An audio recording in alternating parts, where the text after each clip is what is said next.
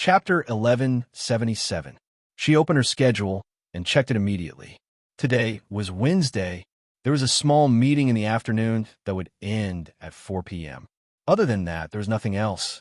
It didn't matter if she attended the small meeting or not. She had to go to the school first. After putting away the schedule, Xianxia tidied up her desk and said to Xia Jinyuan, "I'm going to the school to take a look. It doesn't matter if it affects Ho Zi, but it definitely can't affect Yi Qian. Thank you for your hard work." Xia Jinyuan pursed his thin lips. He couldn't rush over. The recruit training would end in July. As an instructor, he couldn't just leave. He couldn't go over himself, so he could only find out the progress of the matter through Xianxia. After tidying up, Xianxia smiled. "I'm not used to you being so polite to me all of a sudden. It's done. It's just a small matter. If someone really wants to target Yi Qian, I can take care of it." She paused and joked. "I realize that Yi Qian attracts a lot of villains. She has a lot more problems than other students in high school, and none of them are small." She knew that there were 3 major problems.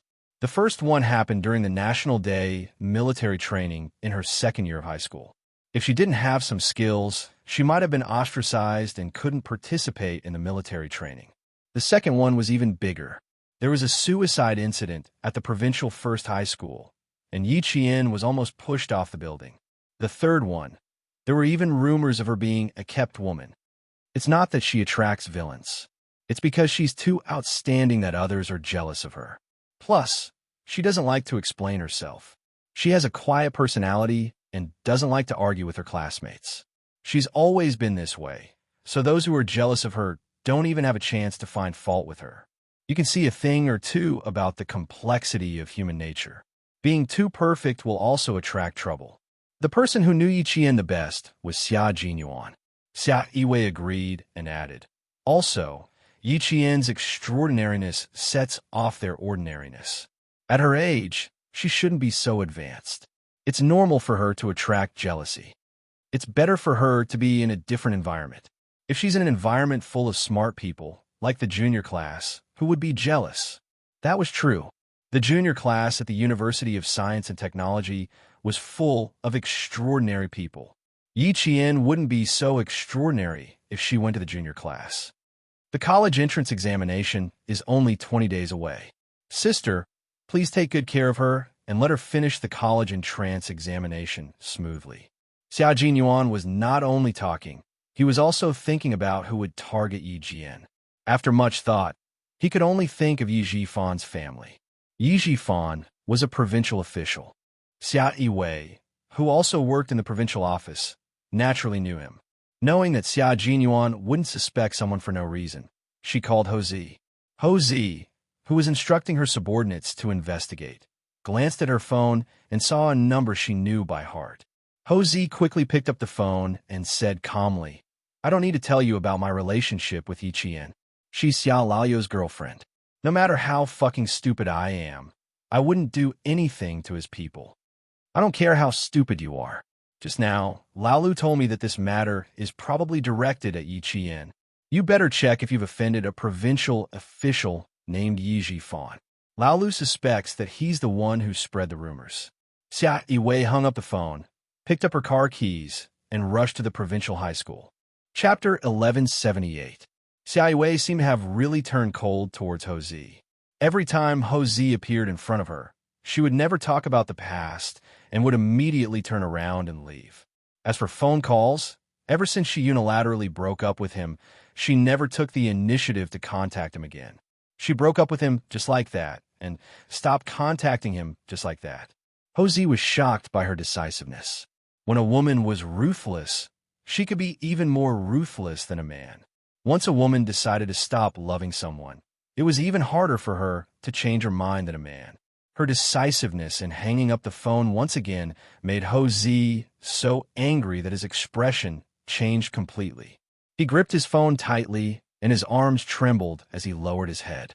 Only Miss Xia could make their third master so angry that he wanted to kill someone, and he had to hold it in.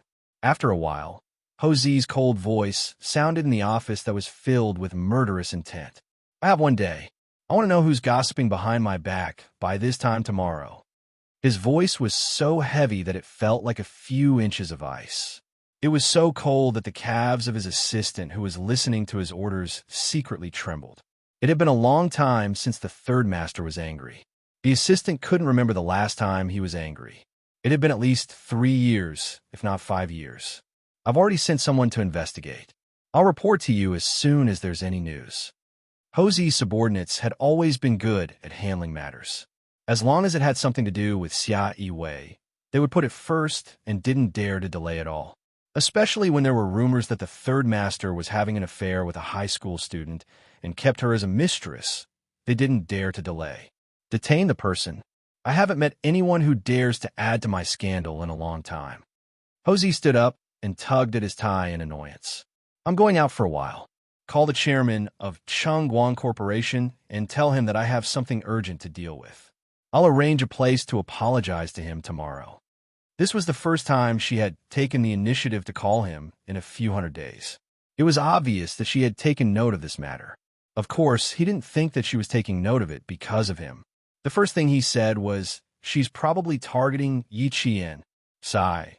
When she took the initiative to call, he didn't expect that it was all thanks to old Six's girlfriend that he got a call from her, even though it was only for 16 seconds. After being in love for 17 years, both of them could more or less guess what the other party would do next.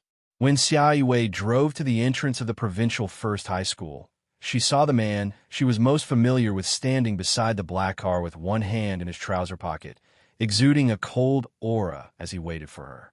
"You've come." Hozi walked over and looked at his lover, whom he could hug as long as he stretched out his hand.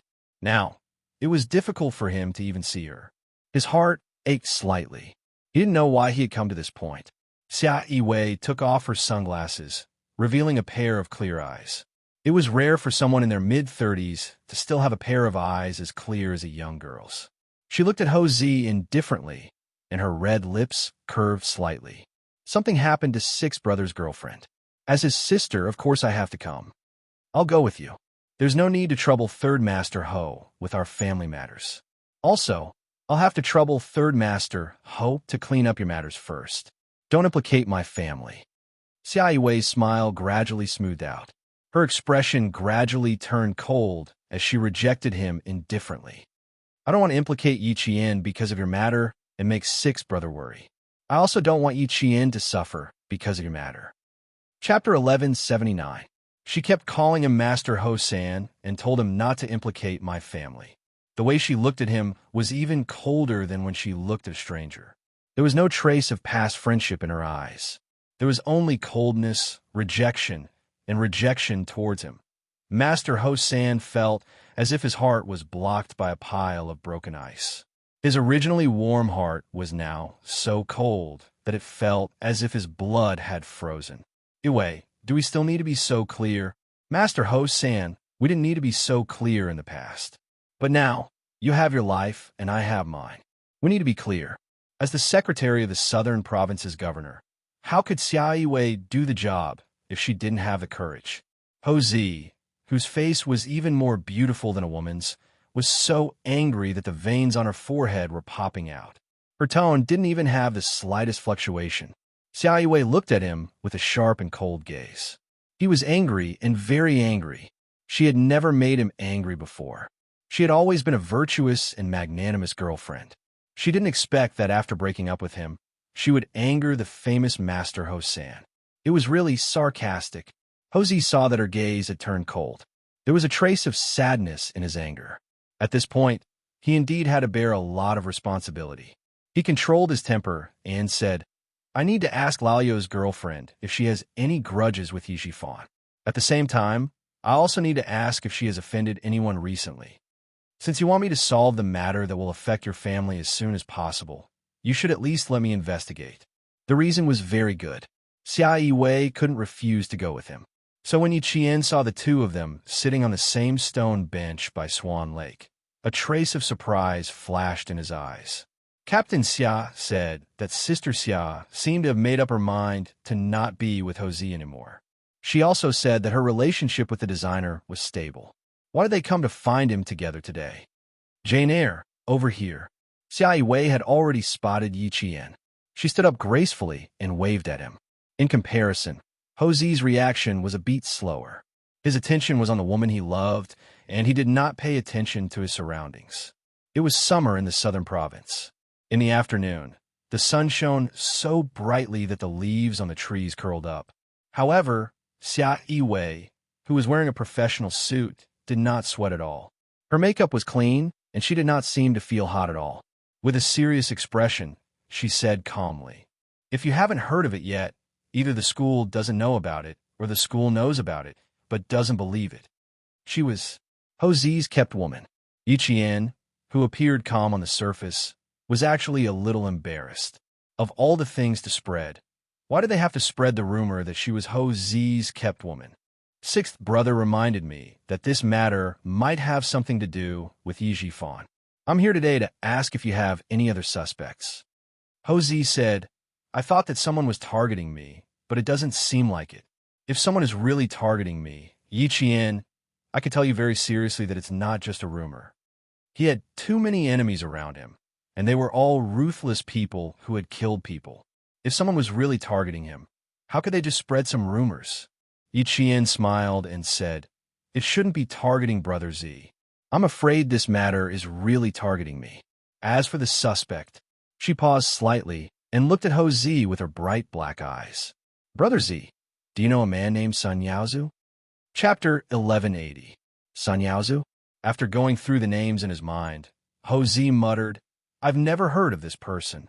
Xianxia's wife is called Yizhixian. She and Yizhifan are siblings. Yiqian told Ho-Zi everything that happened 20 days ago. He also told Ho-Zi what old Madame Yi said, so that Ho-Zi could use it as a reference for his investigation. "I'm not suspecting Yizhifan. I'm suspecting old Madame Yi and Yizhixian." Old Madame Yi said, "Rumors are an invisible killing weapon." She said it herself. Now that there were rumors about her being Ho-Zi's mistress, Yiqian was almost certain that the mother and daughter were behind it. "Xianxia, right? Okay, I'll go back and check. If it's really his family, I'll invite their whole family out for tea and have a good chat," Ho-Zi said elegantly. His words were gentle, and there was no hint of ruthlessness in them. However, Xianxia, who had not looked at him directly, frowned slightly. She glanced at the man she knew best and asked Yiqian, "If it's really their family who spread the rumors, how do you plan to deal with it? Are you going to be gentle, or do you want to be forceful?" Ho-Zi's face was gloomy.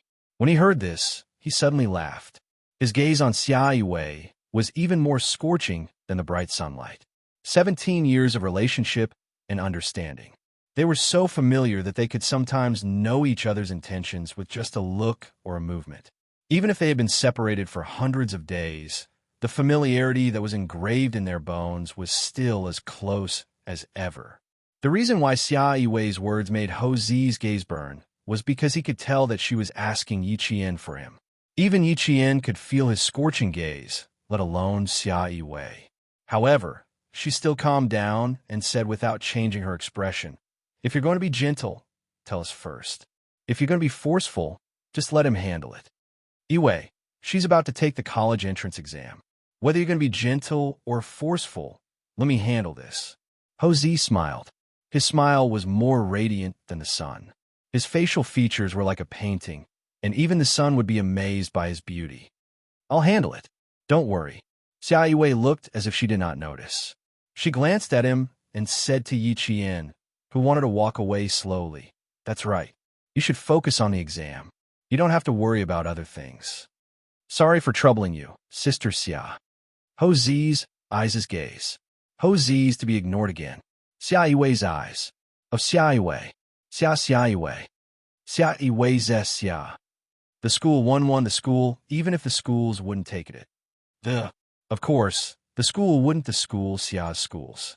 Ho-Zi calmly interjected, "If the students really do talk about it, I'll ask the person who spread the rumors to apologize in the newspaper, in front of the school, or on TV.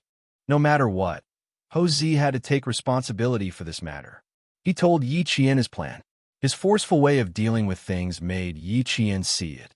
But his plan really moved Yiqian. How would old Madame Yi have the face to appear in front of him again? Xianxia was also moved. Moreover, This way of dealing with things was not lacking in gentleness. It was reasonable and wouldn't cause a big problem. Chapter 1181.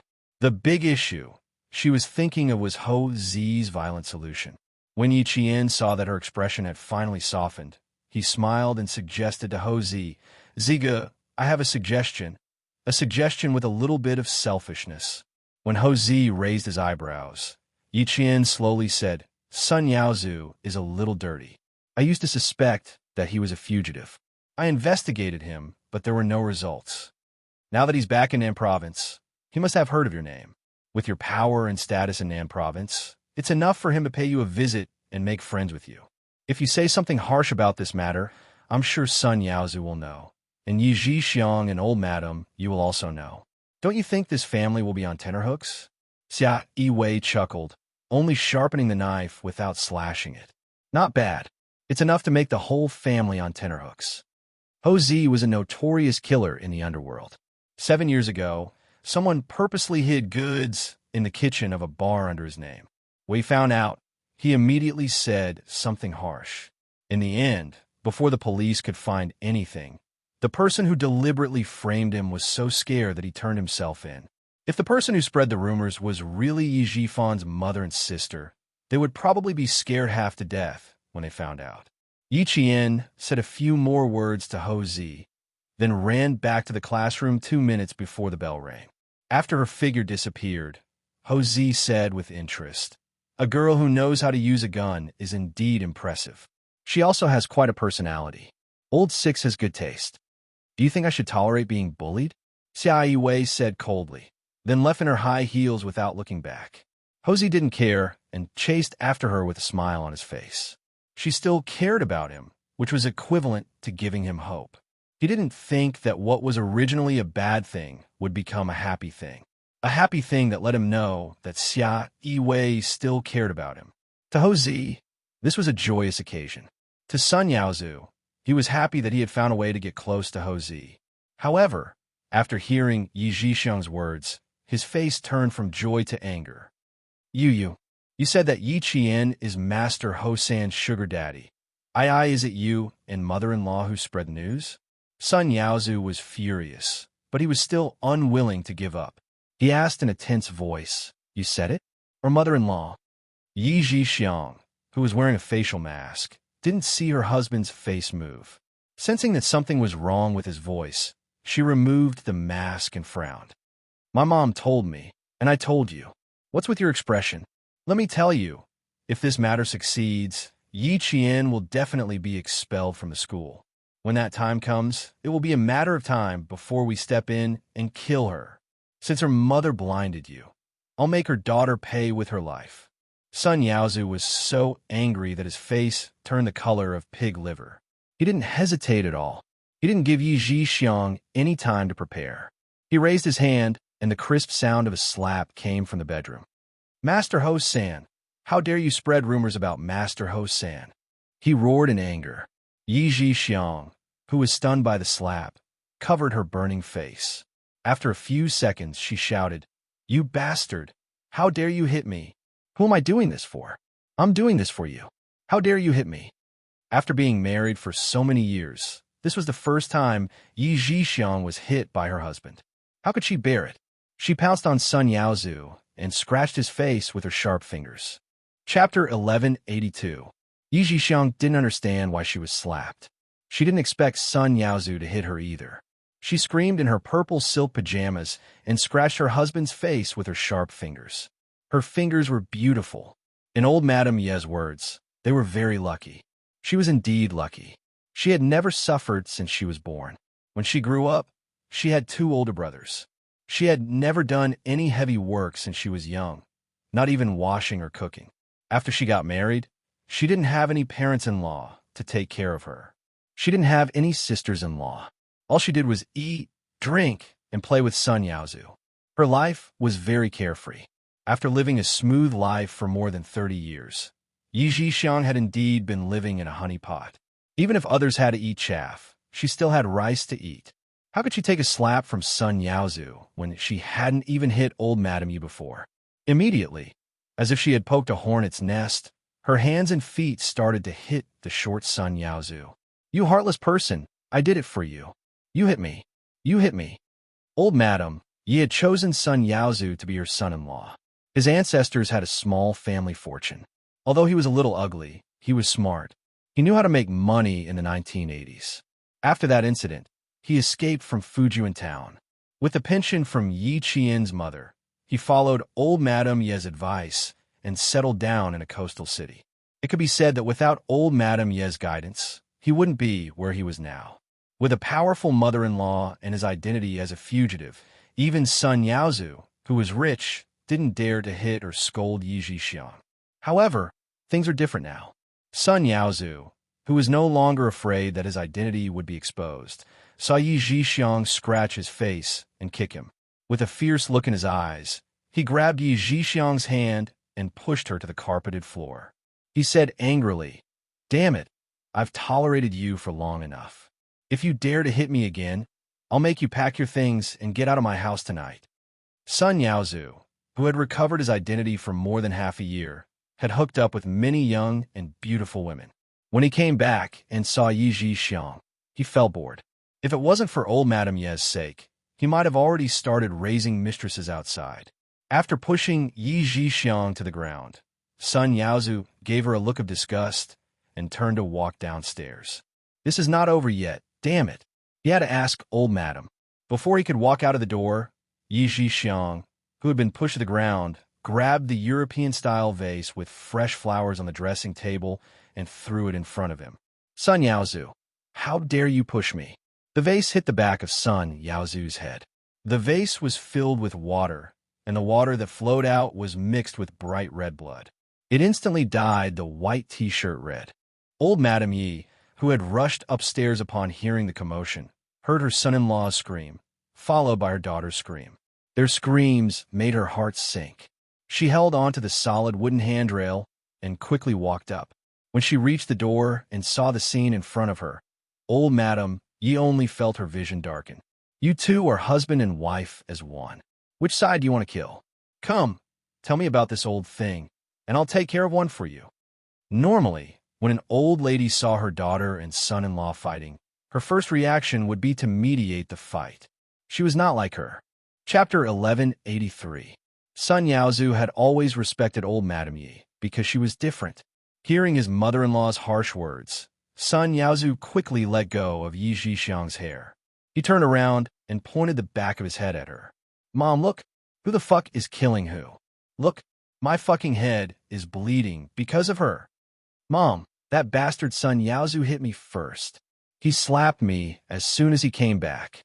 Yi Zhixiang, with disheveled hair, burst into tears when she saw old Madam Yi. "He slapped me as soon as he came back. Mom, you've never hit me before." How could old Madam Yi not be heartbroken when her daughter was slapped? She quickly looked at her daughter. Other than her swollen face and messy hair, there was no blood. Old Madam Yi calmed down a little and immediately helped her son-in-law. She scolded angrily. "Even if he hit you, can't you talk nicely? You even smashed Yaozu's head. You heartless bastard." She scolded her daughter, but her heart was in turmoil. Son Yaozu had always listened to the Yi family. He had always tolerated his daughter's temper. Even if his face changed, he would just slam the door and leave. He had never hit his daughter like he did today. He had changed. His son-in-law had changed. He no longer tolerated his daughter like he used to, and he no longer respected himself like he used to. No matter how biased he was toward his daughter, he had to endure the heartache and slowly make plans after the storm calmed down.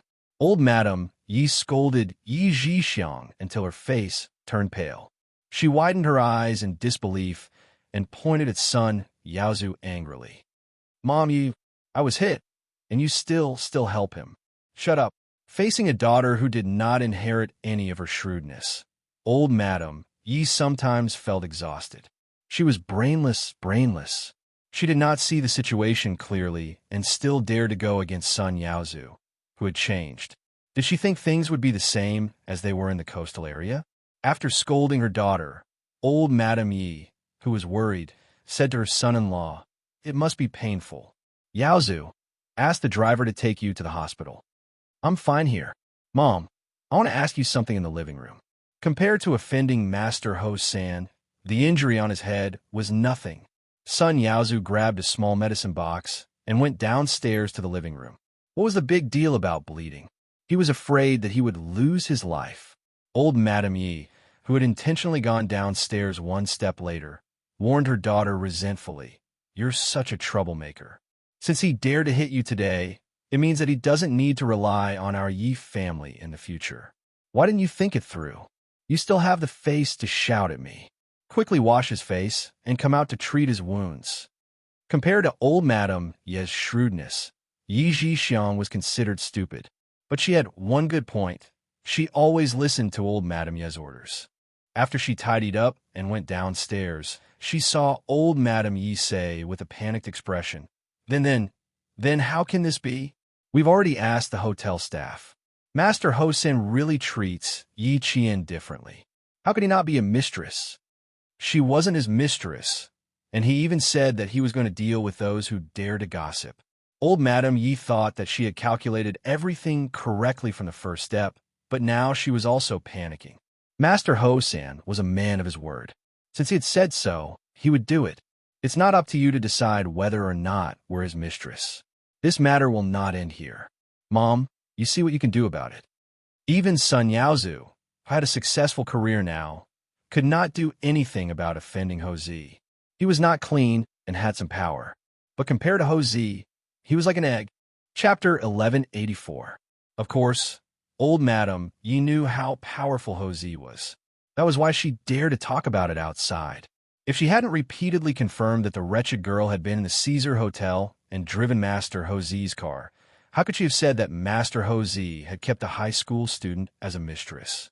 Yes, old Madame Yi said that Master Ho Zi had kept a high school student as a mistress, not that Master Ho Zi was keeping a high school student as a mistress. It was a past tense.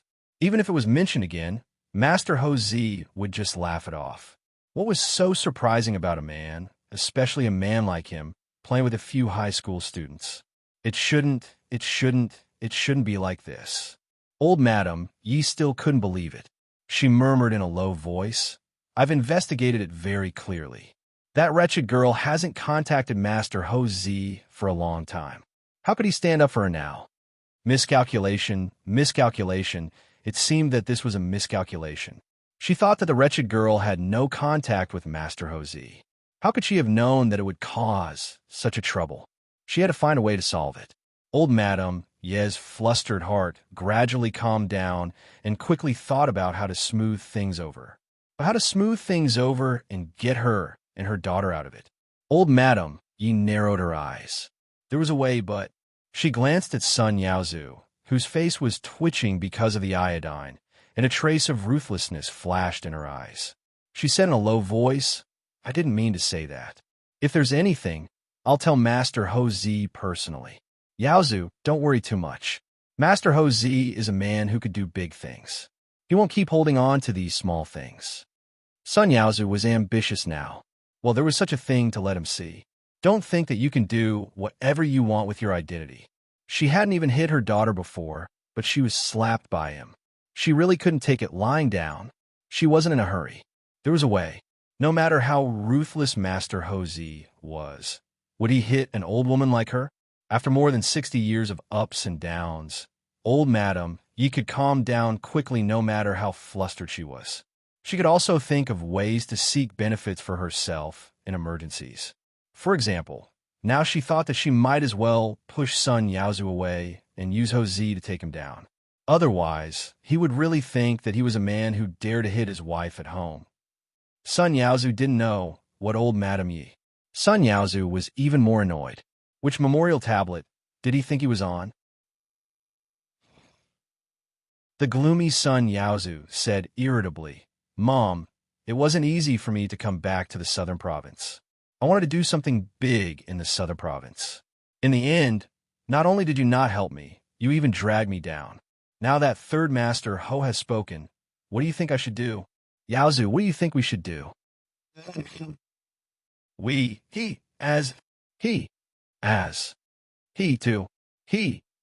He'll know. If he can't find out, he won't be Master Ho Zi. Mom, Can't you discuss with me before you do anything? Now that something has happened, I'm the unlucky one. Old Madam Yi could calm down, but Sun Yaozu couldn't. Chapter 1185. Thinking of this, Sun Yaozu became even more restless. He asked worriedly, "You're not hiding anything from me, right? Your brother, and I just want Yi Qian to be expelled before the college entrance exam so that she can't take it." Old Madam Yi could hear her son-in-law's suspicion. She sighed and explained, "Once Yi Qian becomes successful, Yaozu, our family's good days will come to an end." She warned Sun Yaozu while reminding him, "There's no turning back. What's done is done. Now, we have to think of a way to stop Master Ho-san from hurting his relationship over such a small matter. As for Yi Qian, we have to let the school know that she's a kept woman. We've already come this far. Our whole family is in a state of panic. How can we let her take the college entrance examination in peace? I'll go to the school and make a fuss. After that wretched girl drops out, our family will apologize to Master Ho-san." Old Madam Yi, who knew Sun Yaozu well, observed him as she spoke. When she saw his face darken, her cloudy eyes flashed with shrewdness. "Mom, I'm not sure if this matter can be covered up, but you're right. If Yi Qian becomes successful, our family will be the first to suffer. Maybe you'll be the first unlucky one." Sun Yaozu, who also had his own thoughts, narrowed his eyes and said slowly and fiercely, "We have to find out if she has anything to do with Master Ho-san. If she doesn't, nowadays it's not a big news for people to be killed by cars on the road." Old Madam Ye's eyes lit up.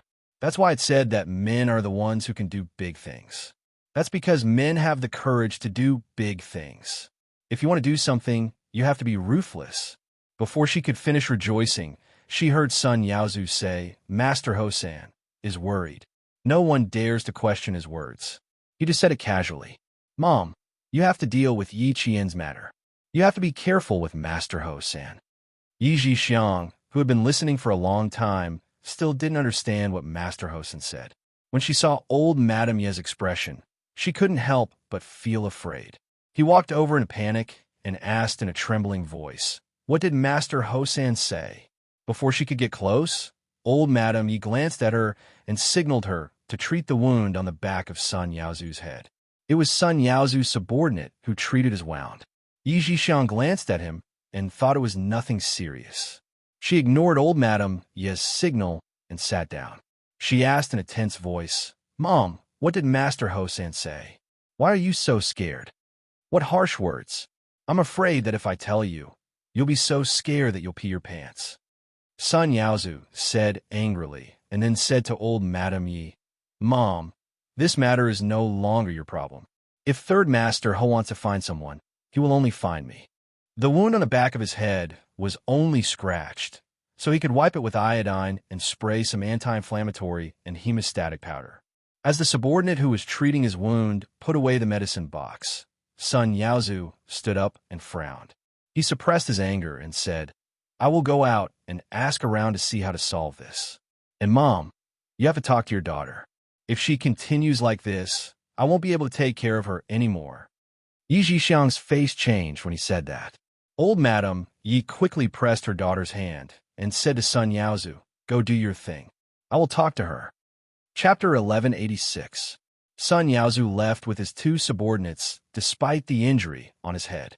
Watching him walk out of the door, the panic on old Madam Ye's face disappeared. She looked at her daughter, who was trembling with anger, and said, "Do you see the biggest difference between a man and a woman? Women can share joys and sorrows with men, but men can share sorrows with women, but they can't share joys. Zhixiang, you should leave a way out for yourself." Sun Yaozu is not the Sun Yaozu of the past. His identity as a fugitive has suppressed him for more than 10 years. Now that he's free, he doesn't have any scruples.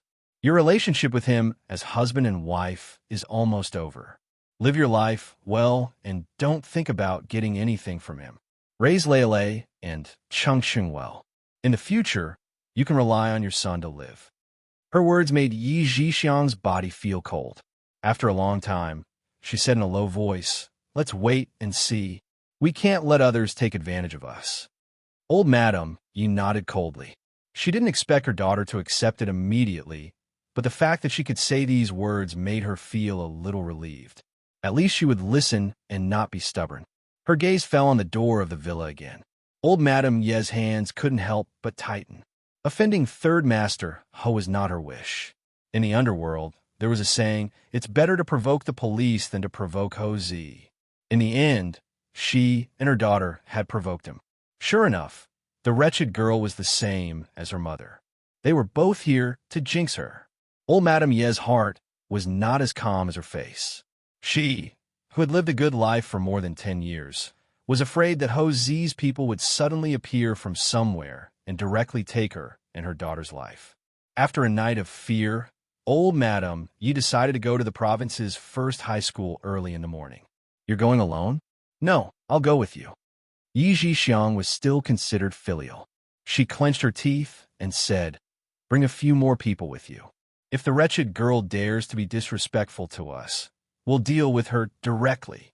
Looking at her daughter, who was obviously not going to succeed, Old Madame Ye's heart ached indescribably. If her daughter was even a little bit as smart as her, why would she go back to Yi Zhifan? Why should he suffer the supercilious look of his adopted son? After all, Zhixiang was her own flesh and blood. After a soft sigh, Old Madame Yi raised her orange peel-like hand and touched her daughter's face, which was still red and swollen from the night before. Zhixiang, I'm old and can't protect you for the rest of your life. You have to learn to be patient and calculating. Don't act like a child and think that you're the most important person in the world. Lele, Chengsheng, didn't you say that the school's food is bad? Why don't you rent a house next to their school and take care of the two brothers in Hongkou City? You can come back after mother and son Yaozu deal with Third Master Ho's matter. Yi Zhixiang's eyelids twitched when she heard that. Mom, don't worry about me. I know I'm not as good as you, but I know I have to plan for myself. Son Yaozu is unreliable. Do you really think I'm stupid enough not to know? It's good that you know. I'm going to school. You go and do something. Picking up a piece of paper from the dining table, Old Madame Yi handed it over. Print out the words on this paper and make 100 copies. What kind of document needs 100 copies? Yi Zhixiang took the paper and looked at it. She suddenly giggled. Mom, you're still the best. This way, the wretched girl's reputation in school, no, with her reputation in the entire Nin province, will be ruined. Chapter 1187. After finishing her porridge, Old Madame Yi said calmly, if she comes out to see me later and listens to my arrangements, then everything will be fine. If she doesn't, then it won't be too late for us to make our move. 100 copies. We'll need some people to post them on the front and back doors of the school. We'll let all the teachers and students know that Yi Qian, the good student in their eyes, is actually a mistress. Yi Zhixiang seemed to have foreseen Yi Qian's fate. She said excitedly, when that happens, will that wretched girl still want to take the college entrance exam? She'll never have the chance to take the exam. Destroying Yi Qian's reputation became Old Madame Ye's #1 priority. She thought that she could control Yi Qian, but she didn't know that what awaited her was not a happy ending, but a nightmare. It was June in Southern Province. It was only 9 in the morning, and the sun was shining brightly on one's skin. The fans in the classrooms of the provincial first high school had never stopped. The swaying of the fans brought a hot wind to the third-year students who were studying nervously in the classroom. As the entire third-year students entered the final sprint, the atmosphere in the entire school seemed to have become particularly serious. The students of the first and second-year classes could not help but restrain themselves a lot after class. Teacher Tong walked out of the office with a cold face and hurried to the school gate. Teacher Tong. Teacher Tong. The class had just ended. Some students greeted her politely, and Teacher Tong nodded slightly. Her expression was so serious that it was as if she was marking a test paper with a 0 score, making the students' hearts skip a beat. When she saw the figures standing at the school gate, Teacher Tong took a deep breath, suppressed the burning desire in her heart, and walked out of the school gate. Teacher Tong, I'm sorry to disturb you again. Old Madame Ye's gaze fell behind Teacher Tong. When she found that Yi Qian did not follow her out, The smile on her face became colder. Why didn't my granddaughter come out with you? As a teacher, her professional ethics reminded Teacher Tong not to say vulgar words. She replied with a faint smile. Your granddaughter is in the provincial second high school. This is the provincial first high school. You came to the wrong school.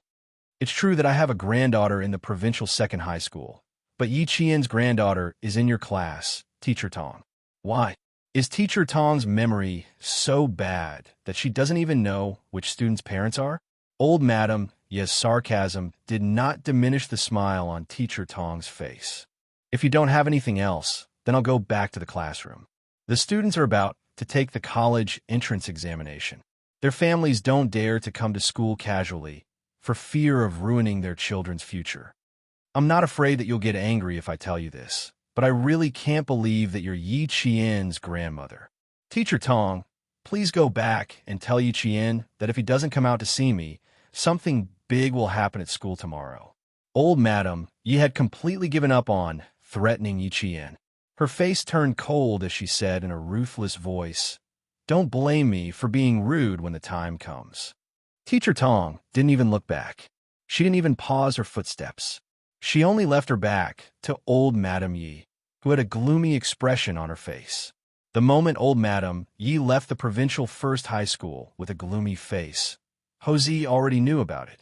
When he received the news, he smiled coldly and ordered, Go and buy 10 black cats with pure colors.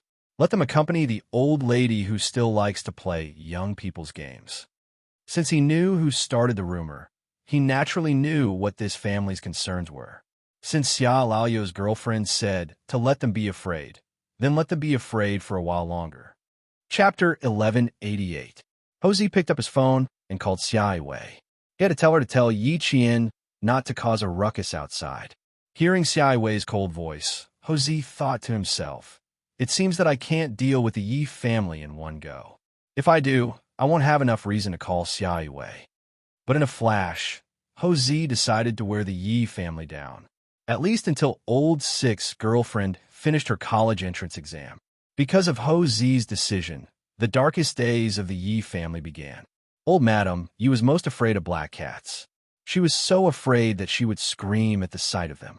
When 10 black cats suddenly appeared outside the window in the middle of the night, their eyes flashing with green light, Old Madam Ye's hoarse scream echoed throughout the villa. Someone come. She shouted loudly, and the few black cats were so scared that they meowed and fled out of the window. Old Madam Yi was so scared that her eyes rolled up, and she fainted on the bed. Yi Zhixiang was so scared that she quickly called an ambulance to send her to the hospital. After such a thing happened, Old Madam Yi was not in the mood to cause a ruckus at school. After a day of observation in the hospital, Old Madam Yi was still in a daze that night. She was frightened by Yi Zhixiang's scream and had a heart attack. Old Madam Yi supported her daughter, who was screaming in fear. She looked at the snake that was caught by the servant and shuddered. You scared me to death. Mom, you scared me to death. You suddenly fell from the sky. I almost got bitten. Yi Zhixiang was so scared that her face was pale. She couldn't even speak properly. Her legs were still trembling. While she was showering, a colorful snake coiled around the shower head. Yi Zhixiang didn't notice it and turned on the hot water. The snake coiled around the copper shower head fell down with a pop. Yi Zhixiang screamed on the spot. Two strange things happened yesterday and tonight. Old Madam Yi knew that Houzi had made a move. He did not send anyone to teach her and her daughter a lesson, but he knew what their weakness was. She was afraid of cats, her daughter was afraid of snakes, and her son-in-law was afraid of the police. At this time, Sun Yaozu had not returned since the night before. Old Madam Yi, who did not dare to live in the villa anymore, dialed Yi Zhifan's number with trembling fingers. Yi Zhifan still didn't know what had happened. When he heard that she was going to stay over tonight, he didn't hesitate for a second and directly refused. Mom, you know how much Sun Dongqing dislikes you. If you really live over, there won't be a day of peace at home. Moreover, Ying Ying is about to take the college entrance examination and is living at home. I need to think for her. Yi Ying, who is also taking the college entrance examination this year, became the family's most protected target. Every morning, Yi Zhifan would drive her to school, and in the afternoon, Sun Dongqing would bring her back home with boiled soup and fruits. Old Madam Yi felt a little better after hearing such a reason for rejection. Relying on Yi Jifan was also Old Madam Ye's wishful thinking. She had been waiting for good news, but as the college entrance examination approached, there was still no progress. The matter had not been resolved, but she wanted to live in his house. How was that possible? However, the situation was a little strange. Why did she call him and say that she wanted to stay at his house in the middle of the night? Did something happen on the other side? She didn't ask Yi Qian to drop out of school, but she called him in the middle of the night. Suddenly, Yi Jifan's expression changed. Could it be that what he guessed before was true? Aunt's family came to find Yi Qian. Chapter 1189. He couldn't be blamed for making wild guesses. Yi Qian's rise was too mysterious. After investigating for 4 years, he couldn't find anything else other than the fact that Shin Dongfeng from Fujian Town High School had been taking care of Yi Qian. Soon, Yi Jifan knew he guessed wrong. After hearing the whole story from the Yi family's housekeeper, Yi Jifan, who was in a daze for a long time, wished he hadn't guessed wrong. He'd rather guess that his aunt's family came looking for Yi Qian and mistook her for his aunt's granddaughter. "We're in big trouble," he muttered softly. His brows furrowed deeply. He didn't think that the usually shrewd old Madame Yi would dare to spread rumors about Ho Zi, who even the provincial government wouldn't dare to provoke. Ho Zi was keeping Yi Qian as a mistress. How could she dare to think and say that? Fortunately, he didn't know about this. Since Ho Zi made a move, she must have found out that he wasn't involved in this from the beginning to the end. Yi Jifan realized that it was impossible to prevent Yi Qian from taking the college entrance exam. Sun Yaozu also thought about it. After hearing about what happened from his subordinates in the villa, he decided to stay in a hotel and didn't plan to go home for a while. Old Madame Yi and Yi Zhixiang suffered when he didn't go home. With a knife on their necks, they worried about him every night. In less than 3 days, the mother and daughter lost a lot of weight. Old Madame Yi used to be in good spirits, but after 3 days, she finally looked like she was in her 60s instead of her 50s. The soft knife that Ho Zi set up was very bright and sharp, but it just didn't fall down for a while. The old Madame Yi finally went directly to the hospital under great mental pressure. Sun Yaozu, who didn't come back, called back a few thugs from the coastal area to guard the hospital, which made Madame Yi feel more at ease. There were still 4 days until the college entrance exam. Yi Qian took the file from Ho Zi. She didn't know what was going on and took out a piece of A4 paper. When she saw the words Provincial First High School Grade 12 Class 1 Yi Qian, kept by a mysterious rich businessman, printed on it, she couldn't help but clear her throat. "Brother Z, you could just get rid of it. You really don't have to send it over for me to take a look," she said unnaturally. It was really embarrassing. He had never thought that there would be a day when he would be rumored to be a mistress by the famous third master Ho. Ho Zi smiled faintly and said, "I also investigated the Yi family and found a few interesting things. I'll tell you about it after your college entrance examination." As soon as she finished speaking, she received a glare from Xia Wei. She immediately added, "If I say it now, I'm afraid it will affect your exam. Don't stand here if you don't know how to talk." Xia Wei's expression darkened. She turned to comfort Yi Qian.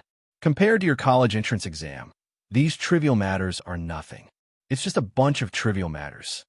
Sixth brother asked me to come over and tell you to take the college entrance exam well. He will try to make a trip back during your college entrance exam." Nowadays, the school didn't allow grade 12 students to casually answer phone calls. If the parents had any issues, they could contact the teachers first, and the teachers would then pass the message to the students. Even Xia Jinyuan couldn't contact Yi Qian.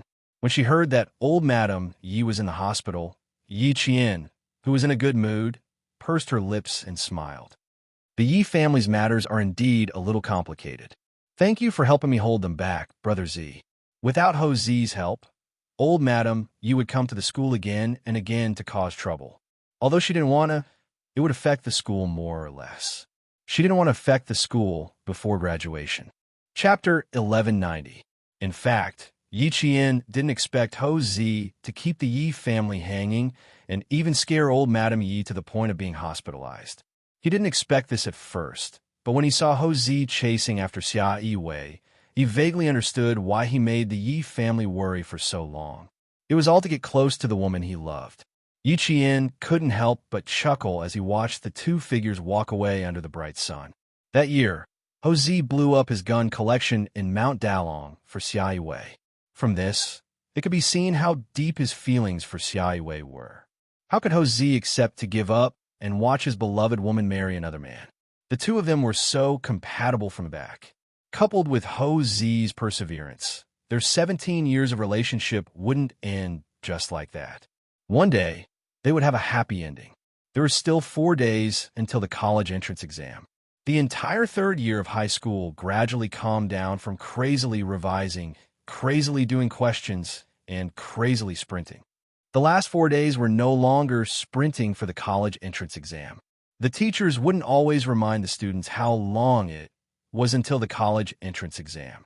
In the last 4 days, the students gradually relaxed and sprinted towards the college entrance exam in their best condition. In 1999, the college entrance exam was first filled in before taking the exam. Some students even talked about their future college life. Their words were full of yearning. Those who wanted to go to college were already preparing for the upcoming college entrance exam. When they chatted, the most common words they heard were, "What will happen when I go to college?" And those who didn't want to go to college finally didn't have to worry about affecting those who wanted to go to college. When they heard similar words, they laughed and said, Okay, I'll play with you when the time comes." The third year's Class 1 students had the worst grades. They had no problem getting into a second-tier university. Therefore, the topic they talked about the most was, "Your school is too far from mine. It's too long to take the train. My dad did some research. Your school's management major is quite good. I'm a little regretful that I didn't apply to your school. Don't mention it. I regret it too. If the admission cutoff score this year is too high, I'm worried that I won't be able to get in. It'll be so embarrassing if I have to restudy." What did Yi Qian apply to? How come I don't know? She gave up on Tsinghua University and West University. What school did she apply to? I don't know. I didn't hear it from her. And Jiesin and the others don't know either. Every time they chatted, the topic would always unknowingly turn to Yi Qian. Although some students also kept the school they applied to a secret, Yi Qian was always the center of attention, so he always attracted a lot of attention. Not only were the students in the same class discussing in low voices, but the students from other classes were also discussing in low voices. However, no one knew which school Yi Qian had applied to. In the past, she would feel a little jealous when she mentioned it. However, with the college entrance examination in 4 days, she couldn't help but feel a little melancholy when she talked about it again. At the same time as the college entrance examination, the time that you, I, and he spent together also entered the countdown. This also meant that their high school lives were coming to an end. After going their separate ways, they might not have the chance to meet again in the future. The feeling of jealousy lessened, and the reluctance to part increased. Yi Qian had always known that her classmates were secretly discussing which school she had applied to.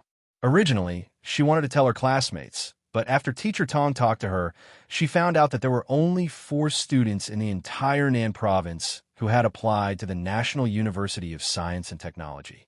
She was the only girl who had applied to the National University of Science and Technology. She was also the only student in the province who had applied to the National University of Science and Technology. Chapter 1191. As the Hua University and West University of the military schools, the National University of Science and Technology only accepted a small number of students each year. The admission score for the engineering and technology courses was sometimes higher than the admission score for Hua University and West University. Yi Qian, who had always had good grades, listened to Xia Jinyuan's advice and chose the lower admission score for the command course. Even she had to fill in her application and major conservatively. It was obvious how difficult it was to get into the National University of Science and Technology in the 1990s. After Teacher Tong's reminder, Yi Qian remained silent on his application for the college entrance exam. Fortunately, the students did not pester him, which made Yi Qian feel a little relieved. On the third day of the college entrance exam, the sixth floor class 5 seemed to have been triggered. Pieces of paper floated up from the sixth floor like snowflakes, followed by the students of the 4 classes on the sixth floor. The candidates of the 3 classes downstairs were dumbfounded. Damn, are they tearing the books? No way, there's still 3 days left. Don't they plan to revise anymore? The students of grade 12 class 1 looked up from the sea of test papers and stacks of revision materials. They were a little confused. Tearing the books. Did the 4 classes upstairs have to be so arrogant? They seemed to be enjoying themselves. What should I do? My hands are itching too. And Xianxia rubbed her hands and muttered to Yiqian, "Why don't we go to the rooftop later and tear a few books? I want to tear those evil English books." Yiqian looked at the empty desk in front of him and smiled. "You can try. I can't do it." As he spoke, Teacher Tong came over with dozens of woven bags. The class representative, Lu Xan, followed closely behind with dozens of woven bags in each hand. Teacher Tong, who was standing by the podium, still had a gentle smile on her face.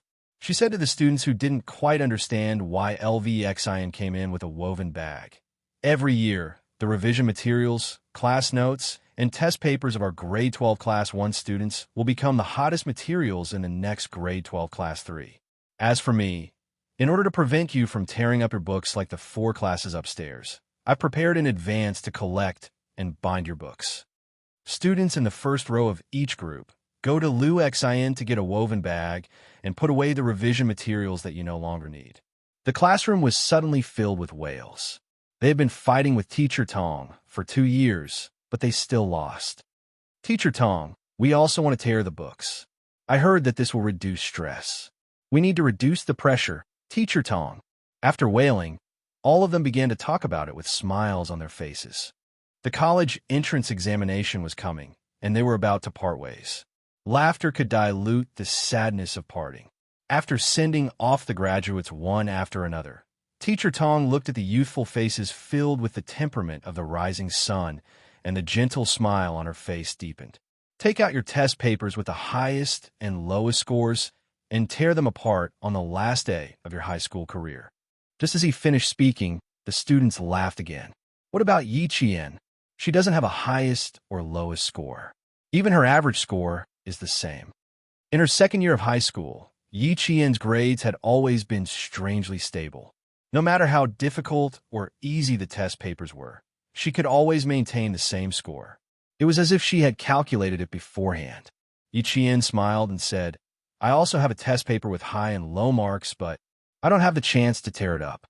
She spread her hands in front of her desk. Only then did the entire class realize that her desk was the cleanest and tittiest desk in the entire class. How could it not be clean and tidy without a single book? Her homework, revision materials, and test papers had already been taken away by the teachers in advance to prevent her from learning from the other students and tearing the books. Chapter 1192. The difference, the treatment. The treatment. It should be taken away in advance for the next batch of third-year students to worship and look up to. No way. Not a single set of test papers is left. I wanted to snatch one for my sister. The teacher is too cruel, not leaving a single set for us students. Amidst the laughter, the monotonous high school life began to come to an end. Time passed by unconsciously. Looking back, it was already time to say goodbye. Where's my message book? Anyone who didn't leave behind a calligraphy piece, remember to leave it. There are only 3 days left. Don't let me have any regrets. Yang-su, what's your contact information? Why didn't you fill it out? How am I going to find you in the future? In 1999, the most popular forms of communication were home phone, MSN, and QICQ, which had just emerged. Yi Jian was an exception. She did not have any of the 3 forms of communication. And Xianxia was angry. Damn, do I have to put up a missing person notice if I want to find you in the future? After her anger subsided, she left with Yiqian through the back door at noon. She entered the internet cafe with the speed of a turtle and applied for a QQ number for Yiqian. What's your name? Invincible in the province's #1 middle school? What about email?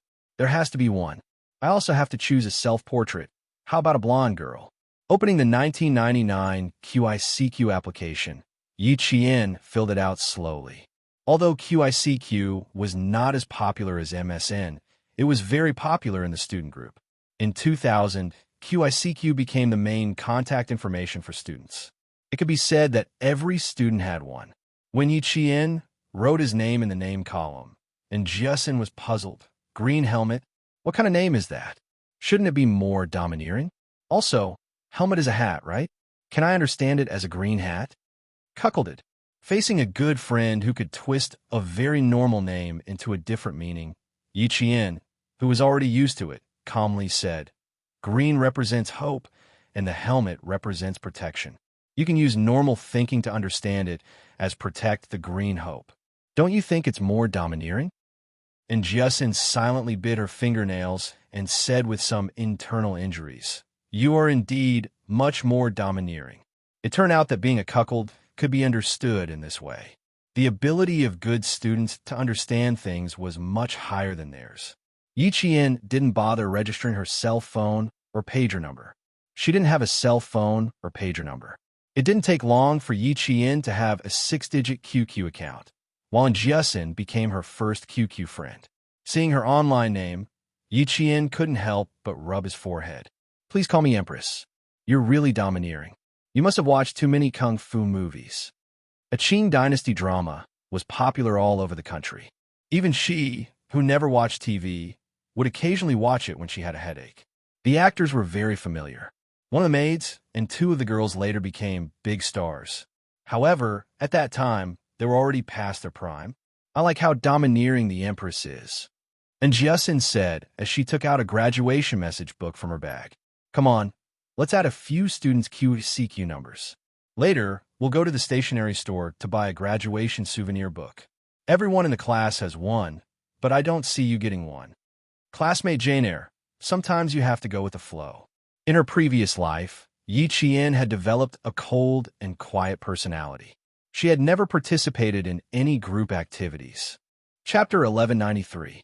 There weren't as many class activities as there were in high school when she was studying in town. Plus, her classmates had developed a habit of not asking her to come along. So it was normal that Yi Qian didn't participate in class activities. And Yi Qian had been away from class for too long, so she didn't realize that there was anything wrong. If it weren't for Jiasin's reminder in high school, she would have remained like she was in middle school, acting alone and avoiding class activities. And Jiasin had helped Yi Qian a lot in her second year of high school. She had helped her integrate into high school life faster and integrate into the group. She was no longer walking alone and studying alone. "Let's buy a thicker one. I'm afraid there will be other classmates." With Jiasin's help, Yi Qian, who had a cold personality, became much more tactful when it came to interpersonal relationships. Plus, she had a man who had held her hand as she grew up helping her. In her second year of high school, Yi Qian realized that she had changed a lot. At the very least, she could communicate with her classmates normally and wouldn't subconsciously keep a distance. No matter how thick it is, it can't be that thick. Prepare 2. One for class and one for other classes. And Jiasin made the decision. Yi Qian didn't have any objections. In fact, Yi Qian had never thought of preparing a graduation note. She had been reborn and had lived 2 lives. No matter how much she integrated into the student life, she was still young and had not experienced many things. She was different from a student who had not experienced many things. But Jiasin was right. Sometimes she needed to go with the flow. Everyone in class had a message book, so how could she be an exception? Some of her classmates had started preparing one a month ago. She was the latest.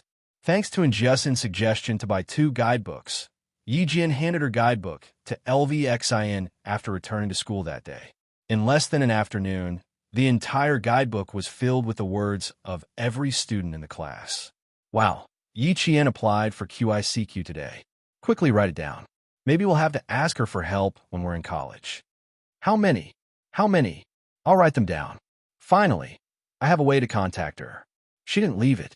I didn't dare to ask. As for the other message booklet, after Zhang Bin conveniently took it away, the message booklet began to circulate among the various liners. When it returned to Yi Qian, the entire message booklet was filled from the first page to the last. He's very popular. Should we add all the students who left QICQ? And Jiasin clicked her tongue in amazement as she flipped through the comments. I dare say that all the top 100 seniors have left comments. Yi Qian, who was earnestly writing his blessings in a message book, didn't even raise his head as he smiled faintly. I'll go to an internet cafe and add them one by one after the holidays. We can still keep in touch in the future. Yi Qian, are you done yet? Let's take a photo together. A boy stood at the door of the classroom and said with a young and inexperienced voice, "Several classes of students are waiting for you on the lawn. They are all waiting for you to come down." Every year, the provincial first high school would give the examinees a day and a half off. One day was for the students to rest and prepare for the exam, and the other half was for the students to take group photos in school. Taking group photos was very important. It was so important that half a day wasn't enough. After taking group photos with the entire class, it was time for the students to take group photos with each other. After the third year of high school, some students might not see each other for the rest of their lives. The only way to preserve this moment was to take group photos. Chapter 1194. Yi Qian, over here, and Jiasin, who was standing beside Zhang Bin, jumped up and down like a rabbit as she waved at Yi Qian. They've been waiting so long for you that they've turned into a giraffe. After she finished speaking, the tall Zhang Bin smiled at his classmates and said, "Hurry up and decide if you want to take a photo with Yi Qian alone. Otherwise, you'll be asked to leave by the other students." Yes, you must. In the future, when Yi Qian becomes famous, I can even show off my photos to my wife and brag about it. You're thinking so far ahead. You don't even have a girlfriend, and you're already thinking about your wife. Coming. Hurry up and see if my hair is messed up. Yes, ma'am. If it's not messed up, I don't see you looking any more handsome. I'm so nervous to be able to take a photo with the top student in the province. My palms are sweating. Hearing the soft voices of the boys, the popular Yi Qian walked over with a smile. 1, 2, 3, eggplant. With the sound of the camera clicking, the young and carefree smiles froze, becoming the most beautiful memories in the years to come. At 6 o'clock in the evening, when the golden sun was setting, the laughter gradually turned into sobbing. The non-resident students began to carry their empty backpacks home. The students who were not assigned to the exam also packed their luggage and checked into the hotel closest to the exam venue. The figures of the parents also appeared on the campus. It was as if they had just started school and hurried to and fro with their luggage. The same figures, the same pace, but the direction they were walking in was like a farewell. Yi Qian, who was holding a camera in his hand, stood in the shade of a tree. His gaze swept across the familiar campus bit by bit, and he unconsciously let out a long sigh. The second year of high school was over. Finished taking a photo with the principal, and Jiasin, who had found her way over, interrupted Yi Qian's thoughts. Her voice was not as crisp as it had been in the photo, and it was a little heavy. It feels like the school has suddenly become much quieter. Indeed, it was quiet. Even the faint sunset had lost its last rays, leaving behind a smoky white color that enveloped the entire campus. The usual hustle and bustle had disappeared. The laughter and the sound of reading had also disappeared. It seemed that even the chirping of cicadas had become much softer, leaving only a few weak and feeble chirping. Yi Qian put his arm around her shoulder and said with a smile, "When there's a reunion, there's a parting. Let's look forward to our next reunion." Parting had always been a sad topic. Yi Qian smiled and changed the topic. "Have you packed your things? Can you move in now? It's all packed. The entire dormitory is empty." It was rare for Jiasin to be sad, and it seemed like she wouldn't be able to get over it for a while. She and Yi Qian were both taking their exams at school. She had originally planned to stay in the dormitory and wait for her parents to come over after the exams, but Yi Qian suggested that they might as well move out of school and stay with her for a few days. The college entrance exam was on schedule. There were police officers guarding the front and back gates to clear the way for the students. On such a hot day, parents held umbrellas and chatted with smiles on their faces at the school gates. But in reality, they were even more nervous than the examinees. The buses stopped on both sides of the school road. The traffic police led the way and escorted every student into the school. The teachers who followed the buses checked on the buses again. They only left after making sure that all the students had alighted. The students from other schools who came to take the exam yesterday had already familiarized themselves with the examination halls and knew where they were. After entering the school, they went straight to the corresponding examination halls. Yi Ying, who was wearing the uniform of number 2 high school, raised her head as she stood at the entrance of the school. After nearly 2 years, she was once again standing at the entrance of the school. In the next few days, she would definitely make the school regret ever trying to dissuade her. Chapter 1195. Yi Ying, what are you still standing there for? Let's go. A classmate urged her. Yi Ying pursed her lips, her eyes cold. She raised her head, chin slightly, and walked proudly through the provincial First High School's campus amidst the noise. Yi Qian was reminding Xianxia, keep your admission ticket safe and don't lose it. Don't panic during the exam, just act like you normally do. Also, don't look around while taking the exam. I know. I'm on the first floor, you're on the 4th. Hurry. It was the first time Xianxia learned that Yi Qian had the potential to be a chatterbox.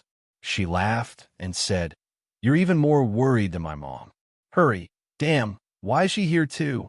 And Xianxia almost bit her tongue as she hurriedly corrected herself. She widened her eyes and looked as if she had seen a ghost. Which exam hall is she in? God bless her, please don't be in the same exam hall as me. Yi Qian glanced at Yi Ying indifferently and chuckled. So what if she's in the same exam hall as you? You take your exam, and she'll take hers. Also, please don't be in the same exam hall as you.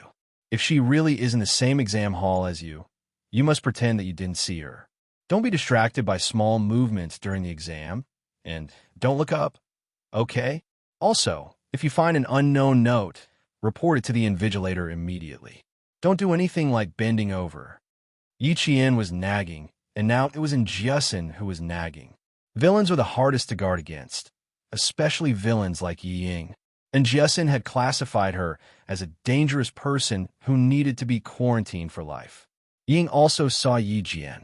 Her eyes suddenly darkened, and she secretly clenched her teeth. Then, with a bright and beautiful smile on her face, she walked over with an arrogant classmate, chatting and laughing with them. Her expression told Yi Qian that even if she left the provincial First High School, she would still be a celebrity in class. Look at her smug face. Bah! And Xianxia rolled her eyes. What's so great about a villain getting her way? Yi Qian smiled and said a few more words to her before heading to the exam hall on the 4th floor. When he reached the 3rd floor, Yi Qian saw the arrogant Yi Ying standing at the entrance of the staircase, looking down at him. He hadn't seen her for almost 2 years, and she looked more and more like the Yi Ying from his previous life. Yi Qian's eyes darkened, and his expression turned cold as he walked past her. You want to be arrogant? Ha! Let her be arrogant towards the air. You're really shameless to be kept by a mafia boss. Being ignored, Yi Ying's expression twisted fiercely. She turned to face Yi Qian, who brushed past her, and said through gritted teeth, I want to see how good you are and what kind of score you can get. Yi Qian had no interest in stopping to talk to her. He kept walking up to the 4th floor. There were many students walking in and out of the corridor. Yi Ying wanted to restrain herself, even if she wanted a vent.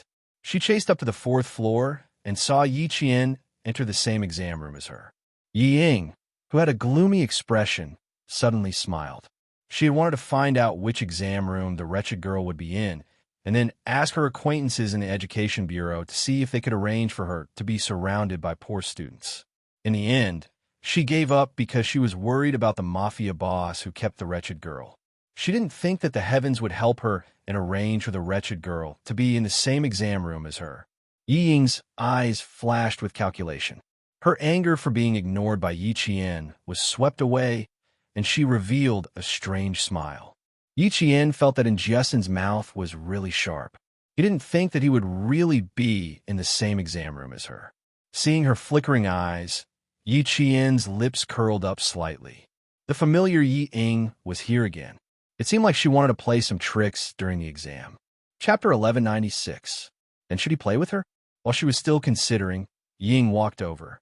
She looked down at her and sneered. You motherless thing want to surpass me? Don't even think about it. Just you wait, stupid girl. I'll show you my true strength. You have parents, but you can still raise a child like you. You're no different from a beast. Yi Jian answered indifferently. There was coldness in his dark and bottomless eyes. He was enjoying Yi Ying's sudden change of expression calmly. You're worse than a beast. I'll give you my blessing for the college entrance examination. The exam was coming soon. Yi Ying was so angry that her face turned red. She clenched her fists and controlled her hands that were about to swing out. She gritted her teeth and said, just you wait. Since middle school, other than just you wait, what else can you say? Yi Ying, I've been waiting. Compared to Yi Ying's angry face, Yi Qian, who was provoked, was much calmer. He continued to provoke her. You still want to play tricks in the exam? I'm also waiting. I'm looking forward to it. He said Yi Ying's plan as if he could read her mind. She was so shocked that the anger on her face was replaced by shock. Luckily, Yi Jifan taught her well. Ying was only shocked for a short while. She pressed her lips together and said, I won't let you be proud for too long. I'll make you understand that you're not as good as me. So what if you have good grades? Do you think you can stand out just because you have good grades? What else do you have besides good grades? Do you know what you need to walk out of society? Relying on connections. Do you think you're qualified to compete with me? As more and more students entered the exam hall, Ying ended the confrontation with what she thought was a fierce glare. She returned to her seat. The sun had already shone on every corner of the school. Someone stood in the shade of a tree outside the school. His handsome face had a faint smile, and his eyes were gentle as he looked at the corner of the school building. He ran all the way here because of traffic control, but he was still a little late. He didn't personally send her to the exam hall. Time ticked away, and the parents who had been waiting all lowered their voices and chatted softly. Their topics revolved around the school that they had applied to and their daughter's results. Xia Jinyuan listened quietly without any intention of getting involved. It was not until the name he was most familiar with came up that he raised his eyebrows slightly and looked over. After listening for a while, his thin lips curved into a perfect smile. His little fox was so famous that even the parents of the students knew about her. 30 minutes had passed since the exam started. Yi Qian, who didn't know Xia Jinyuan was there, started answering the questions on the last page. Her writing speed was too fast, and she was very famous in all the schools in the southern province. The invigilator stood beside her, watching her answer the questions while scanning the exam hall with his sharp eyes. The invigilator, who was gradually attracted by her answering speed, couldn't help but wipe his sweat. Too fast, too fast. As a teacher, he couldn't keep up with her speed. After 50 minutes, Yi Qian finished answering all the questions. At 60 minutes, he was the first student to hand in his paper and leave the classroom. Her departure caused the entire exam hall to become even quieter. The godlike existence of Yi Qian from the province was indeed famous. No, pass. Yi Ying, who was still working on the questions, looked at the figure walking past her. She bit her lower lip and stared at her unfinished paper with a gloomy look in her eyes. Chapter 1197. Other than the occasional nervous coughing in the large classroom, the entire examination hall was so quiet that only the rustling of the pens could be heard. Yi Qian's early submission of the papers had undoubtedly stimulated the students' answering speed. Even the invigilator suddenly felt the pressure increase. He stood at the side of the aisle, his eyes fixed on all the students. If he found any suspicious cheaters, he would immediately go over to investigate. Yi Ying, with a gloomy expression, clenched the note tightly. She pretended to sit up straight and glanced at the empty desk 2 seats away from her from the corner of her eye. She put away the note with great reluctance. She actually handed in her papers so early. She couldn't move at all. Wretched girl, you're lucky. There was still 1.5 hours left between 9 o'clock a.m. and 11:30 a.m. The examinees were still writing at a high speed, burying their heads in the questions. Accompanying them were the tireless cries of the cicadas. The cries were sometimes loud and sometimes hurried, just like the mood of the examinees as they worked on the questions. Why is there a kid coming out? No way. It's only been 70 minutes? Whose kid is it? Let me see. Let me see. There's a girl called Yiqian in our provincial first high school. My child said that he took 2 mock exams with her. She was the one who handed in her papers early each time. A parent who was also an examinee from the provincial first high school craned his neck to look at the school. He immediately recognized the girl who was walking over and exclaimed, "Oh my, it's really Yijian. This kid, she's amazing, amazing. She's done with the exam." Yiqian was no stranger to the parents of the provincial first high school. She was a representative of the entire school at the opening ceremony every year. Every time the teacher introduced her results, she was so far ahead that the parents of the new students gasped.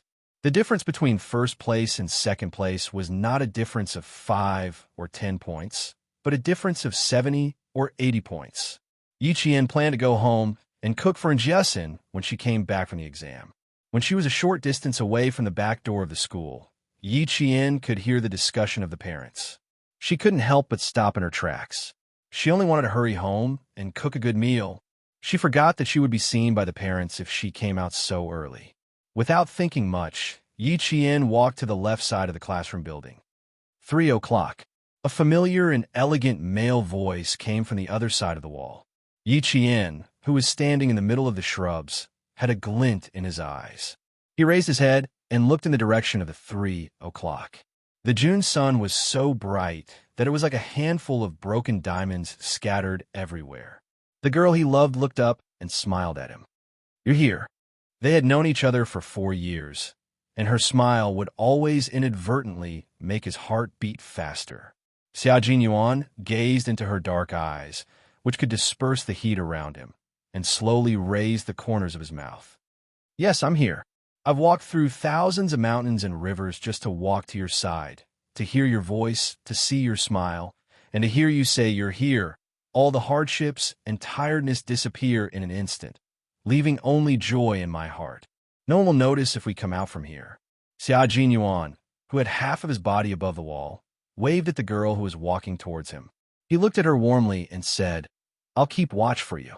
Having a special forces soldier keep watch for something like this was like using a sledgehammer to kill a chicken. The two of them were very close, only about 4 or 5 meters apart. Yiqian walked over and stood on a rock in the shrubs. She looked up and smiled at the man with gentle eyes. "Did you also climb over the wall 2 years ago?" Chapter 1198. After careful investigation, there are 3 camphor trees lined up in a straight line on the right, and the corner of the wall is on the left. This is the best spot for a surprise attack. Xiao Yuan answered seriously like a professional. With vegetation and the wall as cover, it only took 30 seconds to successfully climb over the wall without alerting the school guards. Yi Jian smiled until her eyes were like crescent moons. The leaves swayed with the wind, and the mottled sunlight shone on her face. The faint light shone on her skin, which was as fair as jade and had a glossy luster. Her eyes were full of smiles, and the smile could not only be contained in her eyes, but also overflowed from the corners of her eyes. Xiao Yuan saw her full of joy and heard the flowers in his heart blooming in that instant. He saw love blooming like a flower, so beautiful and prosperous that the fragrance spread from 10 miles away. There was a professional standing guard. Yiqian took about 5 steps back, ran up the wall with one leg, and landed on the top of the wall as light as a swallow. Then he quickly jumped down from the top of the wall in a half-crouch. Xiao Yuan, who was standing below, looked at his open arms and raised his eyebrows. He said to Yiqian, who jumped down without any delay, "Little fox, I don't believe that you didn't see my open arms." He wanted her to jump into his arms, but his little fox did not give him the chance. Yiqian pursed her lips and smiled. "I just wanted to get down quickly and not get caught by the guard. I really didn't see it." Her gaze was already sizing him up and finally landed on his face. She did not hide her fatigue like she did last time. Her eyes were clear and bloodshot, her fingers were clean, and her clothes were neat but wrinkled. His shiny leather shoes were spotless. Yiqian felt a little relieved. She was afraid that he would rush over again, so she did not even bother to rest. Even if they catch you today, they won't record your score. At most, they'll give you a few words of criticism. In my opinion, it's because my little fox is shy. Xiao Yuan pretended not to notice her sizing him up and smiled faintly. His handsome face was gentle as he walked side by side with her towards the direction of the neighborhood. You can even hide your shyness well. The results of the intensive training are obvious. In a few words, there were always a few that had something to do with the training. Yi Qian, whose thoughts were exposed, replied calmly, I really didn't see it. Are you done with your work? Talking about hugging and cuddling had always been her weakness, so she had to change the topic immediately. Xiao Yuan could not help but laugh at her calm appearance. He gently pinched her small and round earlobe and said softly, Graduated from high school. Little fox, do you still remember the promise you made? During the National Day military training 2 years ago, she had said that she would confirm her relationship with him after she graduated from high school. Xiao Yuan had rushed over because of his promise. Of course, Yi Qian remembered. Hundreds of days had passed, but his feelings for her were still the same. The graduation of the 3rd year of high school was on schedule, and so was her promise. She looked at the man who had been waiting for her for 4 years with a smile. I've always remembered it in my heart. I've never forgotten it. When he made the promise, the little fox's eyebrows were young and tender, and her face was embarrassed. But now, she was natural and unrestrained, and she answered him with a calm demeanor. The scenes of the past flashed before his eyes, and today, he finally waited for the flower to bloom. Xiao Yuan closed his eyes. Filled with tenderness, he lowered his head and kissed her forehead gently with excitement and sincerity. Chapter 1199. Although they were far away from the school gate, it was only a few hundred meters from the back gate to the residential area. The residential area was mostly rented by the parents of the provincial first high school students. A girl wearing the provincial first high school uniform was being kissed on the forehead by a tall and handsome man. Parents passing by would more or less cast inquisitive glances at them. The feeling of being watched made Yi Qian very uncomfortable, but she couldn't bear to interrupt his kiss. She couldn't see his expression clearly, but she could clearly feel his emotions fluctuating because of her words. She thought that his eyes must be very deep, and at this moment, they must be very bright. His expression was so sincere that it made her heart palpitate, because he had always been so protective of her. Before she met him, although there was light in her world, it was so monotonous that there was only one color. After she met him, the monotonous world began to be colorful.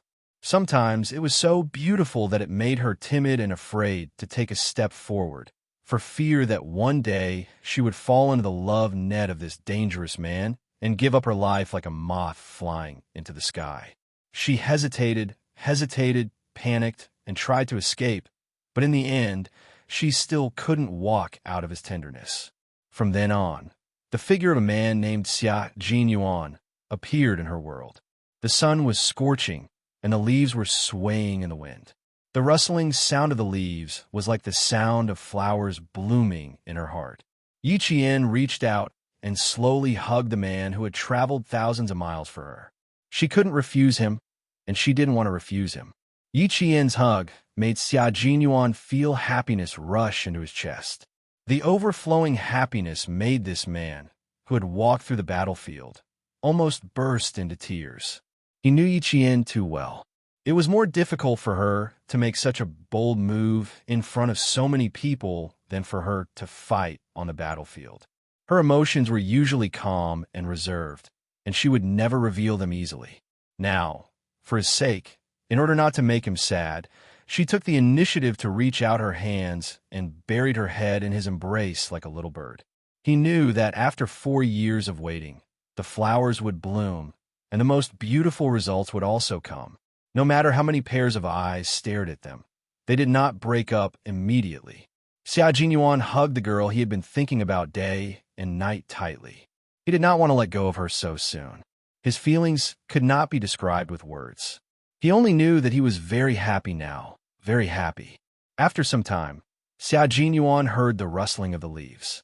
He loosened his arms around her, put his chin close to her ear, and whispered, "What should I do? I want to carry you back now." Yi Qian rubbed his chin and replied softly, "Hold it in, don't be impulsive. Pay attention to control your emotions. Don't lose your composure. You won't feel awkward, but I will. At this moment, Yi Jian's cheeks were abnormally red. The redness didn't just cover her neck. It spread all the way to her cheeks, ears, and even the snow-white skin below her neck was suffused with a pink diamond-like luster. After the Labor Day holiday, she turned around and kissed him because of a little jealousy. Afterward, when she was faced with everyone's gazes, she relied on her usual psychological training to stay calm and not run away. That time, she suddenly kissed a man in front of her classmates. It was the boldest thing she had done in her 2 lives, and it was also the only time. Chapter 1200. If he said that he was going to carry her now, Yi Qian thought that her heart would beat so fast that she wouldn't be able to concentrate on her exams in the afternoon. Because at this moment, when she hugged him like this, her heart was beating very fast. Xia Jinyuan chuckled. Her waist was so thin that he could wrap his arms around it with one hand. Every time he hugged her, his heart would sway because he realized that this was the best position for their bodies to be close together. It was the most suitable position for them to talk and kiss. Xia Jinyuan placed a light kiss on the top of her head and sighed. After waiting for 4 years, my dream finally came true. I feel like I'm floating, like I'm dreaming. Yi Qian teased him. You can think of it as a daydream. Even if I'm daydreaming, it's all about you. I think about how I sometimes need a long time to fall asleep when I wake up in the middle of the night. I also think about how I'll wait until you graduate from high school. Don't tell me I'm regretting it. Worrying about gains and losses for hundreds of days, thousands of hours. Xia Jinyuan really felt like he was floating and felt that it was a little unreal. His voice gradually lowered as he turned to hold her face, his fingers caressing her blushing cheeks. I can feel your body temperature and see that I'm in your eyes. How could I be daydreaming? Why don't we go back and talk? There are a lot of students coming out, and some of the parents over there seem to have recognized me. Yi Qian loosened her grip on his muscular waist and tugged at the corner of his shirt. Her clear and bright eyes were glistening as she looked at him shyly. I have an exam in the afternoon. I want to go back and rest early to prepare for the exam. The wind that blew through the leaves brought with it the coolness of summer, gradually calming them down. The gazes around them didn't disturb them, but Yi Qian was still a high school student, so she should be more mindful of her surroundings. Xia Jinyuan calmly loosened his grip, lowered his head, and gently kissed her cheek. What do you want to eat for lunch? I'll cook to celebrate our relationship. What do you think? Soon to be confirmed as lovers. Yi Qian raised an eyebrow. Although her face was still red, her eyes were calm. So what if those faintly discernible gazes fell on her? Her relationship with him was what they saw. Xia Jinyuan reacted quickly and said, No, we should celebrate the confirmation of our relationship. Of course, he liked the idea of confirming their relationship.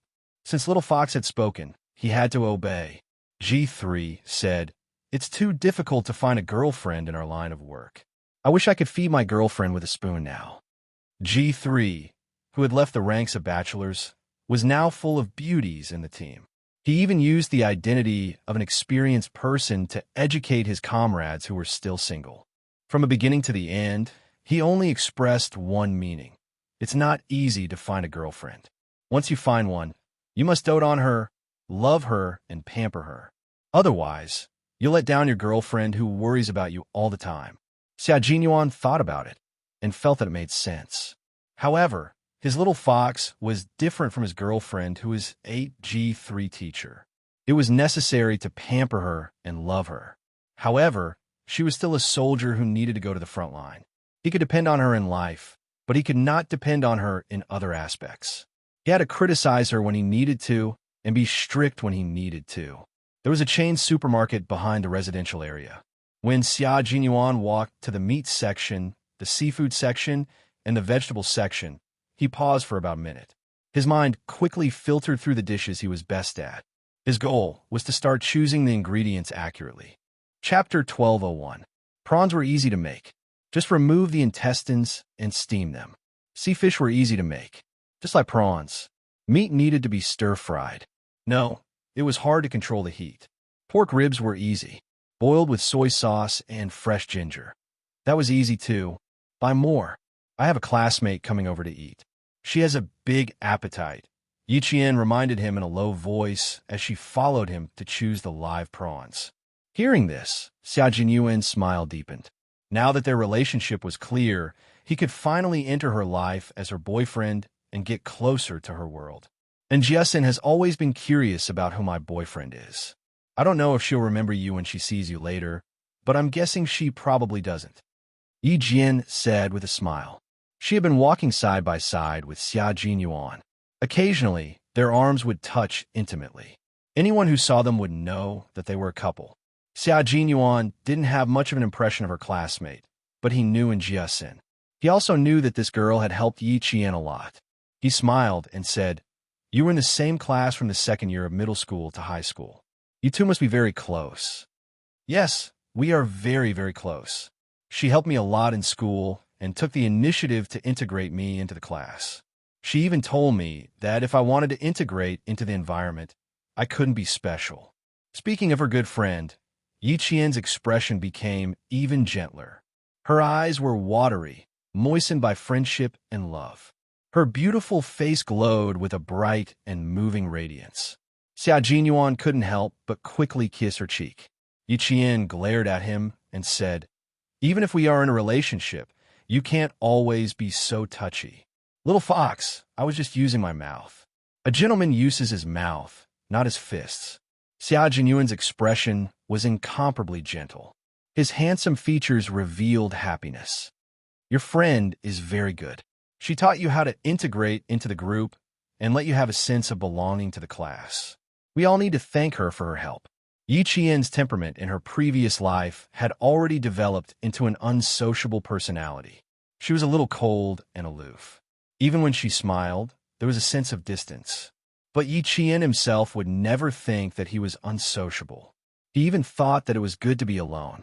She would not care about how the people around her looked at her. She would not care about what happened in class or what happened between her classmates. She would enjoy her days alone and walk through her entire student life with her own tenacity and indomitable spirit. Xia Jinyuan did not want to see Yi Qian in such a state. Being independent was a good thing, but once you were independent and didn't fit in, there would definitely be problems. No matter how good her grades were, she would be isolated and ostracized by her classmates. No matter how outstanding one's abilities were, they wouldn't be recognized. Even if they joined the military, they wouldn't be able to reach the top. He couldn't take care of her in school, so he could only guide her in another way. When the provincial first senior high school's first-year students were assigned to different classes, he had specially suggested to Principal Chow to see if he could assign in Jiasin to Teacher Tong's class. That way, Yi Qian would have an old classmate to accompany her when she entered school. Now it seemed that his suggestion back then was very correct, and Jiasin, who was cheerful and good at socializing, did indeed take care of Yi Qian in school. The problems that he had worried about previously did not occur, and she always maintained a good relationship with her classmates. Xia Jinyuan, who had a plan in mind, had always used his own way to hold Yi Qian's hand and guide her to grow up. He had used his own way to silently protect the girl he loved as she grew up. Chapter 1202. And Jiasin is a very important friend of mine. I promised her that if I had a boyfriend, she would be the first to know. Yi Qian chose a piece of pork rib and smiled gently. She likes pork ribs. Why don't we make braised pork ribs together? Braised pork ribs were a little difficult. Xia Jinyuan pondered for a while and replied, "We can try. It should be braised pork ribs with soy sauce." When they came back from grocery shopping and reached the third floor, Xia Jinyuan suddenly picked up the unsuspecting Yi Qian and ran up to the fifth floor with a low laugh. "Although I can't carry you from outside, I can carry you from the nearest distance." Although Yi Qian was a little shocked, he quickly wrapped his arms around Xia Jinyuan's neck and let Xia Jinyuan carry him home. She didn't know how to fall in love. She only knew that when she saw how happy he was, she couldn't bear to reject him, nor could she bear to reject him. The sweet interaction didn't end until Jiasin came back. One of them was cooking in the kitchen, while the other was setting the table in the dining room. As the key was pulled back, the security door was pushed open, and Jiasin, who had just finished her exams, smelled the delicious aroma in the room. She was no longer half dead and screamed excitedly. It smells so good. Grilled fish, stir-fried beef, and duck. My Jane Eyre, being with you is so blissful. Come, let's kiss. The tightly closed kitchen door was pushed open, and a handsome and tall figure walked out. And Jiasin, who was about to pounce on Yi Jian, suddenly stopped halfway. She almost tripped over her right leg and tripped over herself. My boyfriend. Last time, you kept wanting to know which man I kissed at the back door. This is the man you wanted to know. Yi Qian introduced him generously. She once said that if she had a boyfriend, she would introduce him to Jiasin first. You've seen him before. Take a closer look and see if you remember. And Jiasin was a little confused. Jane Eyre had always been a quiet student. She was a good student in school. She didn't accept a single love letter, didn't accept any gifts from any boys, and never flirted with any boys. She was the best student that the teachers didn't have to worry about. And now, this top student was telling him that she had a boyfriend. She even brought her boyfriend to her rented place and asked him to cook for her. The two of them looked at each other and smiled. For a moment, she had a strange feeling that the two people in front of her were actually an old married couple. Xia Jinyuan smiled politely and said, "Hello, I am Xia Jinyuan, Yi Qian's boyfriend." She had already extended her hand and said her last polite words elegantly. "Nice to meet you. This, so refined. This, so polite." And Jiasin was even more dumbfounded. Her brain temporarily shut down. She mechanically stretched out her hand and said dryly, "Hello, I'm Jiasin, Jane Eyre's good friend." Yi Qian watched as she stretched out her hand and retracted it stiffly. He put his arm around his friend's shoulder and asked with a smile, "Do you recognize who he is?" Did he really not have any recollection of it? Last time, you said, "There's only one handsome man I've ever seen. It's the one in middle school who told us." His mouth was covered by Jiasin, who had finally recovered from her stupor. "Oh my God, save us some face. I got it. Jane Eyre was too honest. She was really worried that she would tell the truth when she said, "He's so handsome that I'm drooling all over the floor." She thought she had lowered her voice and that he could hear every word clearly. Xia Jinyuan maintained his composure and said with a smile, "You two can wash your hands and eat. After eating, you can rest for a while. I'll wake you up 20 minutes in advance." Chapter 1203. And Jiasin felt a stomachache from the meal. The aura of Comrade Xia, who was sitting opposite her. She didn't even dare to speak impudently. But he wasn't serious either. He had a slight smile on his face the entire time. He was as elegant as a noble prince and had a good upbringing. Even so, she didn't dare to be impudent. There was only one word to describe it: fear. When she thought of how the other party had once stood on the podium and talked about national security with a cold expression, her cold gaze felt like a knife sticking to her skin. Other than fear, and Jiasin felt nothing but fear. She silently ate her food and glanced at Yi Qian from time to time. And Jiasin sadly realized that the gap between them was so hurtful. Her Jane Eyre wasn't afraid at all and could even talk cheerfully. That's right. What's there to be afraid of when he's her boyfriend? As she thought about it, and Jiasin suddenly felt that her classmate Jane Eyre was very impressive. Not only was she good at studying, but she also had good taste in finding a boyfriend. Only she was not afraid of a boyfriend like Comrade Xia, who could intimidate people with his aura. There was no mention of the morning's exam at the dinner table, and Jiasin finished her lunch at the fastest speed in her life and immediately slipped back into the guest room to give the couple some space. Even their gazes were filled with sweetness. She sat opposite the two of them and was no different from a third wheel. It was better for her to leave quickly. As for the table full of delicious dishes, and Jiasin silently touched her stomach. "Sigh, my stomach, you better behave. You're destined to not have the fortune to enjoy it. Your classmate seems to be a little afraid of me." Xia Jinyuan slowly peeled prawns for Yi Qian. It was the first day they confirmed their relationship, so he preferred the space between the two of them. Just now, when he slightly released his aura, his little fox's classmate was so scared that she only ate rice and didn't eat any dishes. Within 5 minutes, she finished a bowl of rice and went back to her room to rest. Yi Qian glanced at him disdainfully. "Don't you know why Jiasin is afraid of you?" There was a smile at the corner of his mouth. His gaze was firm, and there wasn't a trace of emotion in it. It was obvious that he did it on purpose. His girlfriend was smart enough to see through his little scheme. Xia Jinyuan shamelessly replied, "We'll treat her to a meal later. Today is a special day, so I have to mark it as the first day of our relationship." It couldn't be helped. Major Xia would occasionally play petty tricks. It was a pity that Jiasin didn't have the fortune to enjoy such a sumptuous feast. Yi Qian smiled and nodded. Next time, he really needed to treat Jiasin to a big meal.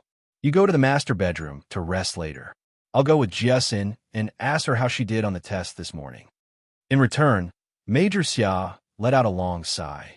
Fortunately, he had a long vacation this time, so long that he needed to personally send the little fox to Demon King Li's training camp. After the exam, everything would be fine. Yi Qian, who was grinning from ear to ear, quickly planted a kiss on his handsome cheek. "Make it up to her. I'll go with her first." Love was important, but so was friendship. In the room, and Jiasin was lying on the bed and flipping through the textbook. When she heard the sound of the door opening, she immediately turned her head and smiled mischievously. "Student Jianer, how do you feel after conquering the major who taught us the national defense class? Isn't it very, very satisfying?" At the age of 18 or 19, both boys and girls would have a little bit of dirty talk in private. The only difference was that the boys were straightforward while the girls were reserved. "What do you mean by satisfying?" Yi Qian didn't react in time. Instead, he answered seriously, "If you mean satisfying, then it is indeed satisfying.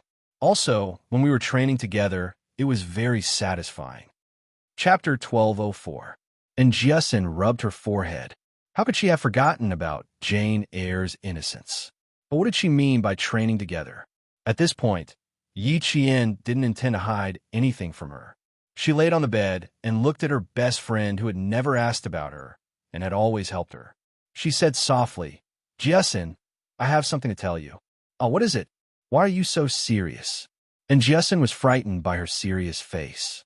She quickly stopped smiling and frowned. "Did something happen? Is it about you and Comrade Xia? Did he bully you?" Her face darkened instantly. She had the feeling that as long as Yi Jian said yes, she would immediately rush out to cause trouble.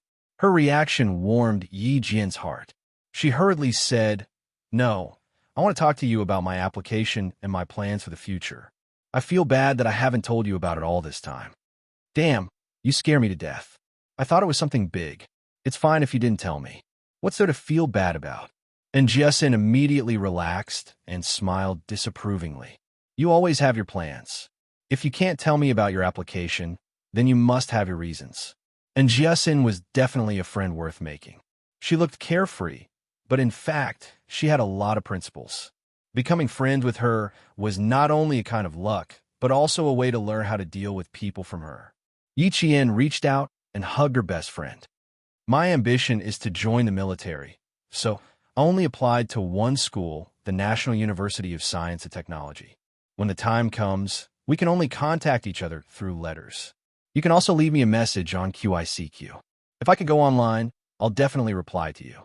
Today was probably a very confusing day, and Jiasin knew that she was confused again. Her best friend's ambition was to join the military, and then there was only one goal, to get into the National University of Science and Technology. Was the National University of Science and Technology, she was talking about the Hua University or Shi University in the military school, the one that was especially difficult to get into and only had 3 or 4 places in the southern province this year. Damn, I'm a little confused. Let me calm down. Calm down. And Jiasin took a deep breath and let out a long breath before asking carefully, "Is it because of your boyfriend's influence that you want to join the army?" Yi Qian smiled and said, "No, I was influenced by Uncle Jin and Principal Chun. Didn't I get into a big fight with Yi Ying and her mother in the second year of junior high school?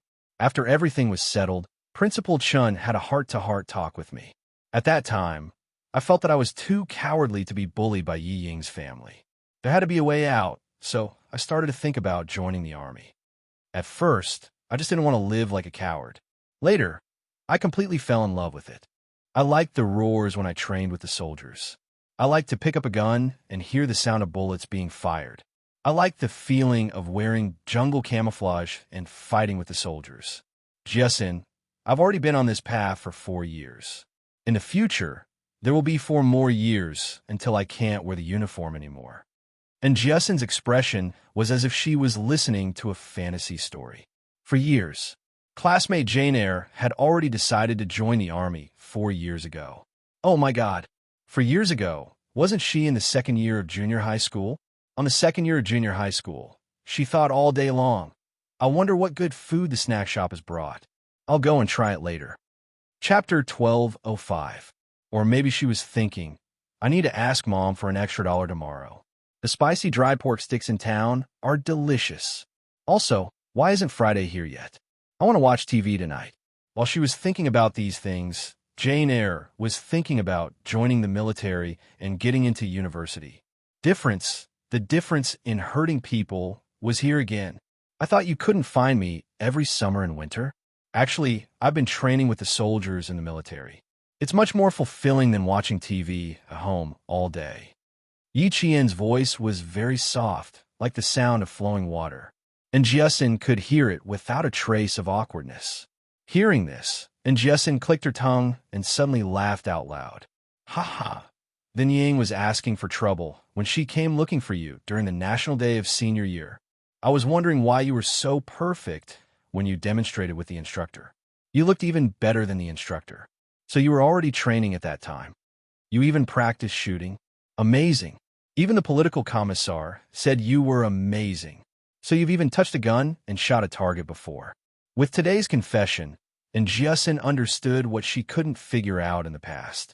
Unbeknownst to everyone, Yi Qian not only studied hard, but also worked hard for her goals. As she spoke, and Jiasin became a little melancholy.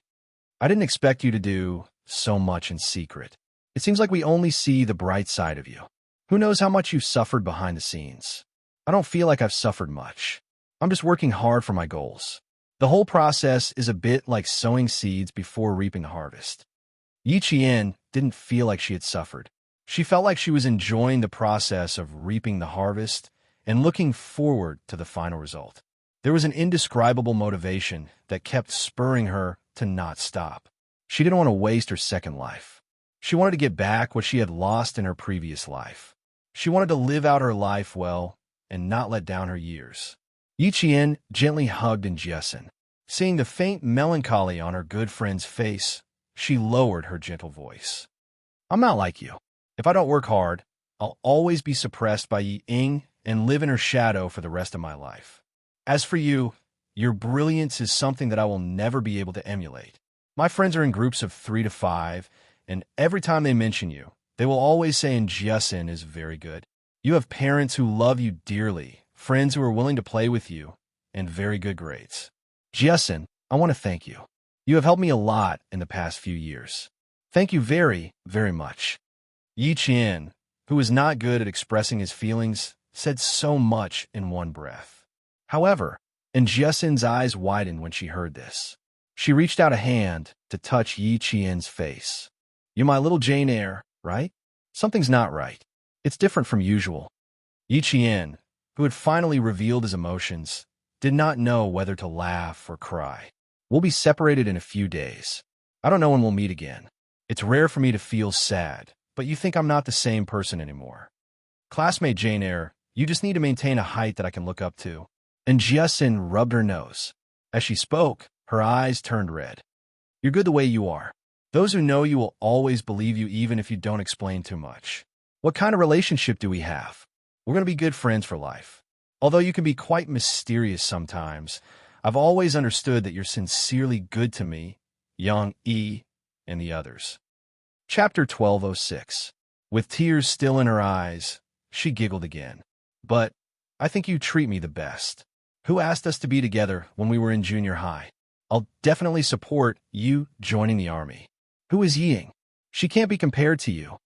As long as she could beat Ying, and Jiasin would be happy.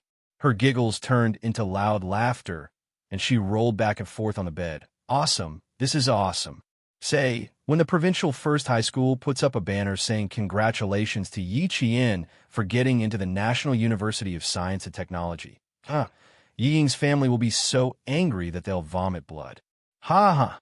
Just thinking about it makes me happy. Yi Qian saw that she wasn't angry at him for hiding it from her. He allowed a sigh of relief and couldn't help but laugh. Yeah, Ying will definitely be angry then. Today, I was in the same exam room as her, and she even came to me to show off, saying that I'm definitely not as good as her. Cough, cough, cough. Her laughter turned into loud coughs, and Yi Qian was so shocked that he quickly patted her back. Look at you, laughing so hard that you're out of breath. Get up and talk. Holding Yi Qian's hand, and Jiasin coughed until tears welled up in her eyes. You're going to tell me some shocking news later. My little heart is going to break from the shock. How unlucky is Yi Ying to be in the same exam room as you? Isn't she looking for trouble? Don't hide it. You have to suppress the enemy at this critical juncture. There's a saying in the army. Yes, yes, yes. It's like being merciful to the enemy is being cruel to yourself. Don't be merciful, but you have to be careful. What if she tries to play tricks in the exam room and implicates you? So you have to be careful. Be careful. Yi Qian took out a tissue and handed it to her to wipe her tears, smiling. Actually, I'm kind of looking forward to her playing tricks in the exam room. After fighting with me for so long, I didn't really do anything to her. If she really plays tricks in the exam room, I'm looking forward to it. Hey, you become bad. And Jiasin suddenly understood what he meant. The two girls immediately laughed together on the bed. There was a knock on the door, followed by Xia Jiuwen's deep voice. There's an exam in the afternoon. You two can rest now. The two of them had been chatting in the room for half an hour. If he didn't remind her, she was afraid that they would continue chatting until 20 minutes before the exam. And Jiasin had already covered herself from head to toe with the air conditioner and pretended to be asleep. Yi Qian couldn't help but laugh. She was indeed a little afraid of Xia Jinyuan. Yi Qian didn't say anything else. He closed his eyes, thinking about Yi Ying's expression in the exam hall today. She must have wanted to play some tricks in the morning, but failed because he handed in his paper early. When she went back, she would mention to Yi Jifan and Sun Dongqing that they were in the same examination hall as her. She couldn't rule out the possibility of more tricks in the afternoon. Yi Jifan desperately wanted to move back to his household register. The reason was very simple. He didn't want to see himself go further and further away from him. He didn't want Yi Ying to be unable to surpass him. In order to achieve his goal, he even asked old Madame Yi to come out of retirement, but the result was still the same. In the middle of it, she was really thankful that old Madame Yi spread rumors to Yi Zhixiang that Yi Jifan and Ho Zi were kept as mistresses.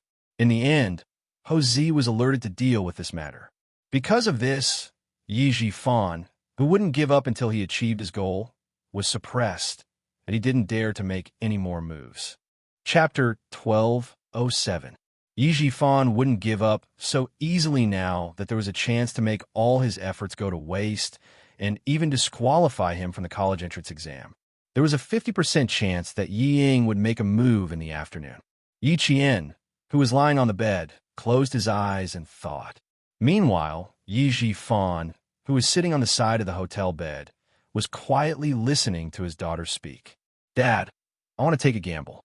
If I lose, I'll admit it, but I still have a 50% chance of winning. Dad, I want to try. Yi Ying, who had finished her lunch, didn't even bother with her lunch break. She gritted her teeth with a sinister expression. As long as there's a chance, I'll give it a try. I won't let her have the chance to step on my head again. Dad, I've always remembered how she kicked me out of the provincial number 1 middle school back then. Sun Dongqing sat on the side and looked at her husband and daughter. After a while, she couldn't hold it in anymore and said fiercely, "We have to teach that wretched girl a lesson. Otherwise, she'll think that our Yi Ying is easy to bully." If it weren't for old Yi always telling her not to go to the provincial number 1 middle school and cause trouble for that wretched girl, because it would affect his reputation in the government, she would have gone there long ago. Go and take the things. Don't cause trouble. Yi Jifan didn't agree immediately. This was a serious matter and related to his daughter's future. He couldn't afford to make any mistakes. He gently reprimanded his wife and then said to Yi Ying, "Ying, Although the risk is 50%, Yi Qian's ability is a little beyond my expectations. Ying, Dad can say that you don't have a 50% chance of winning. Yi Ying's voice suddenly rose and sounded a little shrill. Dad, are you saying that I'm not as good as Yi Qian? Even you think that I'm not as good as her? Who said that? Who said that our Ying is not as good as that wretched girl? Sun Dongqing, who was cleaning the table, jumped up and pointed at Yi Zhifan's nose. Yi Zhifan, I'm telling you, don't compare that wretched girl to our Ying. Our Ying is a top student at Tsinghua University and West University. Even her homeroom teacher said that as long as she performs normally, it won't be a problem for her to get into the top universities. What can this wretched girl get into? I think she should thank the heavens for even getting into a third-rate university. Ying was even angrier. If Yi Qian could only get into a third-rate university, why would she do something like that during the college entrance exam? Mom, can you stop interrupting? I'll talk to Dad. Can you go back to your room and rest? Yi Ying's voice was filled with anger. Dad, I don't care how confident I am. I have to try. If I really fail, I'll just repeat my studies for a year. If you succeed, think of a way to make this matter worse. Let the Education Bureau punish Yi Qian as a warning to others and permanently disqualify Yi Qian from taking the college entrance exam. You also have to think about the jade pendant in our hands. If the person behind the jade pendant knows that Yi Qian is more promising than me, do you think he will abandon our family and support Yi Qian? None of the other words had touched Yi Zhifan's heart. Only this sentence had touched the bottom of his heart. The sound of footsteps could be heard in the hotel corridor. It was the parents who had accompanied their children to school for the afternoon exam. Listening to the sound of footsteps and the parents' reminders gradually fade away, Yi Zhifan waited until the surroundings were so quiet that only Yi Ying's heavy breathing could be heard. He said, "Be careful." The sun was at its brightest in the afternoon. Yi Qian stood at the school gate and looked at a boy who was wearing the provincial number 1 middle school's uniform. The boy walked unhurriedly beside them and smiled at Xia Jinyuan, who had brought her over. Go back and wait. You don't have to stand under the sun. I'll be back in about an hour. Go back and rest. Chapter 12:08. No matter how clean he was, she still felt that he had not rested well. Okay, I'll watch you go in. Xia Jinyuan also looked at the boy, who looked decent in the provincial number 1 high school's uniform. His thin lips curled up slightly. I'll come and pick you up in the afternoon. And Jessen looked at her good friend, who was sweetly reminding her, and could not help but feel disappointed again. Yi Qian, who had fallen into the river of love, had indeed changed. He was no longer as unattainable as before. The smile on his face was like a blooming flower. It's different when you're in love. You smile like a blooming flower. She also wanted to be in love.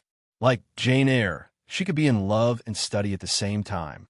She was just afraid that she would not study hard when she was in love.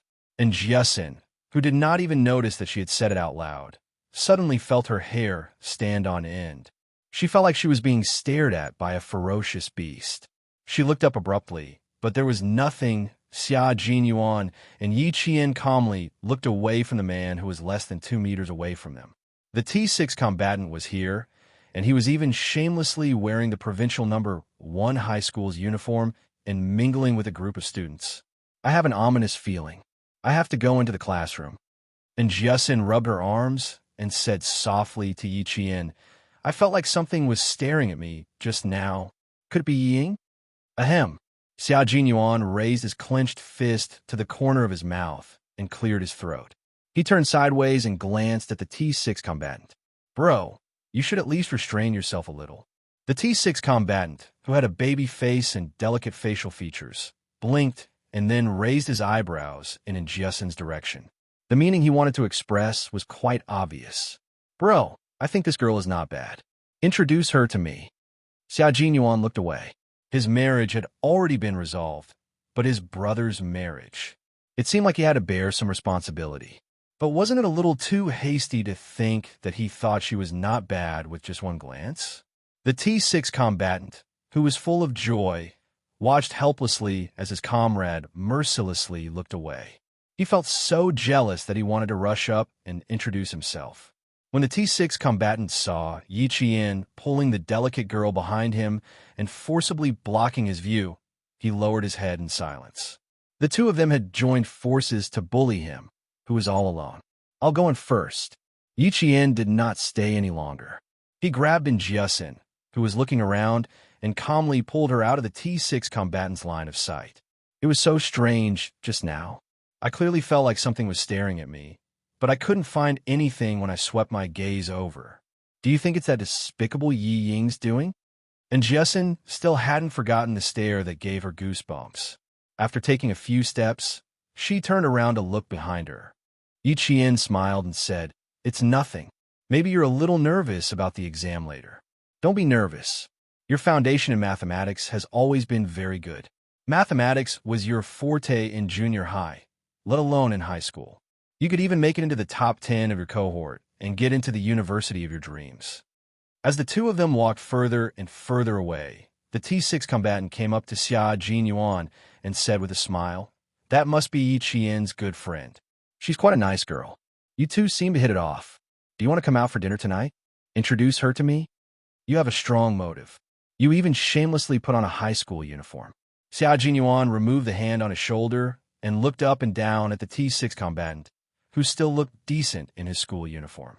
He said mercilessly, "You want to get a girlfriend dressed like this? It would be strange if a girl would fall for you." Chapter 1209. T6 humbly asked for advice. "I'm inexperienced, so please give me some tips. I secretly took this set of clothes from my cousin's closet.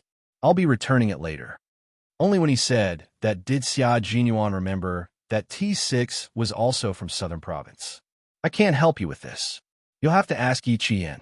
Also, why did you come to First High School? You don't seem to have a simple motive."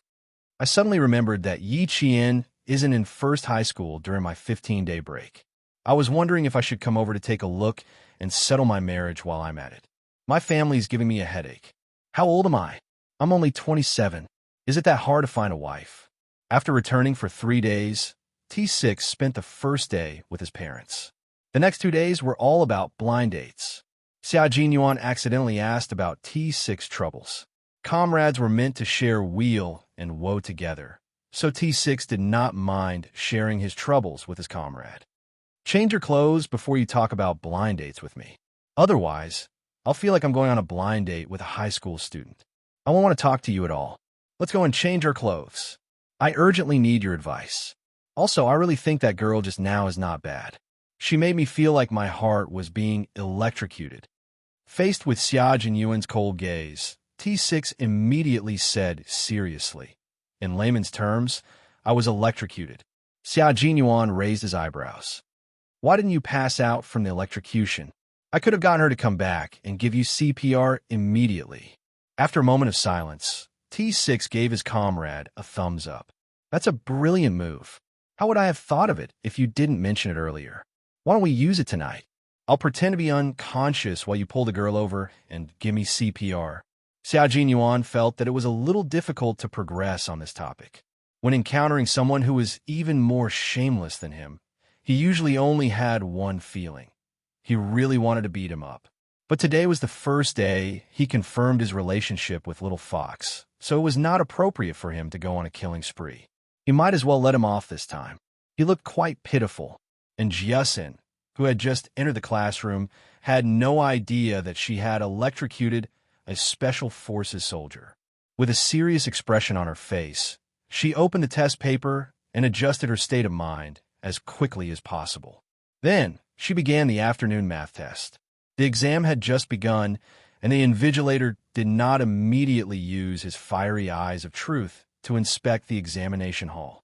He only reminded them, "Take the exam seriously, take the exam seriously." Then he stood by the aisle and did not say anything else. Yi Qian was the fastest student in the entire exam hall. The other students had to stop writing from time to time to think, but she had already calculated the answer in her mind by the time she finished reading the question. She just had to write on the blank space. Teachers from different schools would invigilate every exam. Almost every teacher from every school knew Yi Qian from the province's #1 middle school. Whenever they saw Yi Qian's ID during the examination, they would immediately look up and size him up. When it was time for the exam, they would stop by Yi Qian's desk and watch her answer the questions. Half an hour later, Yi Qian finished answering the A and the questions. The invigilator next to her looked at her in shock. He could not accept the speed at which she answered the questions without thinking. He originally thought that she would make a mistake, but when he finished calculating in his mind, he realized that there was no mistake at all. The invigilator was not in a hurry to leave, but Yi Qian. It was Ying. She worked on the questions for a while, then glanced down from the corner of her eye. When she saw that the invigilator was still there, she was so angry that she bit her lower lip so hard that a circle of teeth marks appeared. Of course, Yi Jian knew that someone had been looking at her with a gloomy gaze. She remained calm and answered the questions one by one, not giving herself any chance to be distracted. Chapter 12:10. The invigilator blocked Yi Ying's line of sight, so she couldn't see Yi Qian's speed. She also didn't see that Yi Qian had already started working on the questions on both sides of the CD and CD. After the invigilator left, she glanced over and saw Yi Qian stop, writing to think about the last two questions. Seeing this, Yi Ying sneered disdainfully. Didn't they say that she was fast at solving questions? Didn't she always hear the student from number 1 middle school say that Yi Qian handed in his paper early again? It must be a lie. How could her speed be considered fast? What a joke. Yi Ying had always been conceited. In addition, she was like a fish in water in the provincial number 2 high school. Her speed in solving questions in every exam was also very fast, which made her even more unwilling to believe that Yi Jian could really solve the questions faster than everyone else. I'll let you be smug for a while, damn girl, Yi Ying muttered softly. Her eyes flashed with malice. She didn't look at Yi Qian anymore and quickly caught up with her own questions. If she wanted to set him up, she had to finish the questions herself. Every time, she relied on her own ability to rank among the top few in number 2 middle school. With such outstanding results, Yi Ying didn't believe that she couldn't beat Yi Qian. Yi Ying wasn't stupid. It was just that when she met Yi Qian, she was a little crazy. It was easy for her to make wrong decisions and make wrong decisions. But this time, even Yi Zhifan agreed. It had to be said that for the Jade Pendant, Yi Zhifan was also gambling with Yi Ying's future. If he lost, with Yi Ying's intelligence, it wouldn't be a problem for her to repeat a year and get into university. If he won, he would make sure that Yi Qian would never be able to get back the Jade Pendant. He would make sure that she would never be able to change her life. This was a gamble with life. In Yi Zhifan's heart, he wasn't just betting on Yi Ying's future, he was betting on his own future as well. Today, he deeply understood that the reason he rose from a village official to a provincial official was all because of the Jade Pendant in his hands. Compared with his career, Yi Zhifan chose his own career.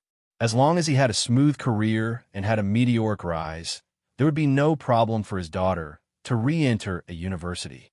It was just a waste of another year. Yi Zhifan himself did not hold much hope that Yi Ying would be able to stop Yi Qian from taking the college entrance exam. Yi Ying had never won against Yi Qian in the past few confrontations. Now that Yi Qian had Ho Zi behind him, and he was not sure if his aunt's family had come to look for their relatives. Furthermore, he had to pay attention to his image as an official at all times, so he had some misgivings when dealing with Yi Qian. Letting his daughter take action was the best choice. Whether they could win or not depended on God's will. Yi Zhifan, who was standing outside the school, took a sip of cold water and stared at the school with a malicious gaze. Yi Qian, don't blame your uncle for being ruthless. If you want to blame someone, blame yourself for being too outstanding. You've made our entire family feel threatened. Only by getting rid of you will we be able to move on quickly. Gigi was still tirelessly calling out. The parents were fanning themselves with their cattail leaf fans to disperse the worry in their hearts. I don't know if this year's math will be difficult. Last year's math was too difficult. One of my colleagues said that a few students fainted in the classroom. What a sin. 3 years of hard work went down the drain. It was all in vain. Isn't that so? Please don't let anything happen this year. The worst thing is to see a child faint from nervousness. The parents will be sad. When the child wakes up, they won't be able to accept it. That's right. Thousands of soldiers and horses crossed the bridge in hopes of getting into a university during the college entrance exam. Sigh. Please don't let anything happen. Chapter 12:11. Yi Jifan heard the constant chatter of the parents. He raised his head and looked at the setting sun. His Ying's mental fortitude for the exam was not bad, so he didn't have to worry about her fainting. But he didn't know if she would succeed. Passing notes in the college entrance exam, Sai, was the worst method. It was very likely that both parties would suffer, and neither of them would be able to participate in the exam. Ever since Ying said that she planned to use the passing notes method to frame Yi Qian, Yi Jifan didn't have much hope. Instead, he hoped that his daughter would be smarter. The worst-case scenario would be that both parties would suffer. He would definitely have a way to make his daughter retake the exam for a year and resume it. Time ticked by, and the sun in the west finally stopped shining directly on the teaching building. The examination hall seemed to have become much cooler. Yi Qian, who was solving the questions, was a little excited. The more excited she was, the more focused she became. Her brain was like a high-speed computer, solving all the questions on the exam paper. As she wrote, the corners of her mouth rose, revealing a smile that none of the other candidates had. The invigilator standing next to her was a little uneasy. She could solve the college entrance exam questions. Smile, this was the first time in 3 years of invigilating. Finally, the invigilator stopped staring at Yi Qian from time to time. A student like this wouldn't cheat, because there was no need for her to do so. Ying, who was paying attention, saw this, and a vicious look flashed across her eyes. Then, she revealed a faint smile. Next, she would definitely make Yi Qian get kicked out of the classroom by the invigilator. She would make it impossible for her to participate in the college entrance exam. As for how she would do it, Ying, with a cold smile, switched the exam paper from side A to side C. She actually skipped the first half of the exam questions and started on side C, which required analysis.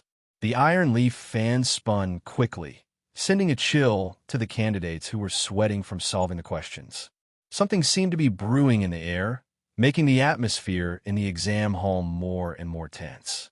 There was even a hint of dullness in the air. Ying, who had just finished a calculation problem on side C, had a strange smile on her face as she quickly wrote on the draft paper that was given to her. Damn, girl, let's see how you're going to make a comeback. The 1999 National College entrance examination hadn't arrived yet. In the future, electronic devices would be used to cheat. Ying's method was the most commonly used in this era, but it was also the most dangerous and the least intelligent way to cheat. She directly threw a small piece of paper. Written on the paper were the answers to the multiple choice and decision questions, as well as a calculation question on panel C. She planned to throw the paper towel under Yi Qian's desk when the invigilator was not around. After finishing the questions, Yi Qian suddenly moved towards her seat. The legs of the wooden chair creaked as they rubbed against the floor. The invigilator, who was sitting diagonally below Yi Qian, glanced at her sharply. In the process of creating the noise, Ying completed a series of actions at lightning speed. Her chest was slightly tilted towards the desk. Her left hand that was holding the paper towel tightly moved onto the desk. Using her right hand as a cover, the paper towel in her left hand drew an arc in the air and directly bounced under Yi Qian's desk. The moment the paper towel left Yi Ying's hand, the smile in her eyes seemed to be stained with the poison of a hornet's sting. It was chilling. In the quiet exam hall, the only sound that could be heard was the rustling of the pen. The sound of the table and chairs was especially loud. When the invigilator's gaze landed on Ying, her expression had already changed. Her expression and eyes were filled with panic. Chapter 12:12. The slip of paper. The slip of paper that was supposed to land under Yi Qian's desk was bounced back to her seat. The invigilator who heard the commotion walked towards her. Raise your feet.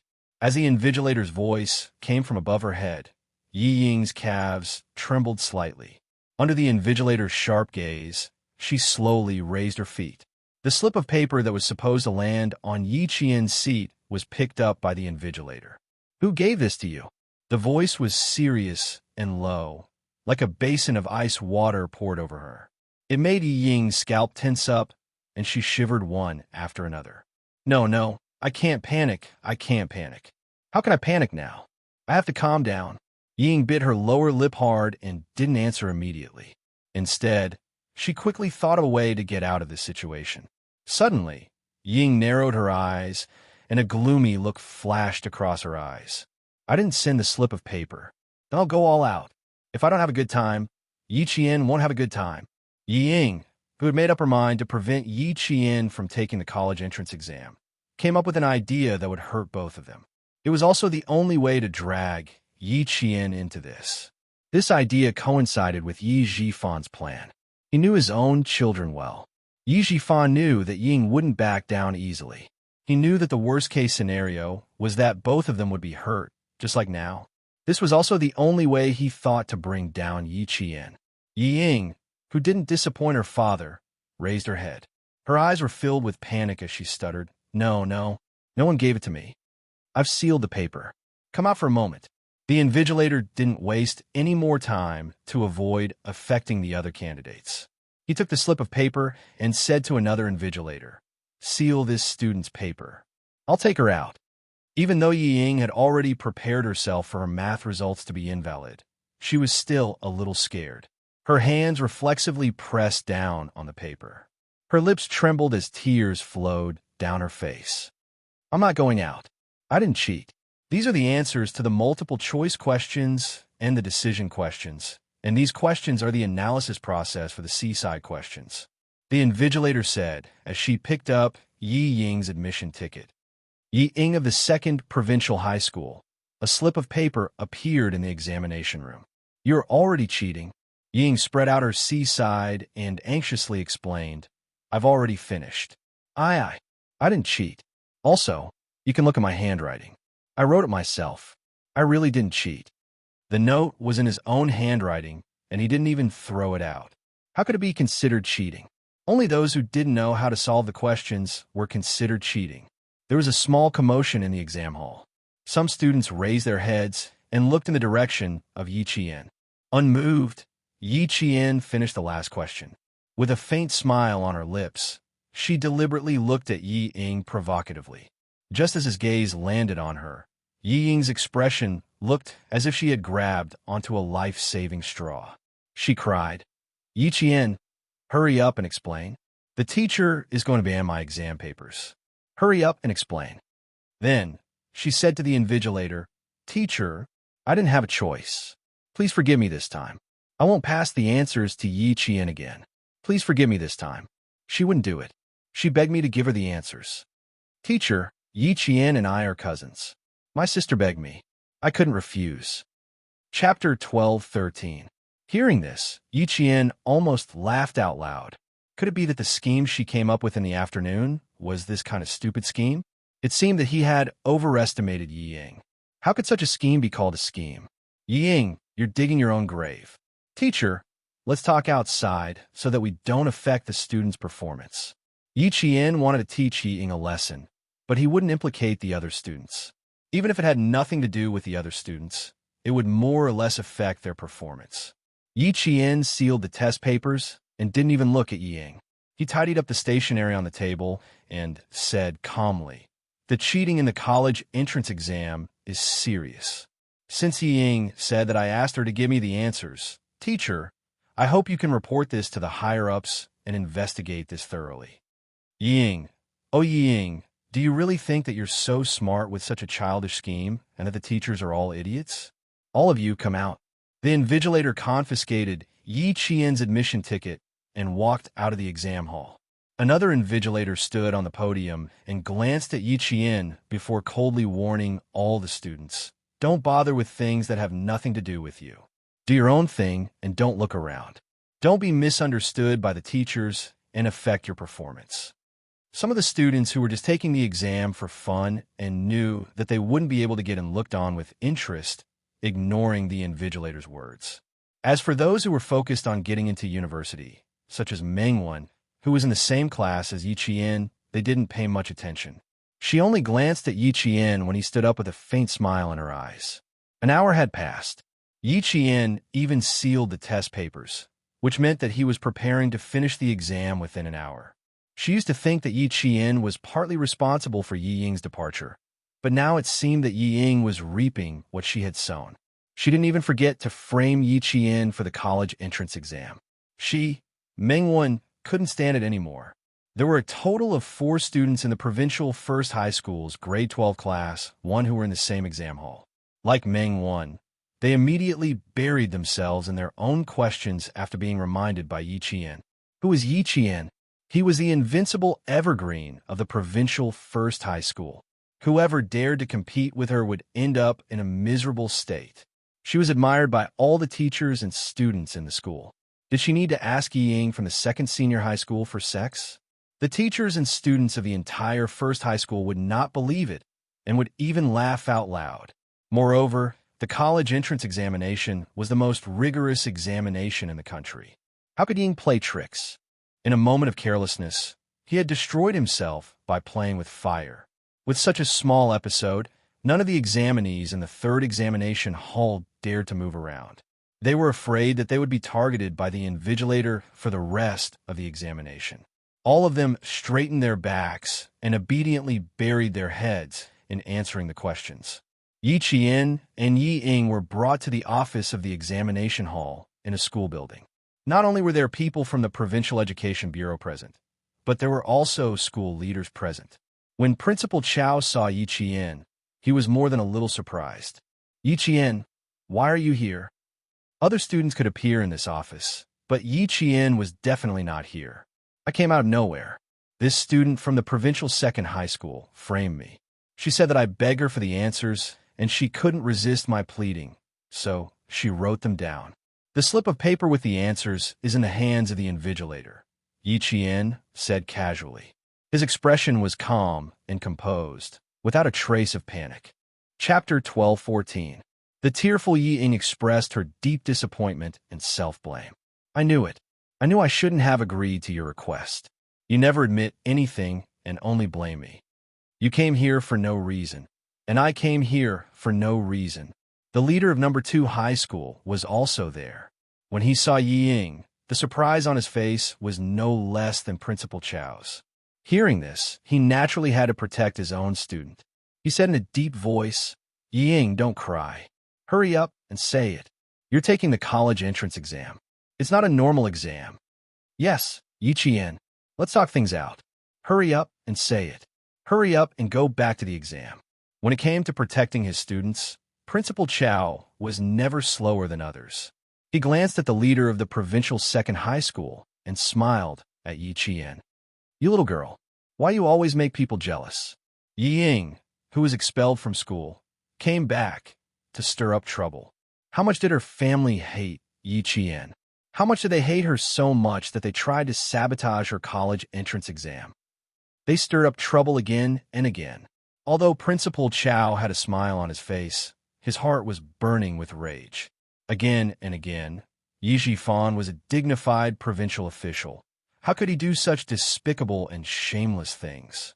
Yi Ying, who was afraid that she would fall behind, took over the topic. She wiped her tears and told the whole story with a determined gaze. I didn't need to cheat to get my results. All the teachers in the provincial second high school knew about it. When Yi Qian came looking for me, I hesitated. But later on, she begged me too much. My heart softened and I gritted my teeth and agreed. Who knew? When I sent the note out, I was too nervous and didn't succeed. Then the teacher found out. Teacher, I'll take responsibility for my own actions. This is my fault. I admit my mistake. Yi Qian didn't get my note. It can only be considered as cheating. Please let her go and let her go back to the exam. Her words were beautiful. The teachers present shook their heads. She was too naive. Did she think she would be fine just like that? Being caught cheating in the college entrance exam was not just a little serious. The Provincial Education Bureau would be notified and it would be recorded on one's record for life. The leader of the provincial second high school was so angry that he slapped the table and scolded, Stupid! Before the college entrance examination, we have repeatedly reminded you that you must not help others to cheat. Once you are caught, no matter how you explain it, you will be disqualified from the college entrance examination. Yi Qian, did you hear that? You must remember that you absolutely cannot help others cheat because of your feelings. Principal Chow said with a serious face. He did not even mention the word deal. Instead, it was as if he was warning Yi Qian not to learn from Yi Ying and harm himself. The leader of the Provincial Education Bureau looked at Yi Ying's admission ticket, then looked at Yi Qian's admission ticket. His gaze fell on Yi Qian, who was no stranger to the Provincial Education Bureau. He asked in a deep voice, "Yi Qian, do you have anything to say?" Principal Chow did not believe that Yi Qian, who wanted to study at the National University of Science and Technology, would ask the students of the Provincial Second High School for an answer. Neither did the Provincial Education Bureau. Yi Qian smiled and said calmly, "Just now, everyone heard Yi Ying say that she was going to pass the answer to me, but she was too nervous and didn't succeed. I want to confirm it with her again." He turned his gaze to the righteous Yi Ying and said, "I'm sorry. Can you say it again?" I'm afraid that the leaders present did not hear it clearly. Chapter 12:15. Yi Qian, I will take responsibility for my own mistakes. As for you, is it that hard for you to speak the truth? Yi Ying's facial features were delicate. Her eyebrows were dark and deep. When she put on a serious face, there was a sense of righteousness in her eyes that made people believe her. I didn't give you the answer in time. Now I know that I was wrong. But what about you? Do you know that you were wrong? Faced with her accusation, Yi Qian was unmoved. I only want to confirm one thing. Were you prepared to give me the answer, but you were too nervous in the end and didn't succeed? The repeated question made Yi Ying wary. What was this wretched girl trying to do? Why did he have to confirm it again? No matter what she wanted to do, she could forget about returning to the exam hall today. That's right. If I wasn't nervous, the note would have been in your hand a long time ago. Yi Ying wiped her tears again and said in a choked voice, I regret it. I shouldn't have agreed to it. I shouldn't have been soft-hearted. If you couldn't get in, you could only say that you didn't work hard enough. But as for me, I did questions every day. I didn't even play on Saturdays and Sundays just to get into the university I wanted. In the end, the leader of the provincial second high school was so angry that he glared at Yi Qian. He was so angry, so angry. Yi Ying was a top student from the provincial second high school who could get into Tsinghua University. The school had high hopes for her. Who knew that she would be ruined by Yi Qian from the provincial first high school? Yi Qian from the provincial first high school. Yi Qian? Yi Qian? This name, the leader of the provincial second high school, suddenly narrowed his eyes. Yi Qian from the provincial first high school. Finally, the furious leader of the provincial second high school understood why the name Yi Qian sounded so familiar. Wasn't this the student who rejected the direct offers from Tsinghua University and Shi University? Why would she ask Yi Ying to copy the answer? Why would the provincial first high school's poster ask Yi Ying to copy the answer? Something was wrong. Something was wrong. Wasn't something wrong? After she finished speaking, Yi Ying noticed that Yi Qian's lips were slowly curling up. When he glanced at her with a mocking gaze, she also realized that something was wrong. Dear leaders and teachers, I am Yi Qian from the provincial first high school. Yi Qian took 2 steps forward and stood in the middle of the office. She held her head high and her eyebrows with the toughness of a soldier. He said calmly, Yi Ying to me, everything she said was a joke. First, I've never asked her for an answer. Secondly, I never had to ask anyone for an answer. You're lying. A sharp voice interrupted Yi Jian's words. Yi Ying, who also took 2 steps forward, said sternly, I didn't say a single lie. She did ask me for an answer. Yi Jian raised her eyebrows and continued calmly. Thirdly, I've already finished the exam and sealed the papers. So, it's even more impossible for me to ask her for the answers. What?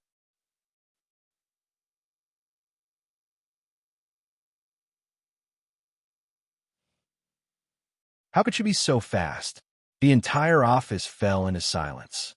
The exam was over. Yi Qian from the provincial first high school finished the math exam an hour earlier. How is that possible? Did you finish the exam? Or did you finish all the questions? The leader of the provincial education department asked in a deep voice. Yi Qian, think carefully before you answer. This is very important. Chapter 12:16. Finishing the exam and finishing all the questions, the former was vague and undefined, while the latter was clear. Yi Ying also thought of it. Her defeated face suddenly lit up. Her sharp voice turned into a mean sneer. Finished in an hour? Yi Qian, I never knew you had this ability. The leader of the second provincial high school didn't have the confidence he had before. He could hear the unconcealable resentment in the student he thought highly of, and instantly felt that this cheating wasn't simple. Why did it sound like there was a personal grudge between them? Yi Qian answered the leader of the Provincial Education Bureau with a smile. I have a habit. My classmates all know. I like to finish all the questions within an hour, no matter which exam it is. I'm used to finishing it within an hour. The certainty in her smile, combined with her calm expression, made all the leaders present see that she was as steady as MT Tai. From this, they could see the difference between the two girls. The student from the second provincial high school who spoke first had a thin tongue, as if he didn't know how high the sky was and how deep the earth was. On the other hand, the student from the first provincial high school spoke in an orderly manner. He didn't speak slowly or hurriedly. He calmly dealt with the cheating and didn't refute the second provincial high school student's aggressiveness. Instead, he first explained his situation one by one, then let the leaders decide who was right or wrong. Just from this one incident, the difference in character between the two was obvious. The more I did the questions, the smoother I got, so I didn't try to control it precisely. I finished it in an hour, about 10 minutes faster than usual. The students from the second provincial high school said I asked her for answers. I really don't know which me asked her. Her words were quite good. Not only did it make Yi Ying speechless, but it also made the leaders see that she didn't want to confront Yi Ying directly, so as to avoid a conflict that would cause negative effects. At this time, even Yi Ying's lips were deathly pale. Cold sweat broke out on her back. The damn girl said she finished the exam. No, impossible. She didn't believe it. Principal Chow smiled and confirmed, I can testify to this habit of hers. I even talked to her before and told her not to finish so early. Even if she still needed to check after she finished, she couldn't be careless. In the end, she said that she checked it once before handing it in. She even said that once a habit is formed, it's hard to change it. That's why I was really surprised when the student from second high school said that she cheated. Student from the provincial second high school, I also want to ask you a question. I wonder which Yi Qian is asking you for an answer? The leader of the Provincial Education Bureau looked at the invigilator in charge of the third examination hall and asked in a deep voice, what exactly happened at that time? Say it again. Wronged? Why would a student wrongly accuse another student of cheating? Did she treat the college entrance examination as a game? The invigilator said seriously, I was the first to hear the sound of Yi Ying's chair being moved. I happened to be patrolling from the bottom right of Yi Qian. I heard the sound and walked over to Yi Ying's desk. I noticed that one of her draft papers was missing. I saw that she looked flustered and her legs were unnaturally close together. I asked her to raise her legs, and then I saw the paper with the answer. Where's Yi Qian? What was her reaction at that time? Faced with the leader of the Provincial Education Bureau's questioning, the invigilator calmly replied. Yi Qian sealed the exam papers and said to me, Teacher, let's talk outside so that we don't affect the student's performance. When the other invigilator came over, I immediately brought two people over. Chapter 12:17. In other words, you sealed the exam paper as soon as the incident happened, right? Yes, I had just finished checking my student ID and name. I was about to pack up my stationery and seal the exam paper when I heard her mention my name. I was very surprised. Yi Qian answered the question from the head of the Provincial Education Bureau. The calmness in his eyes made Principal Chow nod and smile secretly. The college entrance examination was not an ordinary examination. It was the watershed of a student's life and also the watershed of an entire family. As the most important examination in China, not only did it have a strict system, but it also had very clear punishment rules. Once it was proven that Yi Ying had deliberately wronged her classmate, what awaited her would definitely not be a few simple words of criticism and education. Yi Qian handled this matter wisely. He only explained for himself and did not question Yi Ying. In terms of bearing, he won over Yi Ying again. If he got into a conflict with Yi Ying, even if it was found out that he was really wronged, his impression of Yi Qian would drop. He would more or less say, Flies don't sting flawless eggs. Once the exam paper was sealed, it should not be taken out separately. However, the situation this time was special.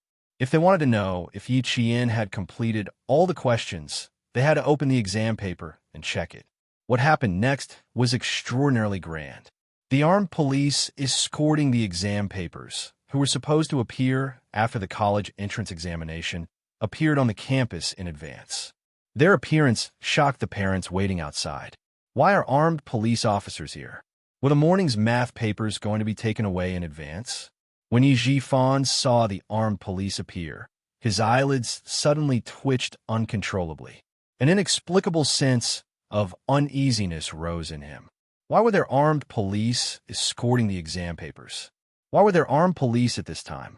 Didn't you say that they would be out in an hour? There are already students coming out after the exam. Your little fox, cough, cough, cough, my little fox is coming out. When the T6 soldier with a popsicle saw Jiaxin's figure, he quickly and accurately threw the popsicle into a trash can 5 meters away. He immediately pulled his t-shirt up and put on a cultured look, quietly waiting for the girl who had shocked his little sweetheart 2 hours ago to come over. Xia Jinyuan, who had a calm expression on his face, only saw that Jiaxin's footsteps were hurried. When he got closer, he saw that Jiaxin had a serious expression on her face. Something had happened in the exam hall. Just as this thought flashed through his mind, the T6 combatant said in a low voice, "There's something wrong with her expression. Yi Qian hasn't come out either. Q King, I'm afraid something has happened in the exam venue." "Yes, it's possible," Xia Jinyuan replied calmly. Something must have happened if Little Fox had not come out yet. And Jiaxin's expression was extremely serious, and there was even a hint of hostility between her eyebrows. As she ran out, she suddenly saw Xia Jinyuan, and her eyes lit up. She sped up and ran out of the school gate. Yi Qian is in trouble. Yi Ying, that despicable person, actually accused Yi Qian of asking for an answer. Bah, did Jane e'er need to ask her for an answer? Why don't you take a piss and look at yourself in the mirror? What's the situation? How will the school handle this? Xia Jinyuan, who knew what had happened, did not even frown. He asked calmly, "Are the relevant departments investigating this matter?" She was so worried about her good friend that she did not notice the T6 combatant. Although he spoke quickly, he answered clearly, "Yi Qian's exam papers will be opened for inspection again under the supervision of the armed police who are responsible for escorting the exam papers in the third examination hall after all the examinees have finished their exams." I'm so angry. I knew it's hard to guard against despicable people.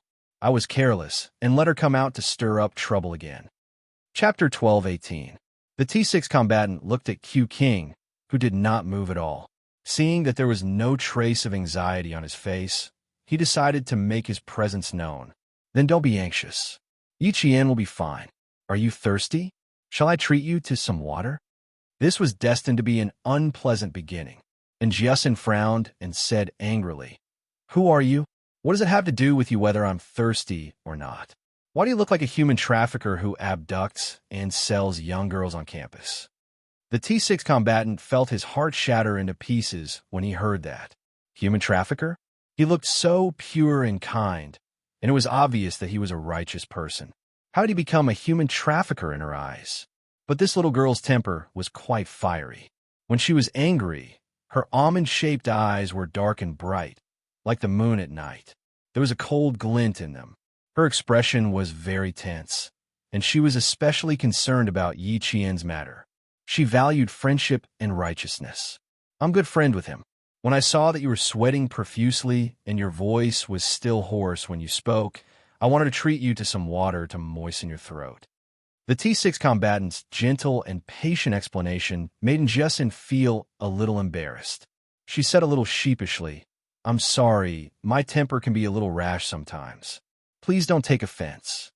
She had another advantage: honesty. "It's fine, I know you're anxious." The T6 combatant smiled and said to Xia Jinyuan, "I'll go buy some water. You can ask more about it later." Cheating in the college entrance examination is not an ordinary matter. We have to deal with it properly. Deal with it properly? Shouldn't it be handled properly? And Jiaxin felt that his words were strange, as if there was a hint of fierceness in them. When she thought of how Major Xia in front of her was also fierce, and Jiasin could not help but shrink back. Just now it seemed like she was a little too fierce. Please don't hold it against her. She quickly glanced at the man who spoke. He looked gentle and refined. Although he was a little tanned, he was very gentlemanly. He probably wouldn't hold it against her, right? I don't know how to deal with this matter. Major Xiao, what should we do? Yi Ying's father is a high-ranking official. Do you think he'll use his power to pressure us? And Jiasin was so anxious that tears were welling up in her eyes. The T6 combatant, who had just left, could not help but smile. He suddenly became happy. It seemed that he had made the right choice to come to the provincial first high school. Xia Jinyuan smiled and said, "Nothing will happen. If even the armed police were deployed, it means that the Provincial Education Bureau and the school are taking this matter very seriously. They will definitely investigate this thoroughly and will definitely not accuse Yi Qian. I wish. And Jiasin was still worried, but she had no other choice but to wait anxiously. T6 came back with 3 bottles of mineral water. Xia Jinyuan, who had one hand in his trouser pocket, nodded slightly at him. His slender fingers stroked the keys on his phone, indicating for T6 to talk to Jiasin while he went to make a call. When it was time to hand in the papers in the afternoon, all the students sealed their papers and left the examination hall. The quiet campus became lively, and the teaching building became extremely quiet. Yi Ying, who was walking between the 2 teachers, bit her lower lip when she saw the armed police. She had an arrogant look on her face, but she was afraid that Yi Qian would look down on her, so she pretended to be calm and walked with him to the 3rd examination hall with an arrogant expression. She would never believe that the wretched girl would be able to finish all the math questions. Absolutely not. Even if the wretched girl had really finished all the math questions, she would definitely not have gotten them right. Only her answers would be correct. Her mouth was on her. She would not relent and insist on it. Let's see what she could do about it. Yi Ying, who was constantly cheering herself on, walked to the entrance of the 3rd examination hall. When she saw one of the armed police standing there expressionlessly with a real gun, her knees could not help but go weak. She could not lower her head. She definitely could not lower her head. She definitely could not lose to the wretched girl. Chapter 12:19. Yi Ying turned her head and shot a venomous look at Yi Jian, who came after her, before stepping into the examination room. Yi Qian, who was walking with Principal Chao, smiled faintly. So what if she didn't want to admit defeat? In the end, she would only end up worse. An armed police officer stood guard at the entrance of the 3rd exam hall, while another armed police officer entered the empty hall. A well-respected examiner from the Provincial Education Bureau entered after him. All the examinees' math papers were placed in cardboard boxes, except for Yi Qian and Yi Ying's papers. There were a total of 4 representatives and 4 witnesses. A examiner walked to Yi Qian's desk and carefully picked up the paper. He looked from A to B and then to C/D. He looked very carefully, and his serious expression made Yi Ying's heart beat faster. She didn't finish it. She definitely didn't finish it. How could that brat finish it when she didn't even finish it? God was asleep and didn't hear Yi Ying's thoughts. The examiner nodded slightly and said to the Provincial Number 1 High School, Number 2 High School, the notary, and the Provincial Education Bureau leader, she did finish it all. As soon as he said this, the Provincial Number 2 High School leader broke out in cold sweat. As for Yi Ying, she was about to faint.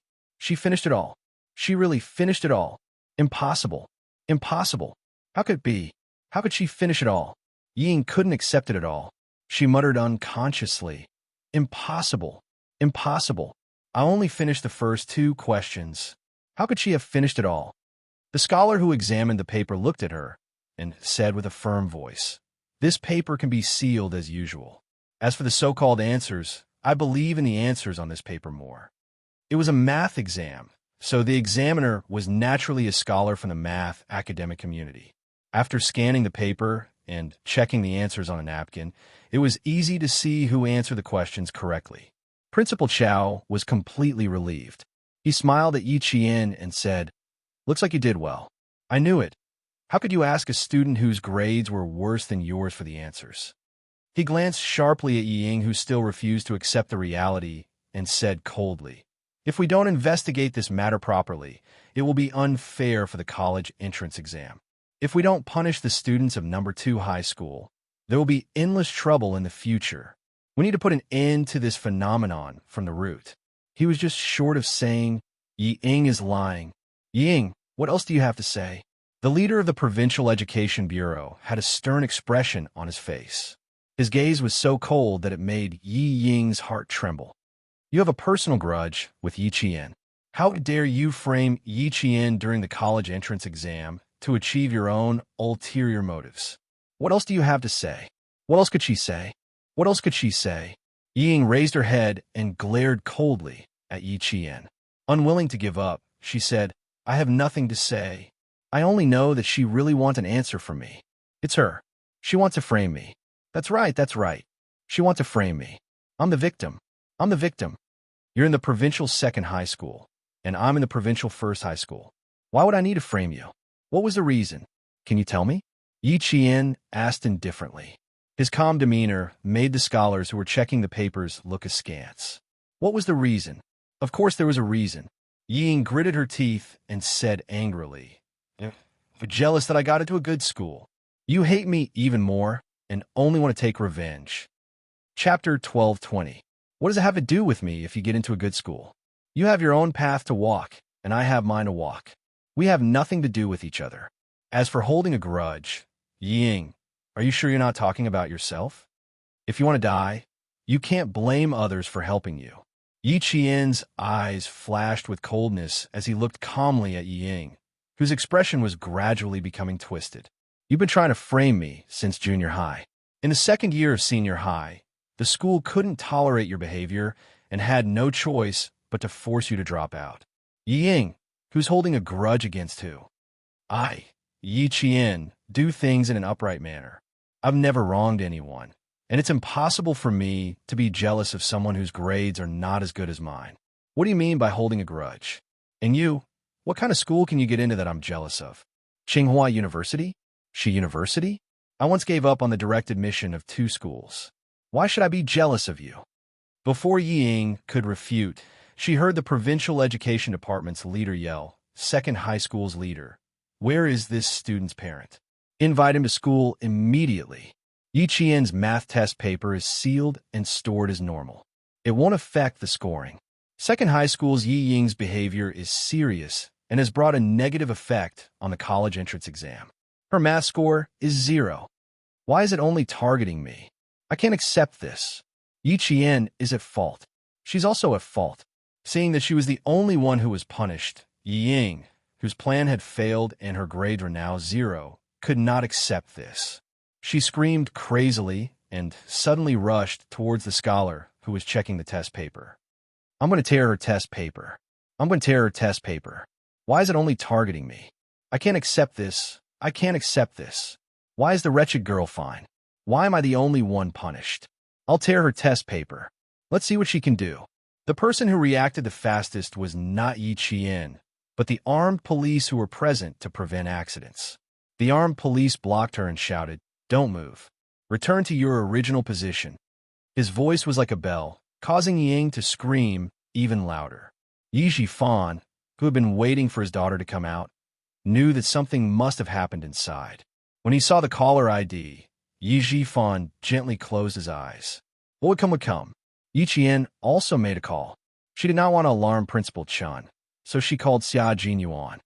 Since the leaders of the Provincial Education Bureau have already come up with a solution, then we don't have to worry.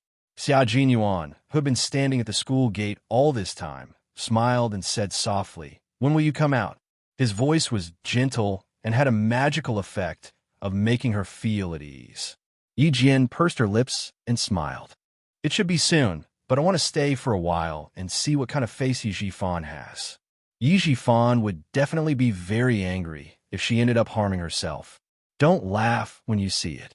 No matter how magnanimous his little fox was, she would still harbor hatred towards her family who had treated her badly for a long time.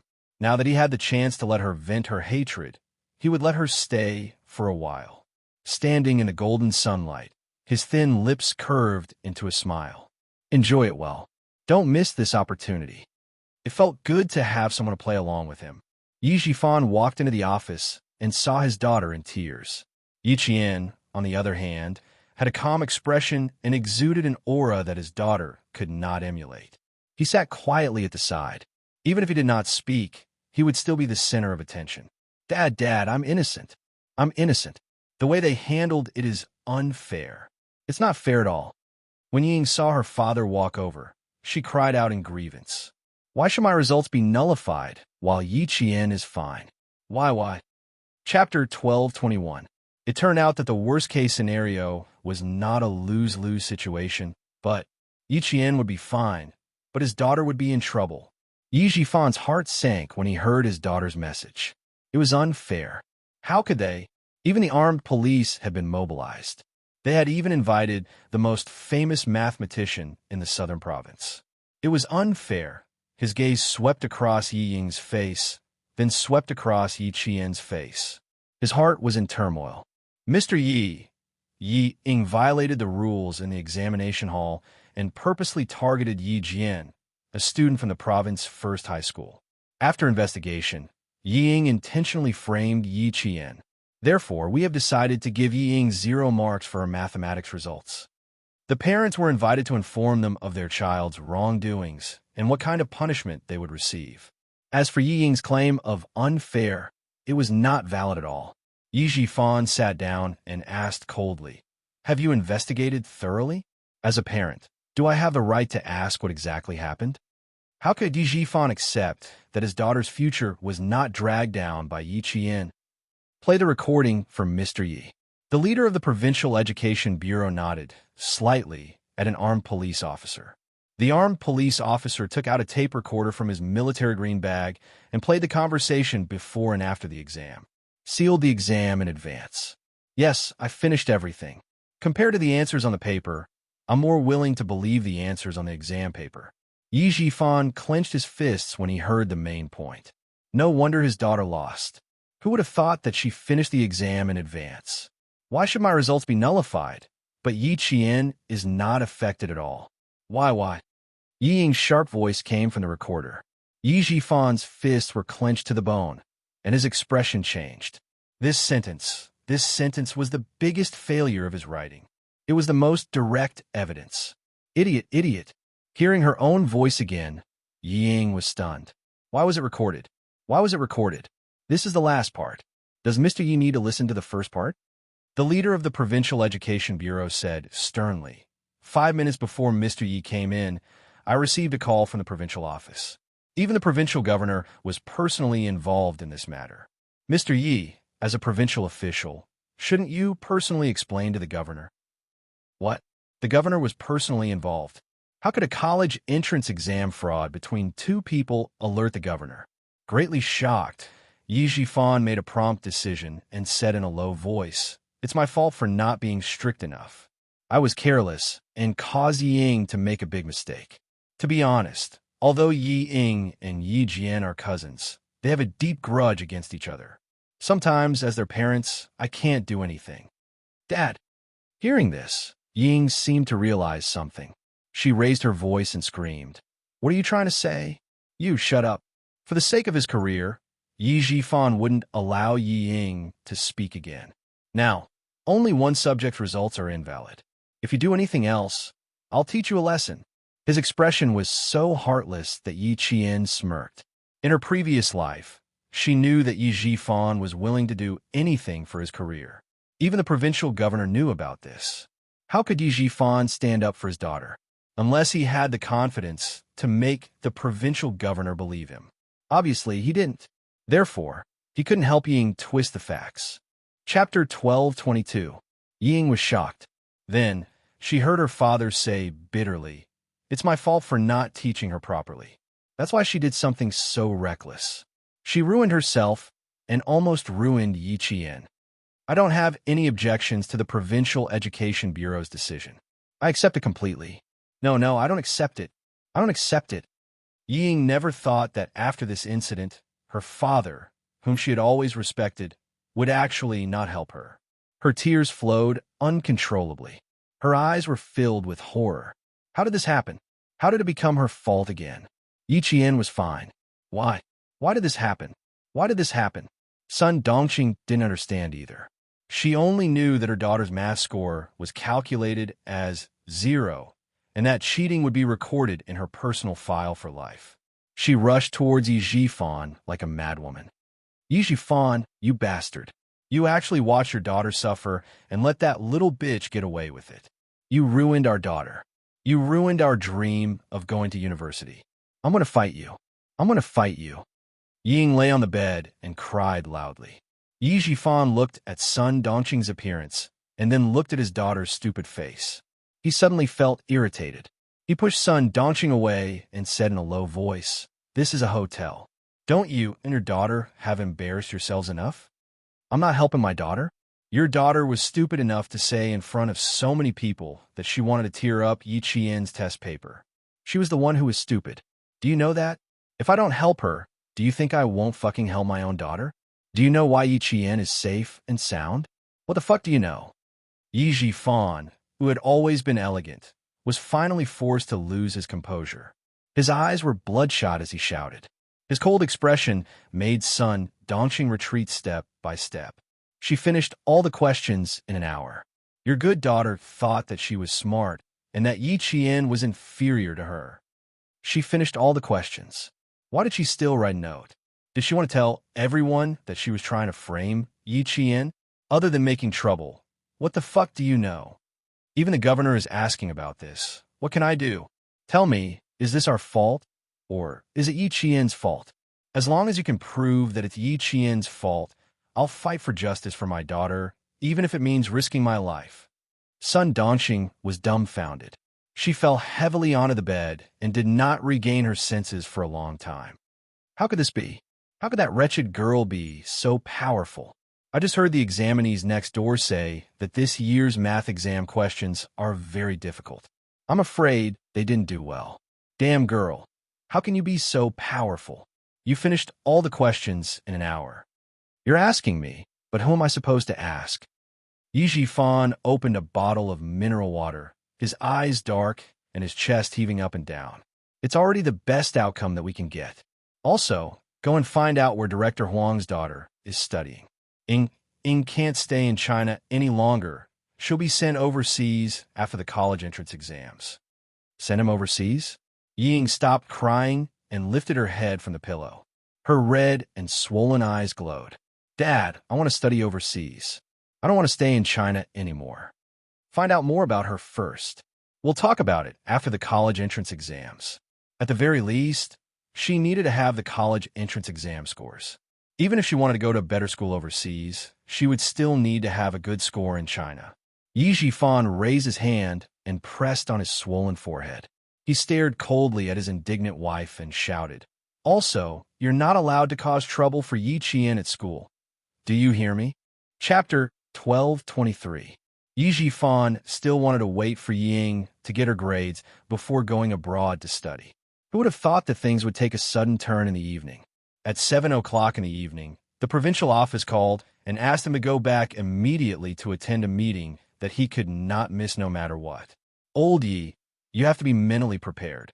Before Yi Zhifan hung up the phone, the colleague who informed him of the meeting suddenly said such a sentence, which made Yi Zhifan, who had always been calm, panic.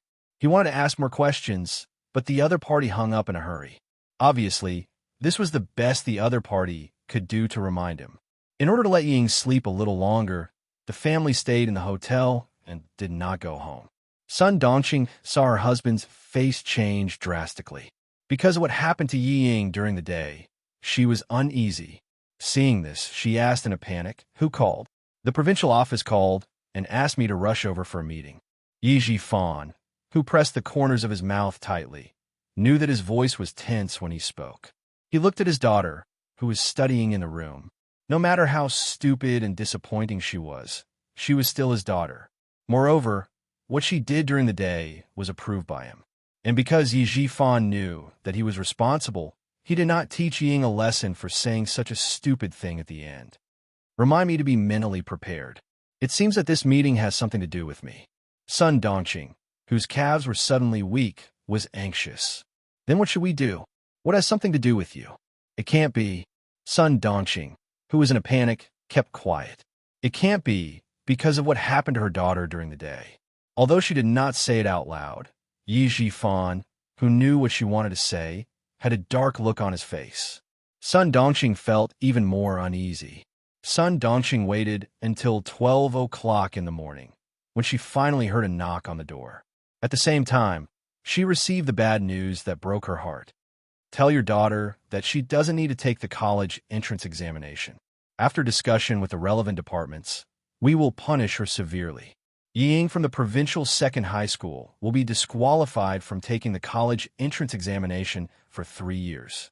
The expressionless Yi Zhifan told Sun Dongxing the results of the meeting in one breath. This time they had lost. Their family had lost big time. Ying had already fallen asleep. When she was woken up and found out the result, she didn't even make a sound. She opened her eyes wide and fainted in front of Yi Zhifan and his wife. She was disqualified from the college entrance examination for 3 years. It was over, she was finished. Ying, my Ying. Sun Dongxing picked up her daughter, who had fainted with her eyes wide open, and wailed, My Ying, don't scare your mother, don't scare your mother. Yi Zhifan, who only had one precious daughter, was also scared out of his wits. Trembling, he dialed 120. He tried to catch his breath and pinched his philtrum. His face was pale with fright, and his hands were trembling. Ying was sent to the hospital early in the morning. By the time she woke up, the morning had already passed. How could this be? Old Madame Ye's voice came from outside. She was so old that one could hear her withering. Why did you admit it back then? Wrong. How could you admit it? So what if the provincial governor knows? The most he can do is criticize you for the conflict between the two children. It's not like he can remove you from your position. Old Madame Yu was really angry. She didn't expect that 1 or 2 people would be defeated by this wretched girl. She couldn't accept it. Mom, let me be alone. I don't want to say anything right now. Yi Zhifan sat with his head raised. His indifferent expression was unfathomable. Chapter 12:24. Old Madame Yu was a difficult person to deal with.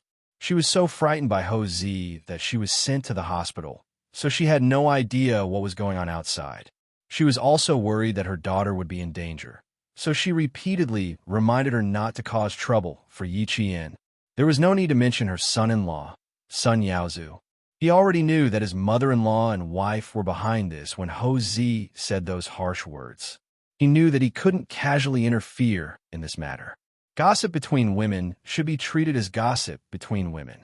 If he interfered, Ho Zi wouldn't just release a cat or a snake. She would probably send someone to put a gun to his head. Fortunately, old Madame Yi was clear about her daughter's family. After Yi Zhixiang was frightened by the snake, she immediately called Sun Yaozu and told him not to interfere in case Ho Zi targeted him. Old Madame Yi would definitely help her daughter and son-in-law's family from the bottom of her heart. This was also the main reason why Sun Yaozu respected old Madame Yi. However, old Madame Yi didn't have any good intentions towards her adopted son. Every time she thought about how she was forced into a corner by Yi Qian and could only stay in the hospital, the anger in old Madame Ye's heart deepened. If she didn't vent the discomfort in her heart, she was afraid that she would really have to stay in the hospital for a long time. How can you still be quiet at this time? You have to deal with Ying's matter properly. You definitely can't let a bastard of unknown origin climb onto Ying's head. Old Madame Ye's face was gloomy, and her aged face was filled with a gloomy coldness. In addition, she had been frightened quite a bit these past few days. Her round face had lost a lot of weight, and she no longer had the kind appearance from before. At a glance, one could tell that she was a sharp and unkind old lady. Ying was so angry that she was sent to the hospital. As her father, you still don't stand up for her. You made her so bitterly disappointed. Why is that wretched girl able to take the exam safely, while Ying was disqualified from the college entrance exam? So what if the governor intervenes? Do you think he has the ability to meddle in your family affairs? Even Yi Zhifan couldn't deal with a bastard of unknown origin. Old Madame Yi only thought about it for a moment, and layers of cold sweat kept appearing on her back. She was still a student who hadn't matured yet. If she didn't take the opportunity to teach her a lesson, what would happen in the future? Yi Jifan's eyes were closed the whole time. His expression was gloomy and uncertain. He was so calm that even old Madame Yi couldn't figure out what he was thinking. Seeing that he was unmoved, old Madame Yi gave him another dose of adrenaline. She lowered her voice and said resentfully, "Don't tell me you want to give away the good stuff you got. Once that wretched girl becomes successful, our entire family can forget about living a good life. Also, I don't believe that she's that capable. Tsinghua University and Shidu University don't think highly of them. In my opinion, it's not that they don't think highly of them. It's just that they know their limits and know that they can't get in." Jade pendant. Jade pendant. It was for the jade pendant that he allowed his daughter to take the risk. In the end, she ended up like this. No matter how anxious he was, no matter how much he wanted to see Yi Qian fall, he had to endure. For the sake of his career, he had to endure. As for why old Madame Yi advised him to stand up for her, Yi Jifan's face flashed with a trace of coldness. He slowly opened his eyes and looked at the gloomy old Madame Yi. As long as there's life, there's hope. Mom, I think with your experience, you should know why I have to endure. I've been an official for more than 10 years. Your little tricks won't work on me. Don't worry. Also, Yingying's mother will be here soon. If she sees you here, I don't know how much of a fuss she'll make. He wanted old Madame Yi to leave quickly. Chapter 1225. Fine. My good intentions are treated as ill intent. Fine, I won't talk about it anymore. I only feel bad for Yingying. Old Madame Yi stood up angrily. The anger on her face disappeared as she turned to leave. Yi Jifan had the intention to retreat. If even he stopped for the time being, then it seemed that there was no way to make a move on that wretched girl. Thinking about it, old Madame Yi wanted to slap herself. She shouldn't have spread rumors about Master Ho-san and the wretched girl. She shouldn't have provoked this murderous god. Otherwise, Sun Yaozu could have found someone to deal with the wretched girl in secret. Yingying's tears had already wet the pillow. Even her grandmother, who was never close to her, couldn't stand it anymore. How could her father tolerate it? Did he think that she was inferior to Yi Qian? That she couldn't be compared to Yi Qian at all? Canceling the college entrance examination for 3 years. The worst result wasn't that she and Yi Qian couldn't take the exam, but that Yi Qian could continue to be successful while she hid in the hospital like a coward, unable to go anywhere. Sun Dongqing, who was holding a bowl of chicken soup, came in and saw her daughter's tear-stained face. The anger in her heart erupted like a volcano. She couldn't hold it in. That old woman was right. If you can't even protect your own child, you don't deserve to be a parent. Fine. She could tolerate Yi Jifan not making trouble for his own future. She knew that he was doing it for the family and for Yingying to start all over again. But she couldn't tolerate it. What right did a wretched girl, who was inferior to her daughter in every aspect, have to hold her head high? If she hadn't been soft-hearted and taken her in, who knew where she would be begging for food? Yingying, your father is in a difficult situation. We have to understand him. But don't worry, I'm not afraid of getting my shoes wet. When you get better, I won't let that wretched girl off. I'll definitely avenge you. Ying, who had been crying with her eyes closed, suddenly opened them. Her bloodshot eyes were filled with viciousness that made people panic. Her hands gripped the snow-white bedsheet tightly, and she said word by word, "Mom, I won't let her off. I know. Have a good rest. Mom will definitely stand up for you." Sun Dongqing was afraid that her daughter would faint again from anxiety, so she comforted her with lingering fear. Drink the soup first. If you want to deal with that wretched girl, you have to have the strength to do so. You don't have to worry about anything. Just focus on recuperating. Tomorrow at the latest, I'll definitely go to the provincial first high school to make a fuss. I won't talk about the college entrance exam. I'll just talk about how unfilial she is. You didn't recognize your own grandmother and uncle, and even made the two of you so angry that you were hospitalized. She just wants to be in the limelight. Fine, I'll let her be in the limelight. Let's see what kind of trash their school has produced. Is this really okay? Could they really suppress Yi Qian? Yi Ying, who was angry just a second ago, burst into tears the next second. But how can we deal with her? She humiliated me like that. How can I return the favor? Saying that she's unfilial and that she angered Grandma to the point that she had to go to the hospital is a completely superficial accusation. It won't affect her at all. I used to think that I could use my results to make fun of her. But in the end, I couldn't take the college entrance exam for 3 years. Mom, my life is over. My life is completely over. Son Dongqing couldn't care less. Even if it didn't hurt Yi Qian, she still wanted to scold him and avenge her daughter. Chapter 12:26. Looking at her pale daughter, crying so hard that she could barely breathe, Son Dongqing couldn't hold back her tears. The mother and daughter cried together. One moment, they were scolding the unfairness. The next moment, they were cursing Yi Qian for getting a 0 in the college entrance exam. If there really was a way, Yi Zhifan wouldn't have been so quiet. If Son Dongqing wanted to stand up for Yi Ying, what else could she do other than go to the school and make a scene? Old Madam, you listen outside for a while, and said to Yi Zhixiang, "Go and hold your brother back. I'll go in and talk to your sister-in-law." Son Dongqing brought the chicken soup over, so Yi Zhifan went out to eat. Old Madam Yi didn't manage to persuade him, so she turned her attention to Son Dongqing, who was eager to protect her daughter. She had to get someone to go to the school and make a scene. Even if it didn't affect Yi Qian's results, she had to make her unhappy. The second day of the college entrance exam passed, as Ying washed her face with tears. She didn't appear in the exam hall that day, so the students in the third exam hall couldn't help but take a few glances. On the third day, which was the last day of the exam, the parents waiting outside found out that a student named Yi Ying in the third exam hall had been arrested for cheating and was disqualified from the exam.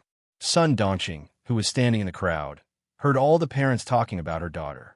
She couldn't wait to rush up and fight with them. If Yi Zhixiang didn't stop her, she probably would have gone up. "Sister-in-law, if you fight now, don't even think about going in later." Yi Zhixiang held her back tightly, afraid that she would make a wasted trip again. Thinking of old Madame Ye's advice, she hurriedly comforted her. "Why are you arguing with them? They're talking about other people. What can we do? We're not looking for anyone else today. We're only looking for Yi Qian. Sister-in-law, if you can't hold it in, you won't even be able to enter the school, let alone look for that wretched girl." Son Dongqing was so angry that her chest heaved up and down. A bunch of foul-mouthed idiots. Do they think their daughters and sons can pass the exam? Bah! Both of them failed the exam. Her voice had always been loud, and she didn't bother to hide her anger. Yi Zhixiang didn't have time to cover her mouth before Son Dongqing started cursing. When the surrounding parents heard this, their faces were all filled with anger. Whose parent was this? A dog's mouth can't spit out ivory. Ignore her. One look, and I can tell that the child at home is a disappointment. Hearing us chatting happily, she's unhappy and wants to vent her anger. Who do you think you are? Your mouth stinks. Her child is the one who failed. That's right. If you're unhappy, then go home and stay there. Why did you come out to embarrass yourself? One after another, Son Dongqing, who was originally burning with anger, could no longer hold it in. She directly scratched the face of the parent closest to her. "Shameless thing. See if I don't tear your stinky mouth apart. Someone's fighting. Someone's fighting. Quick, open it, open it. Pull them apart. Police, where are the police? There's a fight here. There's a fight here." On the third day of the college entrance exam, the main gate of the school was very lively. There was actually a parent beating someone up. Cause unknown. The main entrance of the school was bustling with activity, but there were also parents discussing this matter at the back entrance. After such a big incident, how could they not talk about it when they gathered together? Not being able to take the college entrance exam for 3 years is indeed quite tragic. The T6 combatant who had been with Xia Jinyuan for 3 consecutive days sounded rather regretful. He sighed and said, "That little girl is too evil. It's only right that she be taught a lesson. Otherwise, she'll really think that she's invincible in the future." He sounded rather regretful, but when he finished speaking, it was as if an icicle had shattered. It was cold and heavy. Chapter 12:27. Xia Jinyuan and Yi Qian did not mention Yi Ying. Knowing the result, there was no need to mention her. This kind of person did not deserve to appear in their conversation. He replied indifferently. Sooner or later, you'll have to pay for what you did. Being disqualified from the college entrance exam for 3 years is not a big deal. Unfortunately, he did not have anything on Yi Jifan. Dealing with Yi Ying was a piece of cake. The only person Yi Qian really wanted to deal with was Yi Jifan. Thinking of Yi Jifan, Xia Jinyuan's eyes turned cold. Even Xia Yue was surprised by how fast he was promoted, but they could not find anything wrong with it. A provincial cadre who had been promoted solely based on his personal achievements had a clean resume that couldn't be any cleaner. The only suspicious thing was that Yi Jifan was always able to coincidentally come across major events that could have contributed to his career. For example, when he was promoted from the city to the provincial office, he was able to handle the massive ice storm properly and reduce the country's financial losses. He was promoted to the provincial office because of this one ice storm. Being too clean was also problematic. At the same time, it made him feel alarmed. He could tell that there was someone secretly helping Yi Jifan. Until Yi Qian came out, Xia Jinyuan was still thinking about how to make a hole in Yi Jifan's clean resume to find out who was helping him. In response, Yi Qian smiled and said, "Don't worry. Even if we find out who it is now, I can't do anything about it. The most important thing is to build a good foundation." With Yi Ying's disqualification, Yi Jifan would probably keep quiet and not dare to make any moves. Yi Qian did not know about what happened at the front gate of the school. After leaving the school, he got into Xia Jinyuan's car and went back to visit Uncle General. After a few hours of apologizing, Yi Jifan finally reached a private settlement with the parents and settled the matter with money. When old Madame Yi found out, she was so angry that her ribs hurt. Idiot, idiot! Who told her to cause trouble for that wretched girl? Look at her. She's so stupid that she didn't even enter the school gates and fought with her parents. Idiot! How could there be such a stupid thing? I couldn't persuade him no matter how hard I tried. He even scratched me. Yi Zhixiang covered her face and glanced at the door of the ward. She said softly, "Mom, Yazu said that we should go back to the countryside before second brother can react." They couldn't let him know that they were the ones who instigated son Dongxing to go to school. Old Madam Yi happened to be annoyed by staying in the hospital. In addition, there seemed to be no movement on Ho Zi's side, so she also had the idea of returning to the countryside. Well, it's not peaceful recently. Let's go back to the village and take it as a distraction. Therefore, when Yi Qian and Xia Jinyuan drove back to Shuka village, Sun Yaozu also drove old Madam Yi back to Shuka village. The village was not as lively as the city, but it was more peaceful. Looking at the starry sky, Yi Qian, who was lying on a bamboo chair, said to Uncle Jen with a smile, "When Principal Chun comes back, you can play chess and fish with Principal Chun every day." Good. It's good that he's back. Your Uncle Chun has been running around his whole life and worrying about you for so many years. It's time for him to retire. Uncle Jen sipped his tea, his kind smile never disappearing. He looked at the girl with a satisfied expression and smiled slightly. You have to be more careful when you're outside in the future. Don't let your emotions affect your decisions. I think Major Xia, who came back with you, is a reliable person. With him taking care of you, your Uncle Chun and I can rest assured. But you have to know that relying on others is never as good as relying on yourself. Only by working hard on your own can you have a foothold. Those who truly care about you won't always spoil you or spoil you, but will remind you when you're in the prime of your life. Uncle Jin was like that. He never forgot to remind Yi Qian. Chapter 1228. Yi Qian and his granduncle were looking up at the starry sky as they chatted. Xiao Jinyuan, who had gone to the army to meet his old comrade, was also looking up at the starry sky as he chatted with political commissar Yan. The more important Yi Qian is to the military, the more responsibility she will have. I'm just afraid that she won't be able to handle it at such a young age. Political commissar Yin said with a mixture of worry and joy.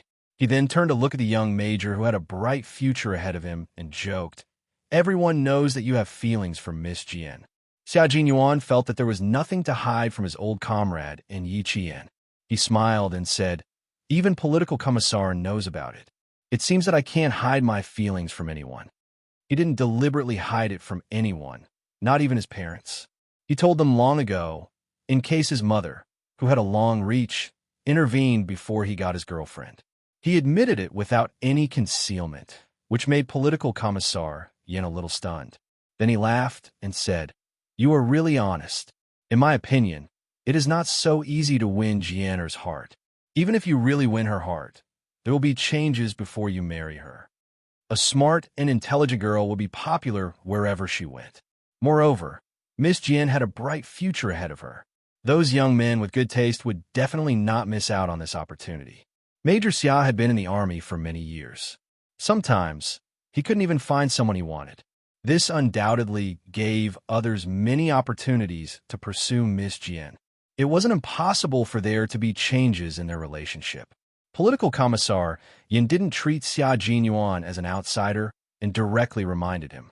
In fact, the meaning behind his words was very obvious. If he wanted to be with Yi Qian for a long time, it would be best to settle the matter first to avoid complications. There will be changes if I don't marry her, and there will also be changes if I marry her. It depends on the person. Xia Jinyuan's smile spread from the corners of his mouth to the tips of his eyebrows, revealing his reserved confidence. I'm different from Yi Qian. We will be lovers in the future, and will also be comrades. Political commissar, when the time comes, you can wait to attend our wedding banquet. Political commissar Yin was naturally happy to see this happen. He also felt that the two were indeed a good match. The man was handsome and the woman was intelligent. They had known each other for many years and knew each other very well. If they could really get together, they would be happy. "Sure, I'll be waiting for your wedding invitation." As they spoke, they talked about when they would be leaving. Then, they asked about Yi Qian's college entrance examination, as if they were his elders. "When the college entrance examination results are out, Yi Qian and I will leave. It should only take about a week." Xia Jinyuan answered them one by one, and his tone was rather respectful. Her grades have always been good, and she has a good chance of getting into the National University of Science and Technology. The military is also waiting for her score to be released. When the time comes, there will be a series of arrangements. He didn't directly mention the specific arrangements, but political commissar Yin could tell that Yi Qian's future path would be much smoother than it was now. A gratified smile appeared on his resolute face as he sighed. "Little girl, Jian has finally made it. Even if the days from now on are bitter, she will be willing to suffer. If you really manage to win her heart, you must treat her well and love her. She suffered a lot when she was young, and her mind is sharp. If you do something wrong to her in the future, it will be in vain even if you sincerely repent." At the mention of this, Xia Jinyuan's face became serious, and he said solemnly, "Don't worry, that day will never come." He had seen her suffer. At first, he was attracted by her fearless gaze, then he was interested in her tenacity, and finally, he was surprised by her intelligence. As the days passed, he was attracted to her day by day.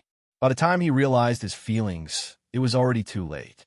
It was so late that he couldn't restrain himself no matter how hard he tried. He could only let nature take its course. Chapter 1229. Yi Qian was hard to win over, but he had the most say. After her resistance, indifference, and avoidance, and the fact that they hadn't seen each other for almost a year, he finally chose to take the initiative. Now that she finally relented, he felt like he had taken a bullet. How could he bear to let her be sad? The night grew darker, and dark clouds covered the stars in the sky. In the middle of the night, it started to rain, and it didn't stop until 5 o'clock in the morning the next day. Yi Qian, who was used to waking up early, prepared mung beans and plain porridge for Uncle Jin since she couldn't do morning exercises. She was waiting for him to wake up. Old people weren't used to waking up late, and when they heard the rooster crowing, they didn't feel sleepy anymore. When Yi Qian was preparing breakfast in the kitchen, Uncle Jin walked out of the peach forest with a fishing rod and went to the 2 ponds in the middle of the village.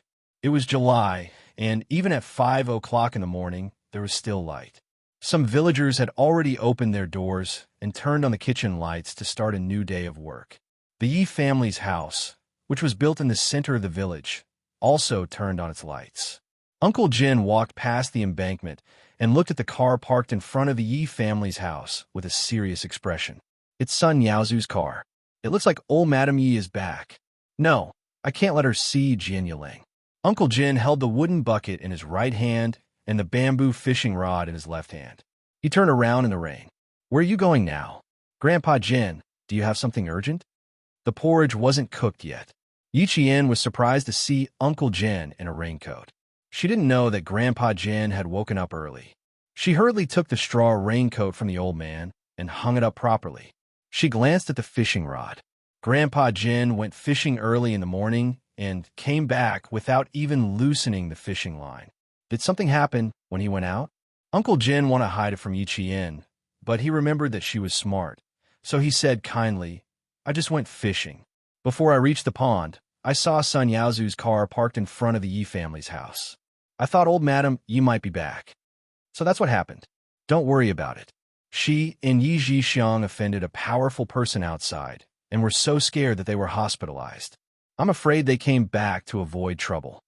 Yi Qian's smile was calm, and there was nothing strange about it. Don't worry. Don't worry about the Yi family. People like them are a waste of time. It's best to ignore them. She did not mention that old Madam Yi had looked for her before and caused a lot of trouble. You've already said that my father isn't her son. When my father was still alive, he had already repaid her kindness. As for me, firstly, I didn't eat her food. Secondly, I didn't use her food. She wants to put on airs in front of me. Heh, she really can't put on airs. Yi Qian's attitude towards the Yi family was very firm. He would never lower his head to them. After a while, old Uncle Jin gently patted Yi Jian's hand that was supporting him. He looked at the girl who had grown into a beautiful girl who was stronger than her mother with a kind gaze. There was a hint of comfort in his voice. It's good that you think this way. Old Madam Yi is nothing to be afraid of. She's old and doesn't have much time left. It's right not to be calculative with her. You have to guard against Yi Zhifan, but you can only guard against him now. You can't do anything. He's a person who cares about his career. Before you have absolute confidence, you can't act rashly. Otherwise, you'll get yourself into trouble. Chapter 1230. The kitchen in the village was large and covered with black tiles. Smoke rose from the cracks of the tiles when the fire was lit. Yi Jian added 2 pieces of firewood to cook the porridge in the casserole. The fire shone on her face, but the warmth of the fire did not melt the coldness in the depths of her eyes. She pursed her lips and replied softly, I know. They don't dare to mess with me now, and I won't hold on to them. I don't want to waste all my efforts if I can't pass the background check. Uncle Jin, who was sitting in a chair, stared at the girl that he and Qin Dongfeng had trained. He coughed deeply and showed a rare look of seriousness on his face.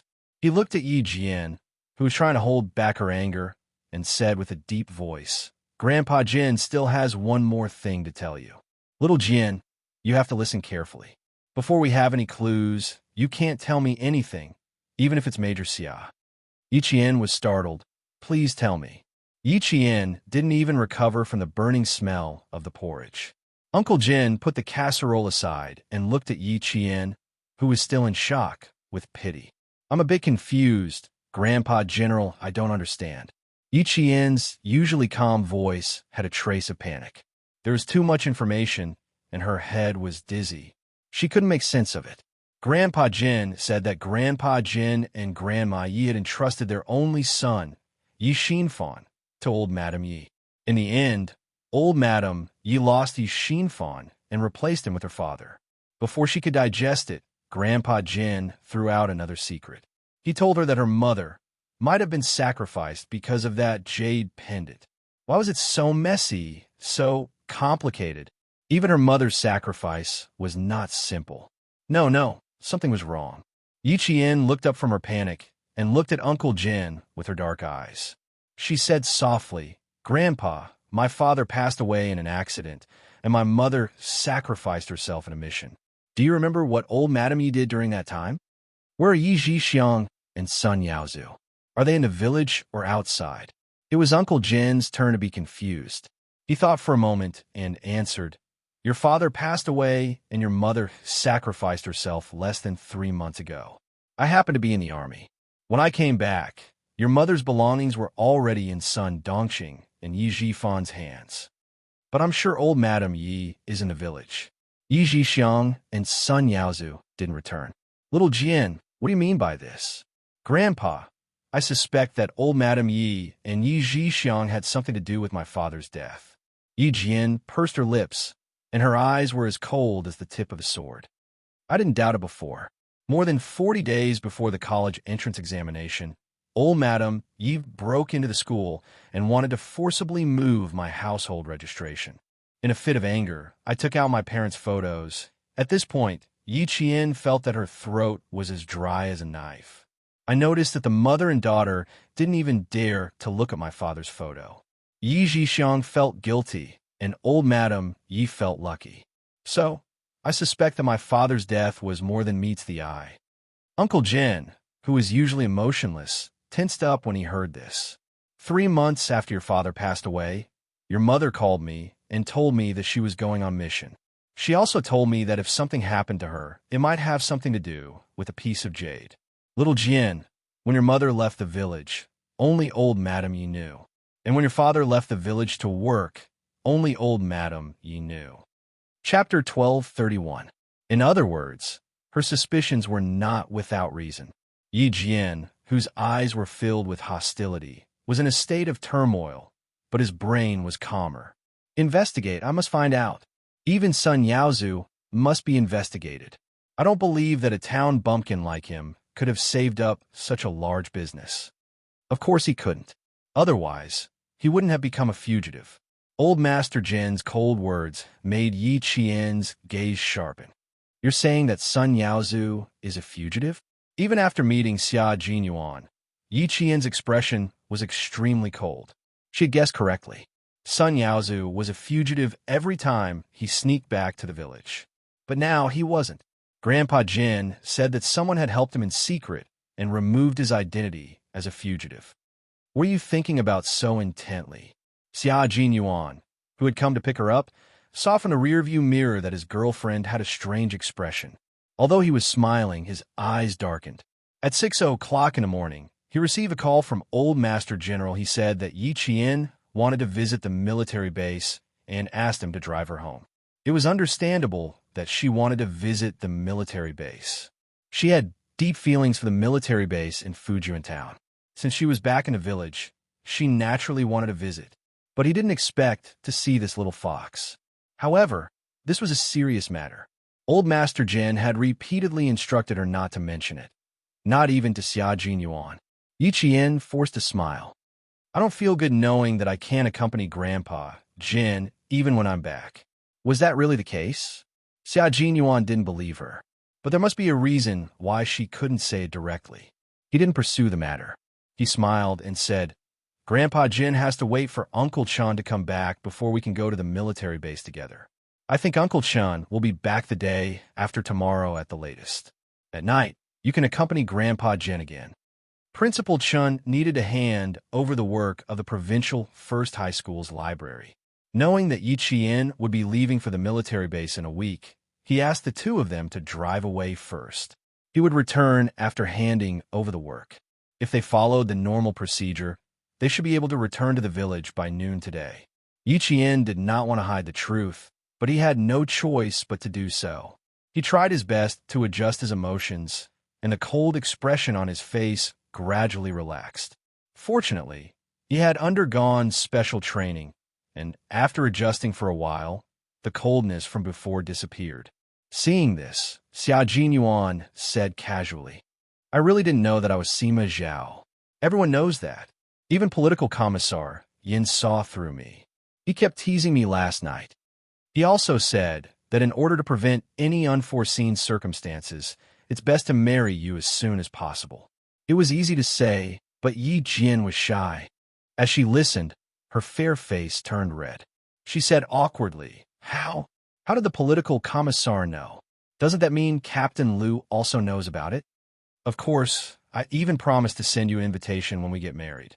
His 8 characters had just been revealed, but he was already thinking so far ahead. Yi Qian glared at him. Hearing his low voice, he relaxed. The day after tomorrow, Yi Qian waited for Uncle Jin and Principal Chun to come over. He also heard another big news. Yesterday, old Madame Yi suddenly suffered a stroke and collapsed. The hospital said that she would not be able to move her limbs in the future. Her mouth was crooked, and she needed to be taken care of. Yi Jian's lips curled up slightly. This was retribution. However, Yi Qian quickly threw this matter to the back of his mind. The military already knew about her score, and they asked her to pack her luggage immediately. Oh, she didn't even need to pack her luggage. She just needed to take the relevant documents and go with Xia Jinyuan to the naval base in the southernmost part of the country. The first page of a new chapter was opened. Chapter 1232. Shuku village had already become Yi Qian's harbor. Every time he left, he would see Uncle Jin standing at the edge of the village, watching him leave. He missed his hometown even before he left. In the past, Uncle Jin stood alone at the entrance of the village. Now that Uncle Chan was by his side, Yi Qian couldn't help but smile with tears in his eyes. I'm afraid I won't have many chances to come back in the future. Yi Qian wiped away the tears that were about to seep out of his eyes when he couldn't see the two elders anymore. He said sadly, I wonder if I can come back once a year?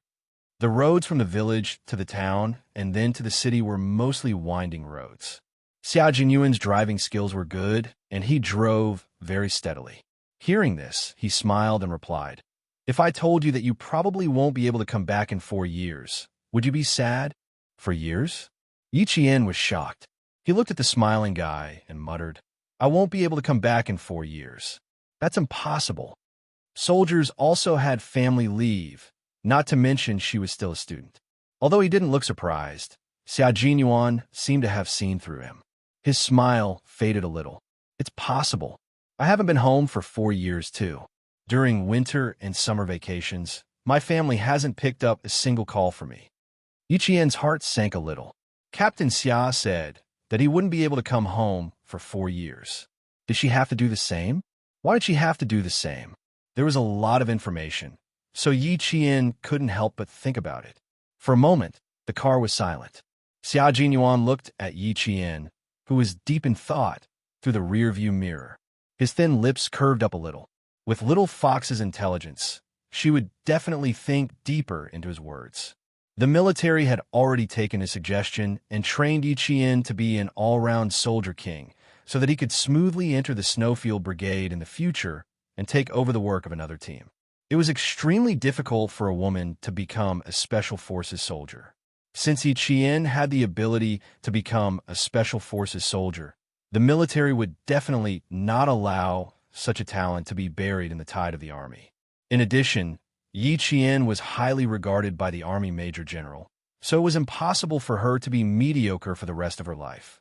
Yi Qian's magnificent military career was already beckoning to him. He drove quietly with a calm expression. Yi Jian, who was deep in thought, gradually became serious. She seemed to be thinking of something and looked at Xia Jinyuan thoughtfully.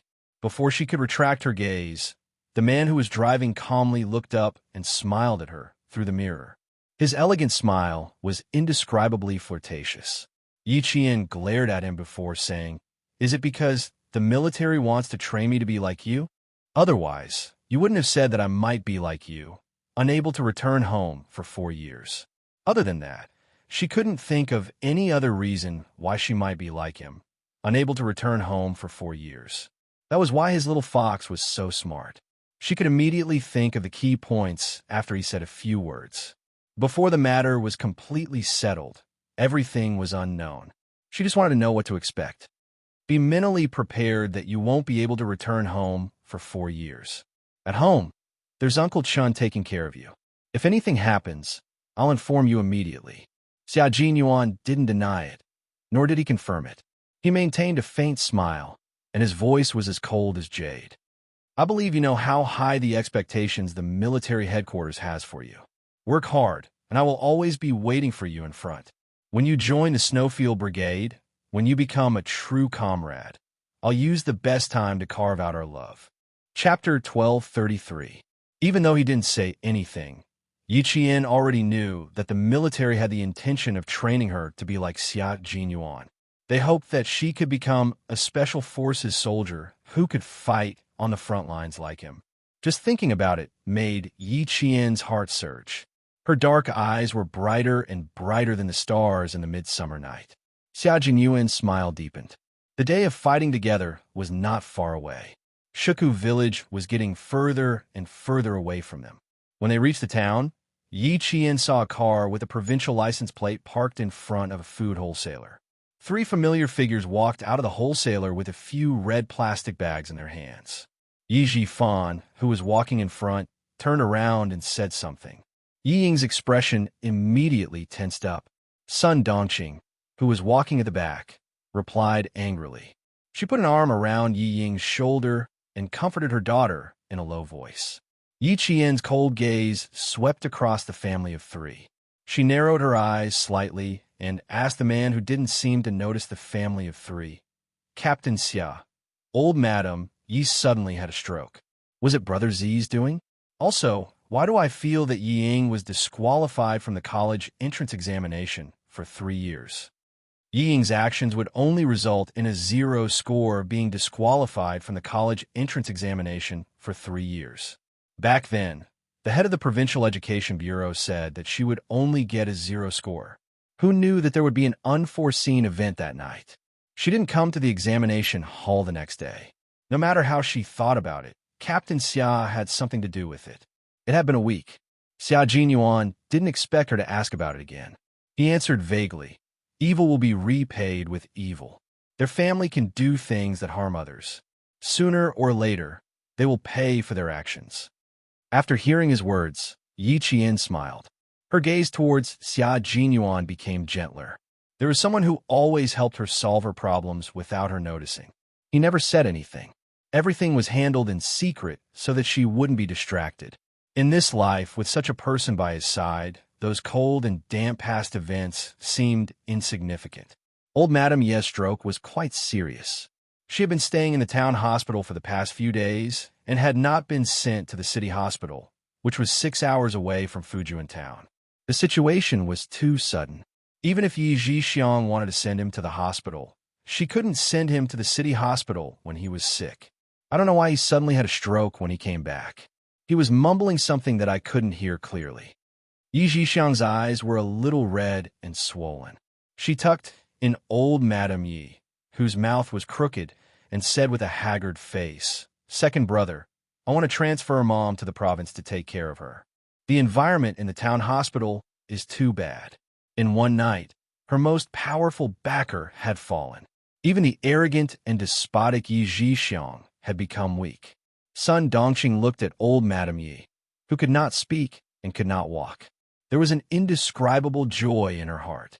She replied sarcastically, "Your house is big, and Mom has been worried about you for a lifetime.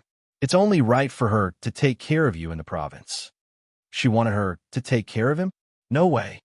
Second sister-in-law, don't be sarcastic. You're also responsible for Mom's stroke. Don't try to get away with it. Yi Zhixiang had never been kind to Sun Dongqing. Yi Zhixiang, you're the one taking care of her. It has nothing to do with me. You want to blame it on me? No way. Sun Dongqing, who was not to be outdone, immediately retorted, "You used to make things difficult for me. Now that something has happened, you're thinking of me. Yi Zhixiang, do you think I'm still as easy to bully as before?" Chapter 1234. Less than 2 minutes after entering the room, the sister-in-law and sister-in-law started arguing. Although old Madame Yi could not speak or move her legs, her mind was clear. When she heard the argument, she spoke in a hurried and incomprehensible tone. Her eyes were locked on Yi Zhifan's face, and her hands, which could still move, were knocking on the bed. She was hinting for Yi Zhifan to stop the fight. Yi Zhifan glanced at her. He knew that she wanted to talk to him, so he looked at Yi Zhixiang coldly. "Mom is in this state, and you're still in the mood to argue with your sister-in-law? Sun Yaozu has already made arrangements at the hospital in the provincial capital. I'll take you and Mom there." "Who's arguing with her? Did you see that she cared about Mom?" Yi Zhixiang replied fiercely. Then she remembered old Madame Ye's advice. She raised her hand to brush her hair and softened her voice. "Mom is sick, and I'm anxious and angry. Brother, don't take it to heart." Even she knew to lower her head. Yi Zhifan twitched the corner of his mouth and said calmly, "There's no cure for a stroke. We can only take it slowly and see if it gets better. She can't walk or use a wheelchair, but it's a big deal that she can't speak. Look, I can't even hear what Mom wants to say now. Old Madame Yi, who could not speak, heard him. Her eyes were filled with venom, and her voice became louder and louder. Saliva even dripped from the corner of her mouth. Ying frowned when she saw her stomach churning. She looked away. She did not want such a person in the house. Yi Xiang held old Madame Ye's hand and took a notebook from the bedside table. She stuffed a pen into old Madame Ye's hand. Mom, write this for Brother Tingrui. Old Madame Yi, who could still move her hands, wrote the word simple on the notebook with trembling hands. Then her gaze fell on Yi Jifan's face. Her face was so ferocious that it made Yi Ying's heart beat faster. I've been busy with Ying going abroad, so I'm not sure about Yi Qian's situation. You and Xiang instigated my wife to cause trouble at the school. Then something happened to her, and you ran back to the village. Yi Jifan said casually. He glanced at Yi Xiang, whose expression froze, and a hint of mockery flashed in his eyes. Now that something has happened, Xiang, you take good care of Mom. I'll come back to visit when I have time. This was something Yi Jifan had thought carefully before saying. As for Yi Qian, a vicious look flashed across his eyes. He muttered to himself for a while before continuing. Let's put Yi Qian's matter aside for now. Let's see which school she gets into first. By the time she got into university, it would be too late. Old Madame Yi, who couldn't speak, was so anxious that more saliva flowed out from the corner of her mouth. Her right hand, which was holding the pen, wobbled as she wrote a word that seemed to be broken. Then, she stared at Yi Jifan, waiting to see how he would answer her. Yi Jixiang secretly sighed in relief when she saw that Yi Jifan didn't come after her. She was really afraid of her second brother now. Yi Jifan picked up the notebook and looked at it carefully. Then he smiled faintly and said, Mom, you should ask Sun Yaozu for this kind of thing. He's good at murder and arson. I don't have that kind of ability. Kill Yi Qian? Old Madame Yi was really awe-inspiring. When old Madame Yi heard this, she pounded the bed with both hands. Her cloudy eyes were filled with indignation and anger. She couldn't speak or move. No matter how indignant she was, it was useless. Yi Jixiang was so angry that she gritted her teeth. She glanced coldly at the silent Yi Ying and sneered. No wonder you're not as good as Yi Qian. When something happened, second brother didn't even dare to take responsibility. He only wanted to push Mom to the wall. Now that Mom is no longer here, second brother is really quick to change his mind. Chapter 1235. Yi Jixiang. Sun Dongqing's reaction was intense. She couldn't bear to hear that her daughter was worse than Yi Qian. No matter how bad my daughter is, she's still better than your two troublemaking sons. Don't think you can bully me just because you gave birth to two sons. I'm not afraid of you now. Don't think I'm easy to bully. Second sister-in-law, you're so impressive.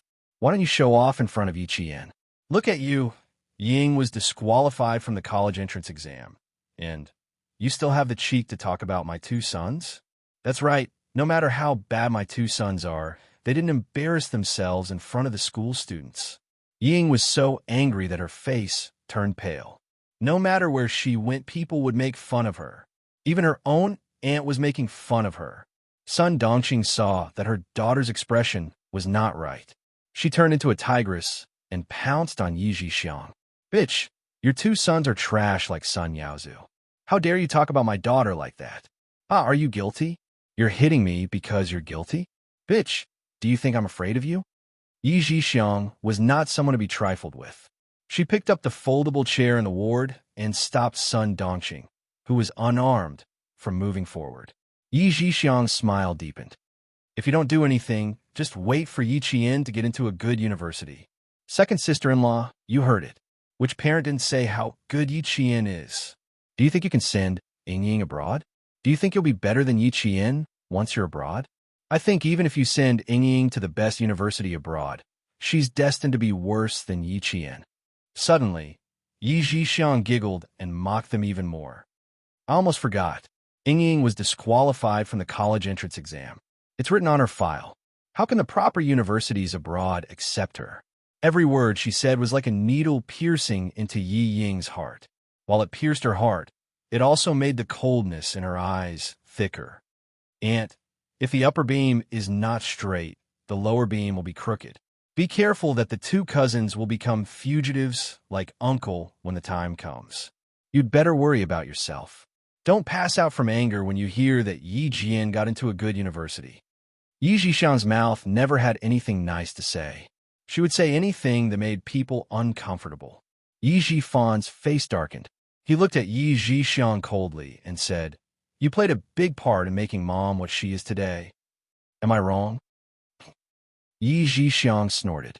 She could tell that no matter how close her mother was to her second brother, the cold-hearted second brother would never be close to her. Sun Dongqing was furious because she wasn't wrong. She glared at her sister-in-law who had never given her a good time for more than 10 years. Sun Dongqing said fiercely, "Every dog has its day. Yi Zhixiang, I'll wait for the day when you beg my family." Even now, Sun Dongqing still couldn't accept that Yi Qian was better than Yi Ying. She even comforted her daughter like this after leaving the hospital. "Don't listen to Yi Zhixiang's nonsense. Even if Yi Qian takes the college entrance exam, she won't be able to get into a good university. When the time comes, go and give her a good scolding. Don't let her be so brazen." After saying this in the afternoon, she was slapped in the face on the afternoon of the third day. A student from the provincial first high school who lived in the same building went home and told his parents that Yi Qian was the only girl in the province who was admitted to the National University of Science and Technology. He also said that she was not only the top scorer in the province, but also the top scorer in the country. The entire provincial capital was in an uproar. Ying was dumbfounded when she heard this. Chapter 1236. How is that possible? There must be a mistake. How could that wretched girl be the top scorer in science? There must be a problem. Old Yi, there must be a problem. Call and check. We need to check her score. Sun Dongqing, who had returned home in the provincial capital, could not accept it. How could a wretched girl, who had lived in her daughter's shadow for a long time and was inferior to her in every aspect, achieve such good results? It's fake, it's fake. It must be fake.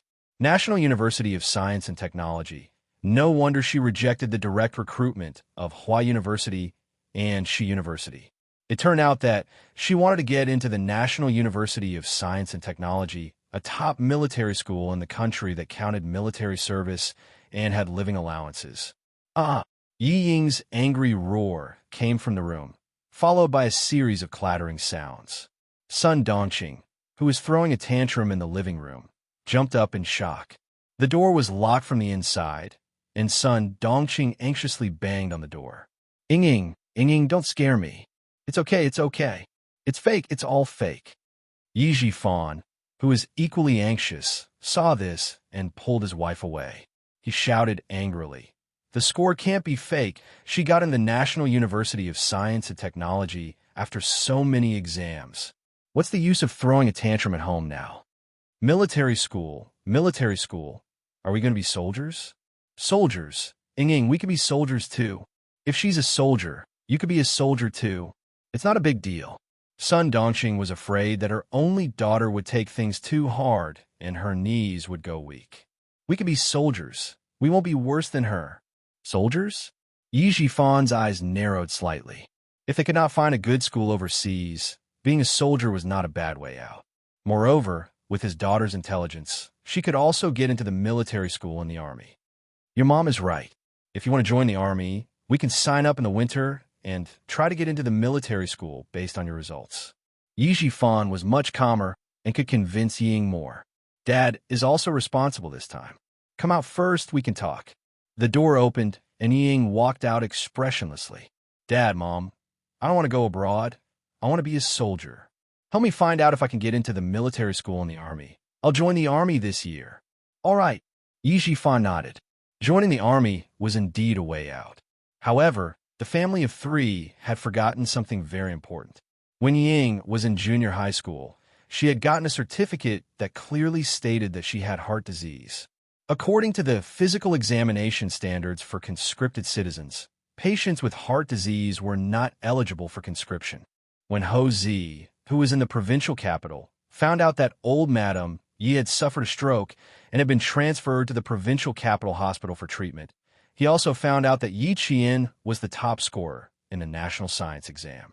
He called Xia Yiwei, who was no longer as cold to him as before. I heard that Yi Qian got into the military academy and is the top scorer in the national science exam.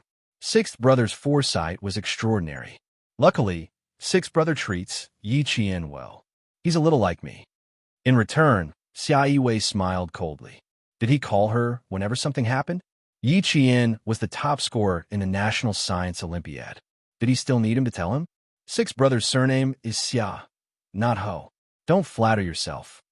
With that, she hung up the phone. It was as if she was tired of talking to him. Hosey gripped his phone and smiled bitterly. Once a woman hardened her heart, it was really heartless. Who asked you to think that she will always be your woman? Now that she's not with you, you can continue to shamelessly pursue her. Hosey put away his phone and looked determined. He only had Xia Yiwei, and he would only pursue her. Chapter 12:37. After Xia Yiwei hung up, she immediately called Xia Jinyuan. Listening to the airport announcer's voice from the phone, Xia Yiwei said in a deep voice, "Old Madam Yi has suffered a stroke and is in the hospital. Shouldn't you and Hosey stop?" Xia Jinyuan, who was preparing to board the plane, smiled and said, "I stopped a long time ago. You can ask Brother Z if he stopped. I can't talk to you anymore. Yi Qian and I are preparing to board the plane." "You are now." Xia Yiwei's voice came from the phone. Xia Jinyuan's expression was normal as he hung up the phone. He had to admit that the two siblings hung up at a similar speed. Yi Qian, who was walking with a map of China, saw this and frowned slightly. Sister Yiwei didn't say anything. "Why did you hang up?" Yi Qian, who knew her results, was very calm. After the exam, she knew her results and knew that she would have no problem getting into the National University of Science and Technology. When she heard the exact news, she was only stunned for a second. Hard work pays off. She finally took a symbolic step forward. Now that she had calmed down, she held the map of China that she bought at the airport and looked at it from the north to the south with great interest. It's not convenient for me to say anything about her and Brother Z. I can only hang up. Xia Jinyuan, who didn't want Yi Qian to know too much, calmly changed the topic. "The map only shows 9 sections of the sea in the south. The place we're going to isn't on it." Yi Qian didn't ask further when she heard that it was a personal matter. Her slender finger pointed at the blue area on the map, and she smiled peacefully. "Although I can't see it, I know a little bit. I don't want others to ask me about the latitude and longitude of the place we're going to." Li Jinyan doesn't care about superficial things. He only cares about personal results. Xia Jinyuan held her hand and walked into the cabin together. They found a seat and sat down. "If you want to know more, let's go to the reference room tonight." The noon flight would take 2.5 hours to reach the airport. Then, they would need to take a 3-hour car ride to reach the port that led to the base. Then, they would need to take an hour to reach the base by boat. They would only arrive at the base at around 7 in the evening. The sky was blue and the sea was magnificent. A few rubber boats brought the first batch of eliminated soldiers back to the shore.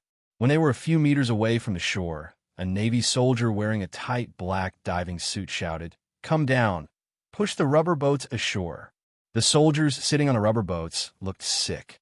They looked sickly and weak. Some of their lips were pale and bleeding. Small wounds on their lips were bleeding from the sun.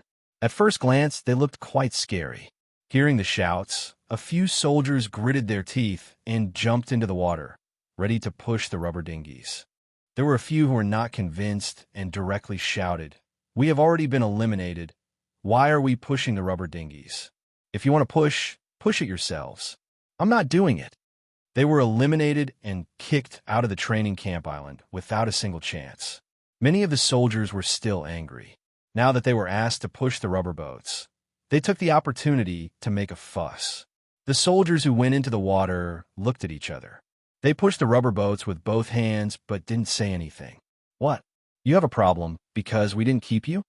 The Storm Amphibian Frogman Commando who spoke jumped directly from the rubber boat into the salty and bitter seawater. His gaze was as cold as the ripples on the surface of the sea, and his voice was as sharp as a blade. Children playing house? Let go if you're not satisfied. Not bad, you have guts. Chapter 1238. The commando grinned, his white teeth gleaming under the sunlight. It's pointless if you don't push me. Take care of yourselves.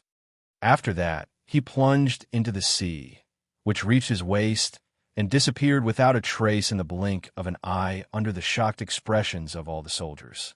He's gone? He's gone. What should we do? The few eliminated soldiers who still wanted to resist and get off the boat were all dumbfounded. They jumped off the rubber boat one after another, and two of them even tried to chase after him. Someone pulled them back and said helplessly, "We can't catch up. They're real water ghosts. We can't catch up." The mysterious and dangerous deep-sea diving was a common occurrence for real water ghosts. Sometimes, even without equipment, they could dive 15 meters down in an instant without any problem. When they plunged into the water, the speed at which they swam down in 1 second was equivalent to the speed at which they swam out in 10 seconds. It was impossible for them to catch up. Seems like there's a wave? Quick, push the rubber boat up. Without a water ghost to guide us, none of us will be able to reach the shore. The waves came as they wished, one after another, as if they had calculated the time. For a moment, all of them jumped into the water like dumplings and began to push the rubber boat.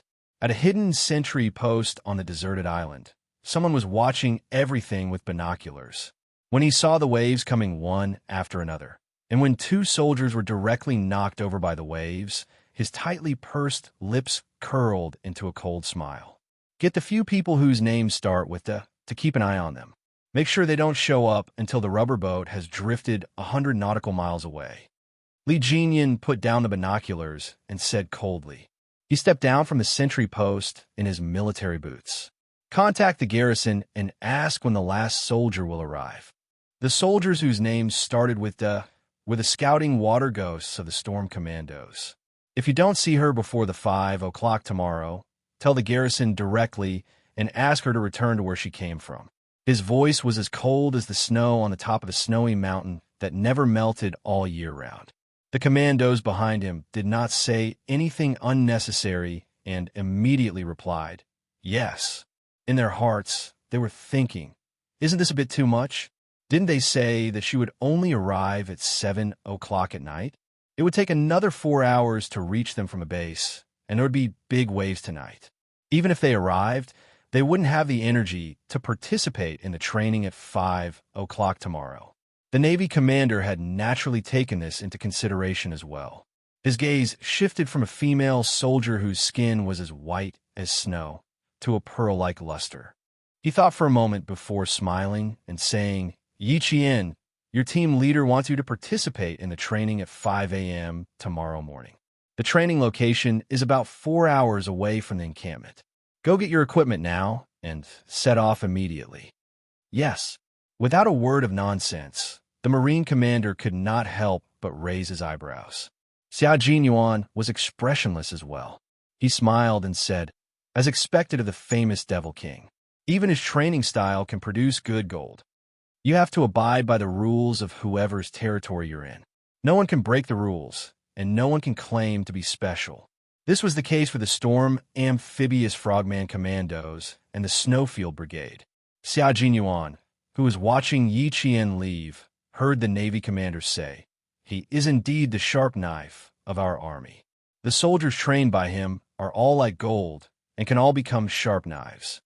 Since the army sent Yi Qian to our naval base, as long as she is not afraid of hardship and fatigue, we will definitely not let her down. When the time comes, we will be waiting for you to review the results. The Major General believes in the Devil King's ability. Before I came, the Major General even smiled and said that if there was a chance, he would like our detachment to compete with the Devil King's commandos. How could his little fox be afraid of hardship and fatigue?" Looking at her